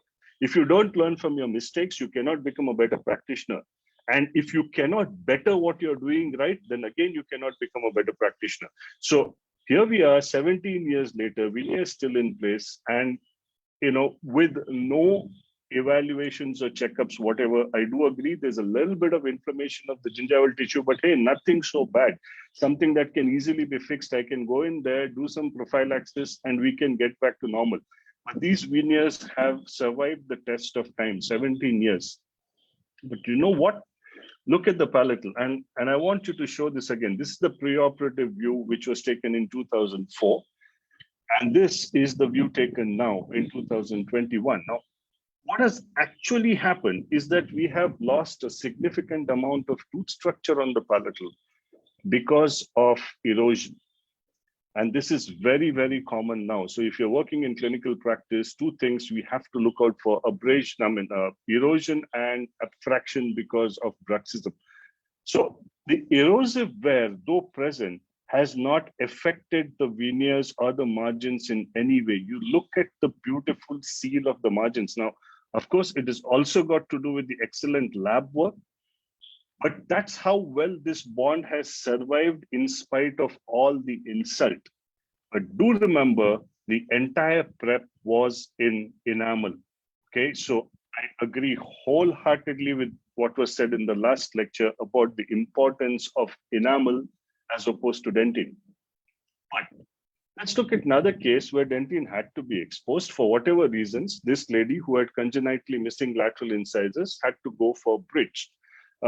There were issues with going for an implant. Because of paucity of time, I will avoid going into that. But so we went ahead with 2 bridges. Now this is a layered zirconia bridge. We've gone in for 2 units instead of a single unit, so that if there's a problem with one, it can always be replaced. Also, you reduce the span, you improve the longevity. So these are things which go into my head as a clinician. Do I want a 6-unit span, or can I have 2 3-unit spans? Right. So this is after we placed the bridge, and it was doing perfectly fine. Okay, I'm just running through them because we're already very late. It's a Sunday, and I don't want to keep you all hanging here for very long. So this was done in 2013, and this was the end result then. This lady was not smiling for a number of years, and she's a dancer. She was around 18 then, and she used to not smile because of those teeth. Once we gave her this, she was very confident. She started smiling again. She started dancing again. That's the kind of change as a clinician I can bring into a patient's life just by the work I do. And of course, the hard work is done by the researchers and even the technicians. See, they are doing the hard work, and I'm getting all the gains or windfall out of it. But this is what we ended up. There were a lot of thinking which went into it, and I need you all to understand that process as we go along. This was 2014. So we followed up this case, 2015. You can see how well the tissue is holding up, how well the aesthetics is holding up. This is 2015. This is 2020, 7 years later. And again, you see beautifully integrated. You see the tissue response. You see the aesthetics. You see the translucency of the incisal edge. So a job well done with the right materials will give you long-term results. This is how it was. We did not give any ovate pontic. The pontic was actually overlapping the tissue. But if you've done your job well, the body actually integrates with your restoration. If you notice here, over the next 5-7 years, the tissue has grown over the lateral and covered it. And now it looks so natural. It looks almost as if the lateral is coming out of the tissue. I mean, this is the kind of look you would die to get with an ovate pontic or a good implant prosthesis. And this has happened naturally by itself. Okay, and this is the palatal, very beautiful integration with the tissue. But hey, you know what? We saw her again in 2021. Now we have a small issue. There is a small diastema there. Okay, so there is some movement happening which is causing a small diastema there. And now I have to rack my brains to think, you know, how am I going to fix it if it increases? Now, these are the kind of things which happen if you practice long enough. But again, aesthetics, perfectly fine. 7 years lasted, no issues. But now you come to this case. Same material. Layered zirconia, one of the best in the market. It's fractured. But what's fractured? It's the layering porcelain which is fractured. The zirconia substructure underneath is perfectly intact. So one lesson we have to take from here is when you have layered structures, whether it is BFM or whether it is layered zirconia, the layering can always fracture because it is weaker. There is a bond there between the layering porcelain and the substructure, whether it is metal or whether it is zirconia in this case. So this is something to bear in mind as we go forward. What else can happen? A wrong choice of material or a wrong case selection. Now here we have a bridge which is actually fractured. It's just a 3-unit bridge in the anterior, but it's a wrong choice of material in a wrong clinical case. This lady had a deep bite, very, very severe bite forces in the anterior, and the choice of material here was Emax, which is absolutely wrong. This could not take the load. A lithium disilicate cannot take the load even with a high height of a connector because of the kind of bite forces that this patient will have with a deep bite. So there's a fracture. Do I blame the material? Absolutely not. It is a mistake in case selection. The choice of material should have been dictated by the occlusal forces here. So the point I'm making is that very often it is different issues which cause failures, and we need to look into that. This case, for example, again, it is a Emax crown which fractured. Now, I racked my brains for quite some time to find out why it fractured because we had done everything else. And the answer came to me later. And this is where it is important to integrate research into your practice scientifically. This crown had an amalgam core. It was bonded with a resin cement. Now, Emax performs very well when it is well bonded to the tooth structure. By itself, it has lower flexural strength, but once you bond it to tooth structure, it performs very well. But the resin cement which we have used does not bond very well to amalgam. So most of these materials, adhesive materials which are being tested, they are being tested against dentine, against enamel, against ceramics, against composites. But they're not being tested upon amalgam because amalgam is not a material which is predominantly used today. So I had an option here.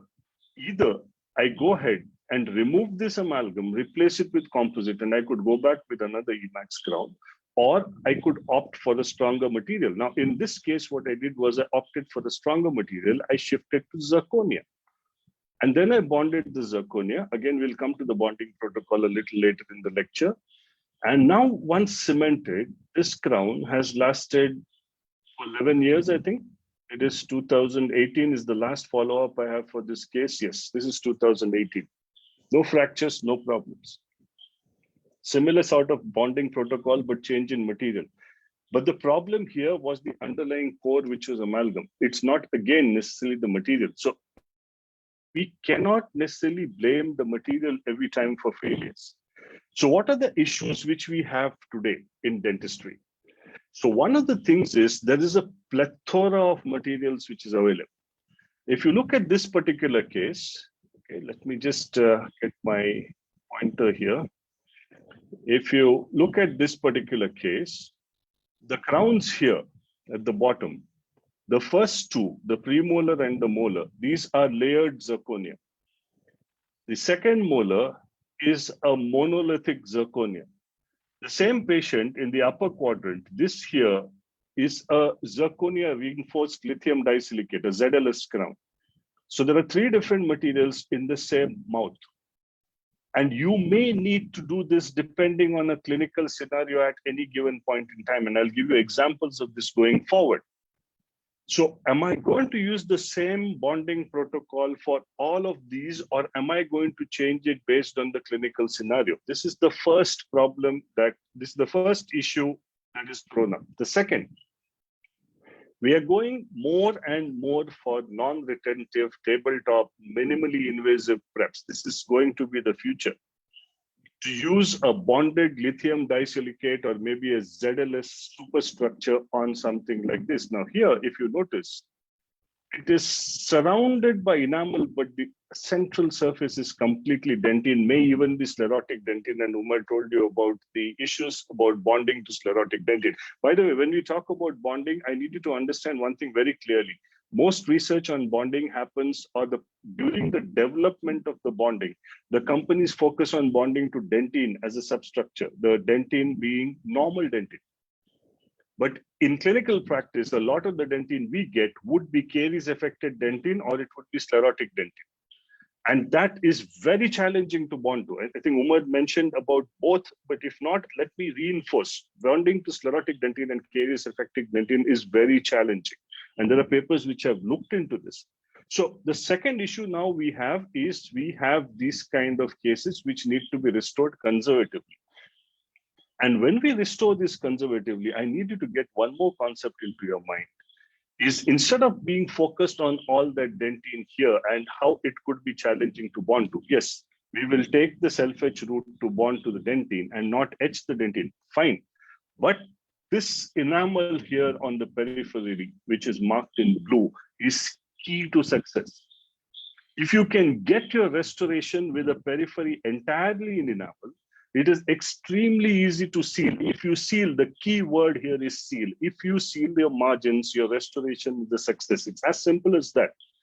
Even though the bond to the dentine in the center may be slightly inferior, as long as you have created a hybrid layer, you sealed that dentine, and as long as you created this peripheral enamel seal, your restoration is absolutely safe. Because there's this wonderful study by Gurel, which is a clinical study. Again, as I said, clinical studies rare, difficult to find, very difficult to combine multiple clinical studies and get active results out of meta-analysis. This is really a challenge because sample sizes are small, follow-up periods are low. So, and clinical situation is the only real situation where we know how something works or it doesn't. But anyways, hey, so what do you find? This was done with veneers. When you look at this, the moment your veneer margin is in dentine, the failure rate is 89.3%. Out of a total number of 28, 25 actually failed.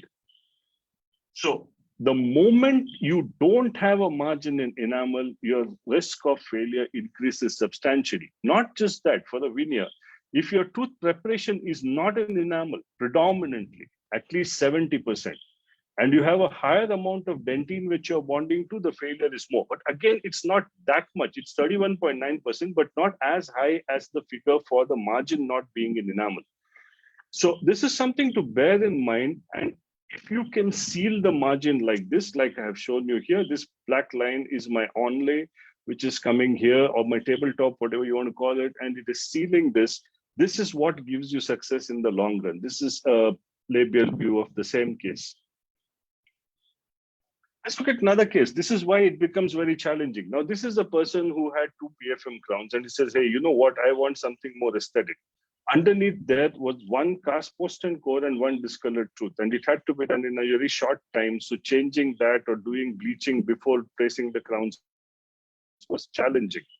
Also, he had this wonderful amalgam cores which had been placed years ago by someone. And now he said, I want something aesthetic. No, so I have two choices. Either I go in there, I dig out all this amalgam, replace it with a composite core. These are endodontically treated teeth. Or I give him something on top of this which can bond to this. So remember I told you bonding to the amalgam with resin cements is challenging. But can I do this? Yes, I can use zirconia here, maybe a monolith, and I can cover this. So the challenge today is you have multiple materials, multiple clinical scenarios. So if you look at this clinical scenario itself, he also needed a bridge on the other side. And hey, this is what we did. So within the same mouth now, in the anteriors, this is layered zirconia. Why layered zirconia? Because if I went for Emax here, the translucency of Emax, which I normally prefer for anteriors, would be a challenge to cover up the discoloration underneath. But using a layered zirconia, which is a little more opaque, the superstructure, I can actually cover the discoloration. And you know what? You remember that amalgam? That is still in here under these. Okay, have a look at this. That amalgam is still in here under these. But you can't see it. It's covered without having destroyed the tooth more by trying to remove all the amalgam. So the bonding protocol was changed. The material was changed. The limited point I'm trying to make here is this is the on the other side. And even within that, if you look at the kind of opportunities we have, we are probably at one of the best periods in that way in terms of the options we have. If you look at this bridge, which I have done on the other side, the first two premolars, where I need aesthetics a lot because it's in the aesthetic zone, these are layered ceramics.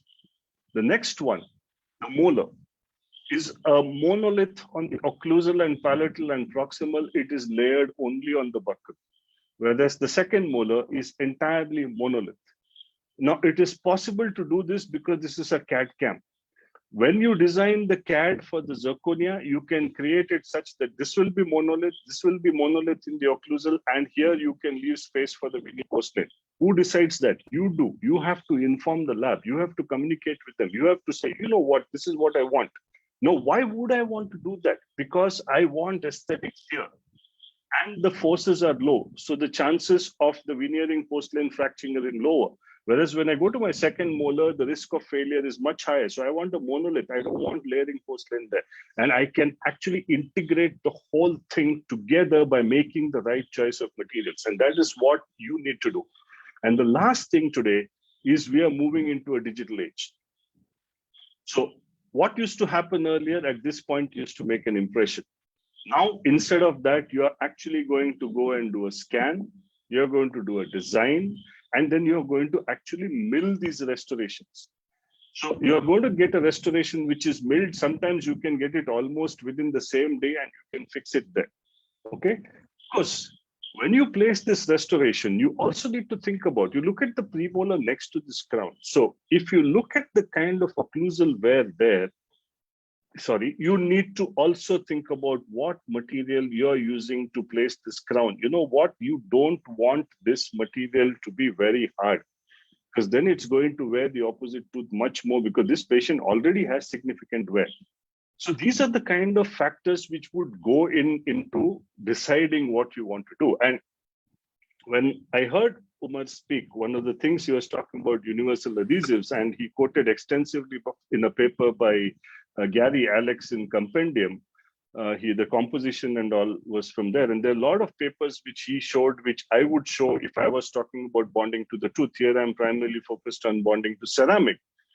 But two of these papers, just if you want a complete review, are very good review on how adhesion has developed, one by Meadbeck and one by Perdigau. I suggest you go through them. But the fact of the matter is bonding has developed substantially. And now we have this range of materials called universal adhesives.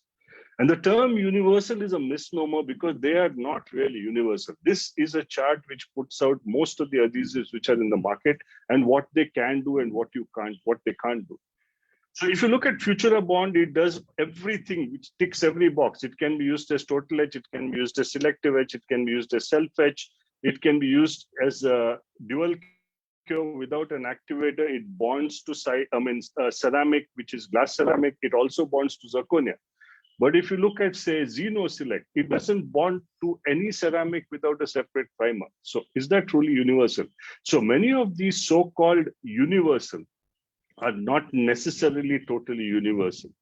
I need you to understand that the particular material you choose to use, you need to understand how well that works. And this is the clinical reality today. You look to the left here, you have etch and rinse bonding systems, you have self-etch bonding systems, and now you have the universal adhesives. Universal adhesives actually are one-step self-etches. They can be used as self-etch or they can be used as etch and rinse. So it's actually a combination of both of these two is what a universal adhesive is. But then these universal adhesives are expected to bond to an entire range of substructures. Remember, I showed you caries affected dentine, very different from dentine or sclerotic dentine. It also needs to bond to enamel. It also needs to probably bond to altered enamel, like hypoplastic enamel, which we see a lot of in India.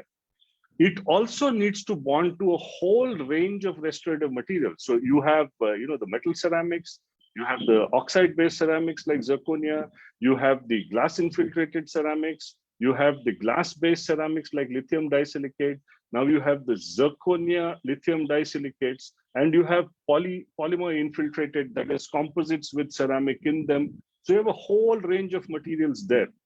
And you have a whole range of so-called adhesion promoters like silane, MDP, etc. And then you have different adhesive cements. You have glass ionomer, resin modified glass ionomer, self-adhesive resin cements, and adhesive resin cements. I mean, it's a mess, isn't it? I mean, okay, so I ask you a question. If you want to now bond these veneers to these teeth, what option will you choose? And you know what? Suddenly, your options change totally to the point that first the self-etch goes out because you want to use an etch and rinse here because this is primarily enamel. Now, remember, this I'm saying specifically for veneers. Your preps are going to primarily be in enamel, your margins are going to be in enamel. So etch and rinse or universal is going to be your option. Even if you're using universal, you want to use it in etch and rinse mode. And you know what?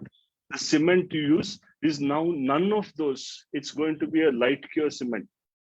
Maybe a light cure resin cement or a light cure flowable cement, which has been warmed up to reduce its viscosity. So adds one more layer of complexity. So you come back to it and it is basically like I have shown you here.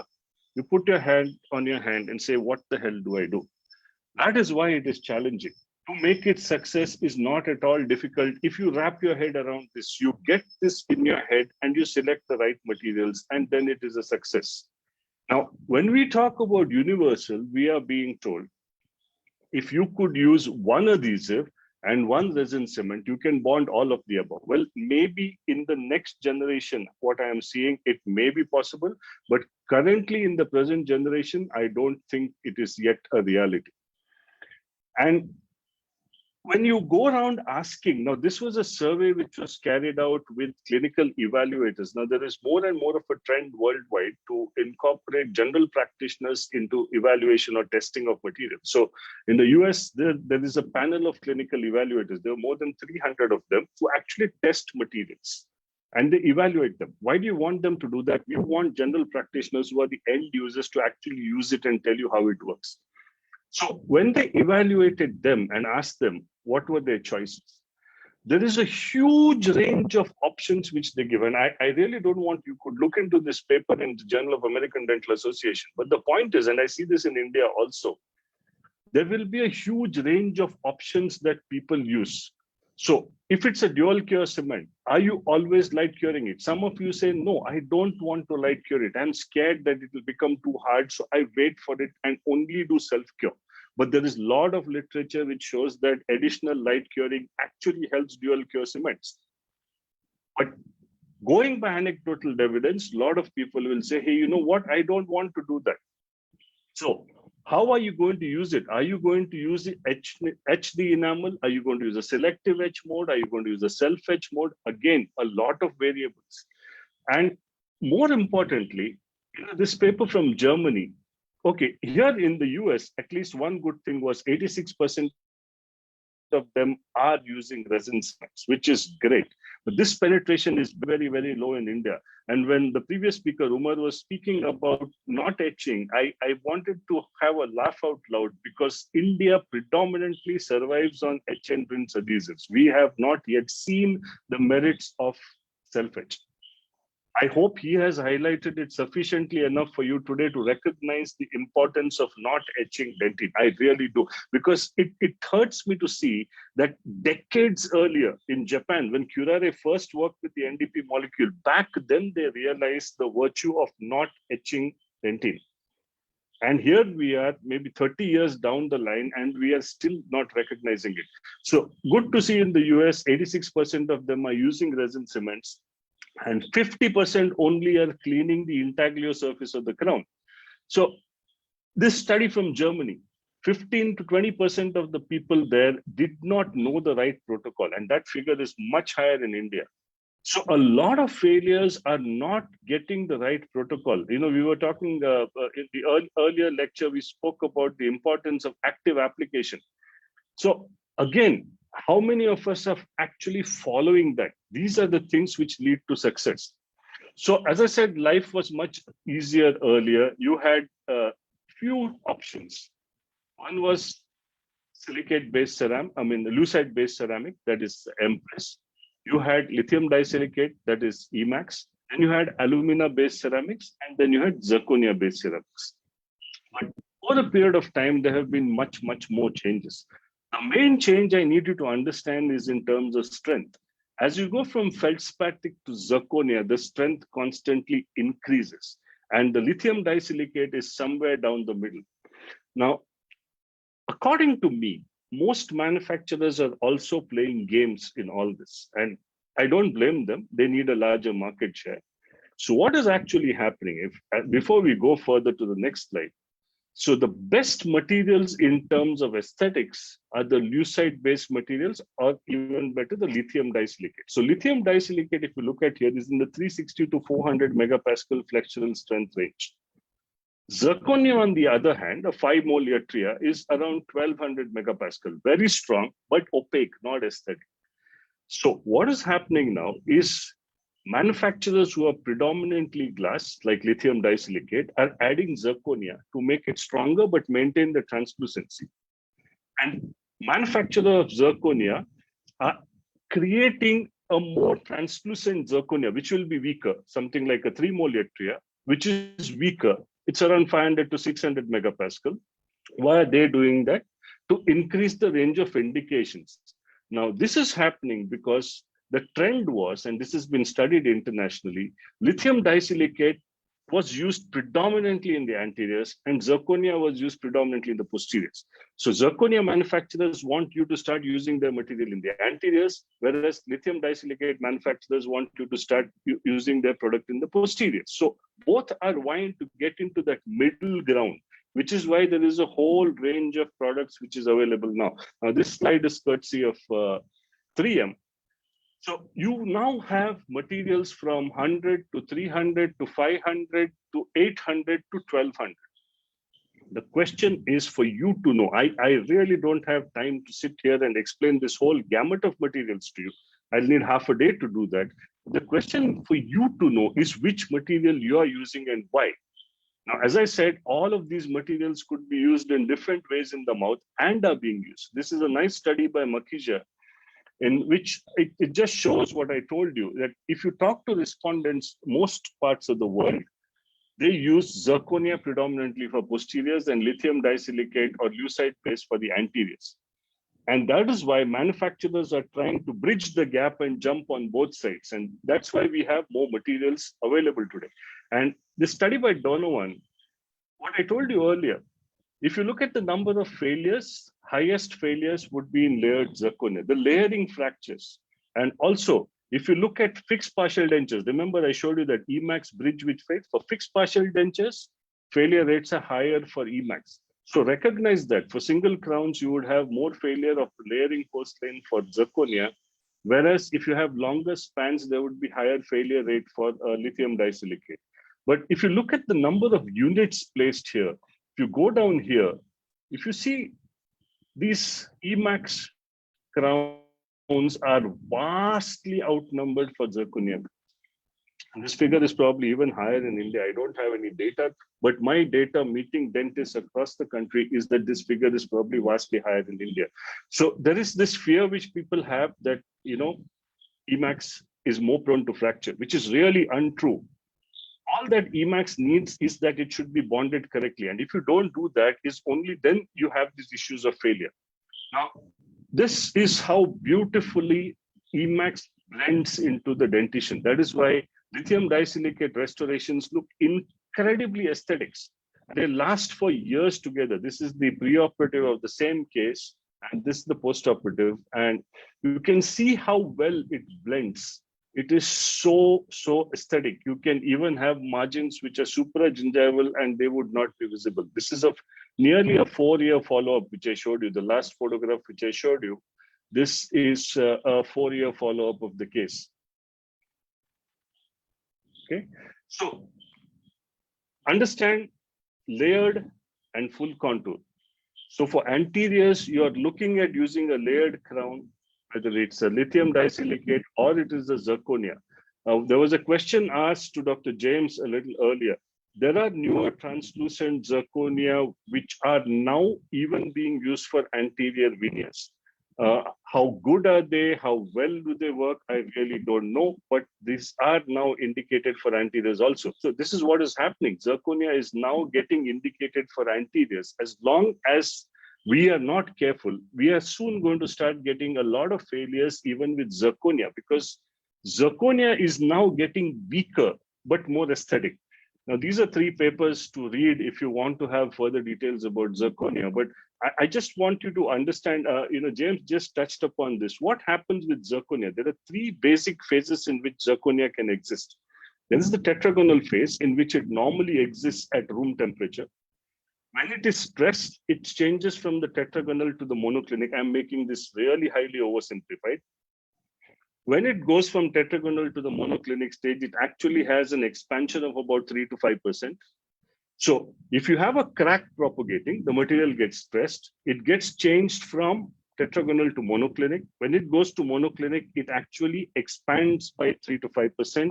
When it expands by 5%, it creates a phenomenal amount of compressive stress. And that compressive stress is what prevents the crack from propagating. This is its basic mechanism. And that is why what James was saying earlier is when you sandblast this material, if you're not careful, you are going to induce this change. But of course, whatever change is induced by the sandblasting and whatever monoclinic phase comes in because of the sandblasting, whether it actually has a deleterious effect in the long term has not really been shown as far as I know. And then there is a cubic phase. Now, this cubic phase improves the optical properties. So if you increase this cubic phase to up to 50%, the optical properties improve. Now, one of the materials within zirconia is alumina. Now, if you trace the evolution of zirconia, what happened was first you had 3 mole yttria, which had a lot of alumina. They removed that and they converted to 3 mole yttria, which had very little alumina.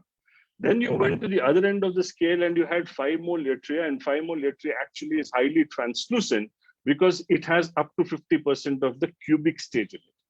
And now that is becoming too translucent, very good aesthetically, but very weak. So now we are going back down and maybe going into a 4 mole yttria. So if you look at the evolution of zirconia as a material, we are playing around with the material, trying to make it more aesthetic. That is what the change is happening in the material. So long and short, as a clinician, if you look at these papers, we now have materials. There are multiple papers. I can send this across to you if you send me a request by email. But we now have a situation where now you have a manufacturer like Katana. He has a material like HT, which is strength of 1,200 megapascal. They also have a material called UTML, which is a strength of only 688 megapascal. And they are trying to compare with Emax CAD, that is the lithium disilicate, which has a strength of about 460. Okay. Now, there's a different range of materials and every manufacturer. Now, if you look at this, this is the translucency and the strength of these materials compared. Now, these are all manufactured by one manufacturer. So a single manufacturer, even 3M or Katana, most zirconia manufacturers now will give you, even Brooks Zer, the original zirconia has now come out with a more translucent zirconia. So all manufacturers want to give you a zirconia which is more translucent. And then, as I told you, what the lithium disilicate, you have two materials, suprinitary and suprinit is one of them. I just missed the name of the other. Now, these have taken 10% of zirconia and put it in lithium disilicate. So you get some of the advantage of the transformation toughening, which I told you earlier, but you still have the properties of a basic glass ceramic. So this is what the material changes. And then again, there are some other manufacturers who want to give you something which has wear similar to the tooth, kind of not as hard as any of these materials, but yes, aesthetic. So they give you something called a polymer infiltrated ceramic network. It's basically a resin with a little bit of ceramic material in it. So it gets quite confusing when you go out there. And my question to you is, what are you using? And I really need you all to start thinking about this. What am I using? Because the answer to that will dictate what you're going to do next. Now, can you lute a zirconia crown with glass ionomer? The answer to that is yes, provided you're using a zirconia which is very, very high strength, like 1200. If you're using a lava premium, which is 1200 megapascal monolith, go ahead, bond it with glass ionomer, lute it with glass ionomer, you will have no issues. But you come down the scale and you go to the translucent zirconias, or you come down to lithium disilicate, you can't bond them. You can't lute them with glass ionomer. These have to be bonded. You have to bond them to the tooth, and you have to get a firm bonded structure. Without that, failure will be higher. So if you get that, and then you go back to this, you can decide which material you want to use. Because at the end of the day, to simplify it a lot, I can give you a lot of research papers on this. And if you go into the depth, okay, so you're using hydrofluoric, James said not to say acid, so you are using hydrofluoric etching for, say, Emax or lithium disilicate for 20 seconds. You could do it for 40 seconds, you could do it for 60 seconds. It will etch more. Does it have a deleterious effect on the material? Depends, to be seen. Manufacturer's recommendation is 20 seconds. So this followed by silane is the recommendation for a glass ceramic. Now, what about zirconia? Zirconia has to be sandblasted. Again, the type of sandblasting material, the direction, the amount of pressure which is used. Now, unfortunately for us, most often this is controlled not by us, but by the lab. Now, when it comes to lithium disilicate or glass ceramics, we use hydrofluoric acid. It's at our command. Even if the lab has done it and sent it to us, we can do it again. It will not do much damage to the crown. But in case of zirconia, unless you have a sandblasting unit yourself, which most clinics do not, you depend on the lab to do it for you. And depending on the type of zirconia, the sandblasting has to be different. You cannot use the same grit at the same pressure and the same time to blast a more translucent zirconia, which is a lower strength zirconia, as you would a high strength zirconia. Does your lab do that? I don't know. Do you tell your lab that? That's up to you. You need to look this up. Again, I don't have time to go into the details, but this is what you need to look into. What type of zirconia are you using and what kind of sandblasting are they giving you? Okay. And last but not the least, once you get the crown from the lab, you try it in the patient's mouth. Now, once you try it in the mouth, it is contaminated. Now, in case of the lithium disilicate or the lucite or the feldspathic based materials, you can just use alcohol, wipe it, clean it, or just put it in a ultrasonic bath for a little while. Good. You can then etch it and then you can silanize it and there are no issues. But in case of zirconia, and this is why most zirconia debonds, is in case of zirconia, after you've tried it in, you need to clean it again. And you cannot just wipe it with alcohol. And for heaven's sake, do not use phosphoric acid because that is actually going to degrade your bond. You need to either sandblast it again, or failing that, you need to clean it with something called IvoClean from Ivoclar Vivadent, which is a material which is used to clear the surface of zirconia, and this sandblasted area is now available again for bonding to the MDP, which is going to follow. So ideally for zirconia, sandblast from the lab, try it in, then either sandblast or use IvoClean after your try-in, and then you use an 10 MDP primer to actually improve the bonding. So silane would be used to improve the bonding for the lithium disilicate, and for zirconia, you would be using a 10 MDPA based system. This step is very important. If you don't do this step, you're going to lose a lot of the bonding to the zirconia. Now, when it comes to universal adhesives, I told you there are some universal adhesives which have silane built into them, and there are other universal adhesives which ask you to use silane separately. Now, by and large, literature seems to support that it is always better to use silane separately, even if your bonding agent has got silane in it. So that there is almost enough data to tell you that. Now, every case is not the same. If you look at a case like this, I think I'll be about 5 to 7 minutes, Laura. Am I good, or you want me to wrap up? Sir, we have actually exceeded the time limit, sir. But sir, if you can wrap it fast, it will be better. Okay, sir. fine. I'll just get to that. We'll skip the case and we'll just get to. Okay, so right. Okay, so now we have two types of cements which we predominantly use. One is the self-etch cement, and the other is the multi-mode cement. Now, what is the difference? The self-adhesive cements, or SA, which is marked here, they bond to the tooth by themselves without any additional bonding. So if you look at the left-hand side, if it is a lithium disilicate crown, you use hydrofluoric acid for 20 seconds. You wash it. Ideally, you want to use an ultrasonic bud to clean. Then use a silane primer. Okay. Then, if you're using a self-adhesive cement, just put the cement, mix it and put it in the crown, load it on the tooth and cure it. That's it.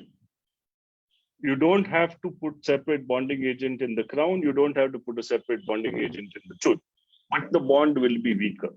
If it's zirconia, you want to sandblast it. Remember, clean it or sandblast it again after trying. Then you can use either an adhesive or a metal primer which contains 10 MDP. And again, you could use a self-adhesive, load it in and cement it. No separate etching or bonding for the tooth. Now, these are self-adhesive which will have weaker bond strength. If on the other hand, you're using a multi-mode adhesive, now these resin cements, the multi-mode resin cements, they need to be separately bonded to the tooth.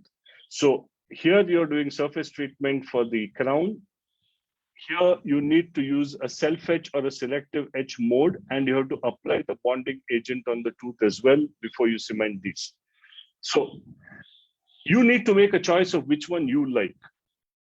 Would you prefer self-adhesive or will you prefer multi-mode? Also, if you are applying a bonding agent to the crown, now either you need to activate it with a dual cure activator or you need to cure the bonding agent before you cement it. Now, the curing of the bonding is always better, but if you cure the bonding agent, it may not seat properly. So this is again a choice which you need to make, but literature will show you that curing this bonding before seating is always a better option.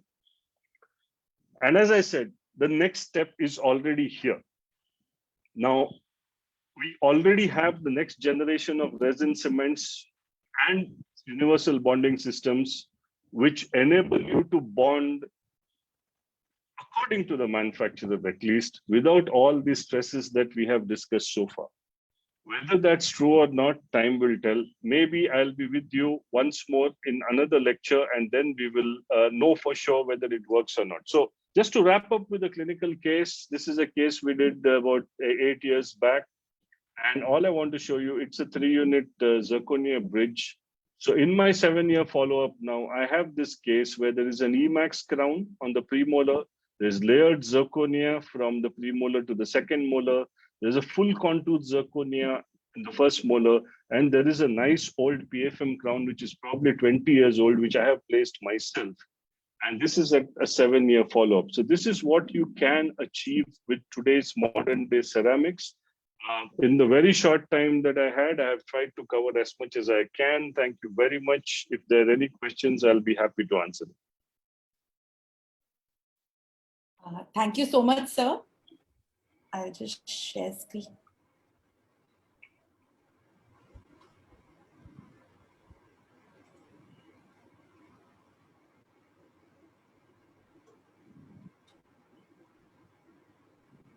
Jagat sir, your remarks on the session, please. What a session. This one and the preceding ones. My heartfelt appreciations to the entire organizing team, especially Dr. Vibha, Dr. Prahlad, Dr. Laura, for steering this and executing it meticulously. And now about this session. It always has been a really good to be a part of your lectures, Dr. Arvind. Today it has been awesome to be a part of this Thank you. journey, starting about 30 years back with Gluma Bond. And it is actually amazing how you present the facts. Very easy to understand for beginners, stimulating for the intermediates to do some investigational exercise, and sensitizing for advanced level audience to find the definitive plugs for the lacunae which are there in the research. And you have very aptly highlighted the fact that taking the findings of basic research and translating them into clinical investigation is not at the end. And perhaps the most important segment, and this is the segment that is concerned with taking the findings of clinical investigation and translating them into practice. And it is the one which gives the food for thought to the researchers again. I mean, if we can go on this cycle, I think a great deal of development can happen. Really thankful to you for presenting this in such a precise and concise manner. Constraint of time has been one limitation, but I really thank you for being accommodating and sharing everything with us. Thank you, Dr. Jagat. Nice of you. Thank you so much. Thank you, Dr. Arvind. Dr. Laura, over to you. Yes, sir. Sir, you presented plethora of cases and you truly amalgamated basic research into translation research and clinical research. What you rightly pointed out, although the studies have been available on intact dentine, there are very few studies which talk about affected dentine, which we clearly see in our clinical scenario. So obviously we need to steer in that area as well. So since you are available to us, so I will not be having a separate question and answer round for you. But sir, on behalf of IACDE Association, sir, so this is a certificate of appreciation. We could not have asked for a last speaker who actually amalgamated a true clinical side of adhesive restorative dentistry. So on behalf of the IACDE head office, sir, I would like to present you the certificate of appreciation. Thank you.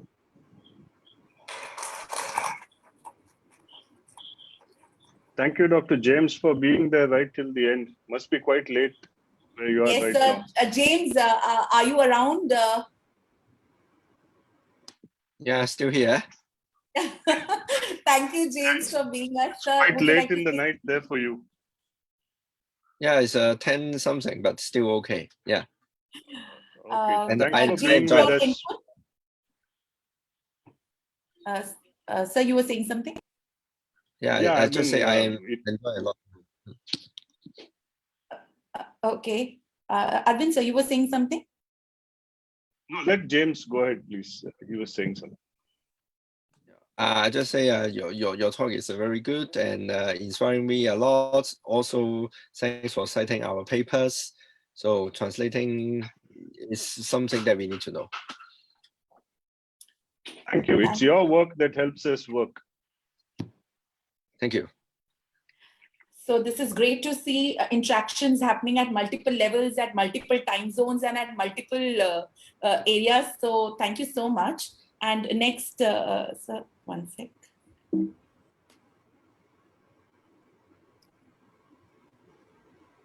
Thank you, Dr. Jagat. Thank you very much. Have a nice day. Thank you for being with us. On behalf of IACDE Association, I would also like to thank Dr. Jagat Bhushan for staying with us for so long. He had a lot of important meeting which he cancelled No, not at all.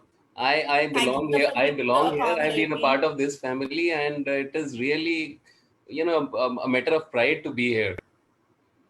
So, yes, sir. So before I end, I would like to invite Dr. Ratnakar, sir, President-elect, for his parting remarks. Dr. Ratnakar?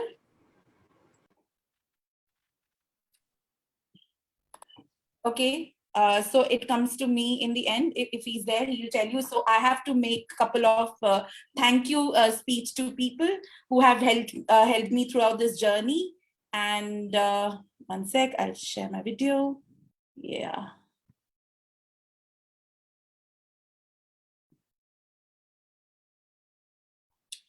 So you become like the 5 people you spend the most time with. And this Sunday we have connected with 4 of such great speakers who spoke on adhesive restorative dentistry so diligently, and they spoke in different spectrums of adhesive restorative dentistry. So the achievement of an organization are the result of the combined efforts of each individual.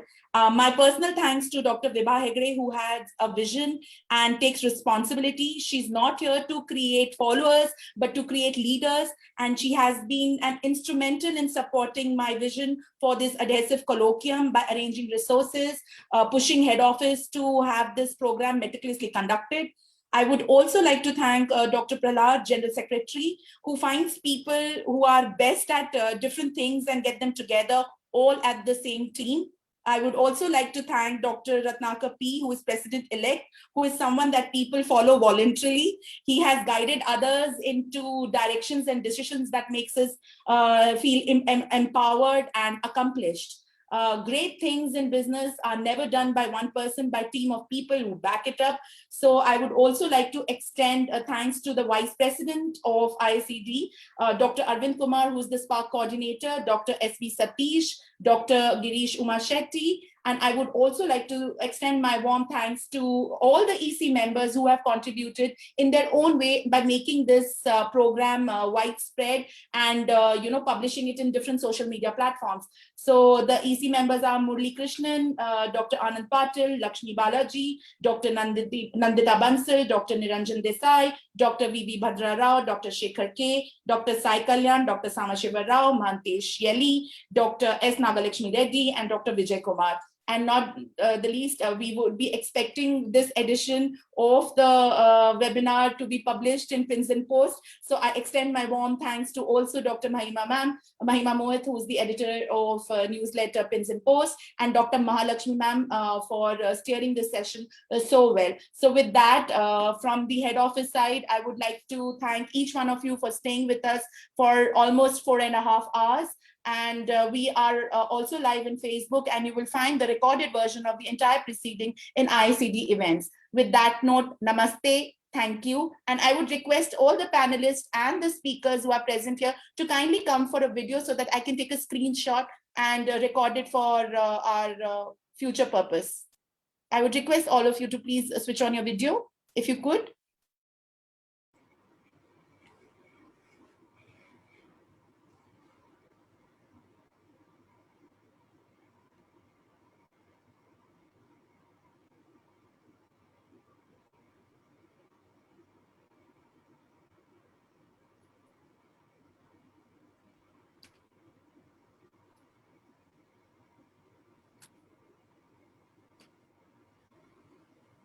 Smile. So we are done. Once more. I was not there. Oh, ma'am, you're here. Thank you so much. I'll take it again. Thank you for staying there for so long.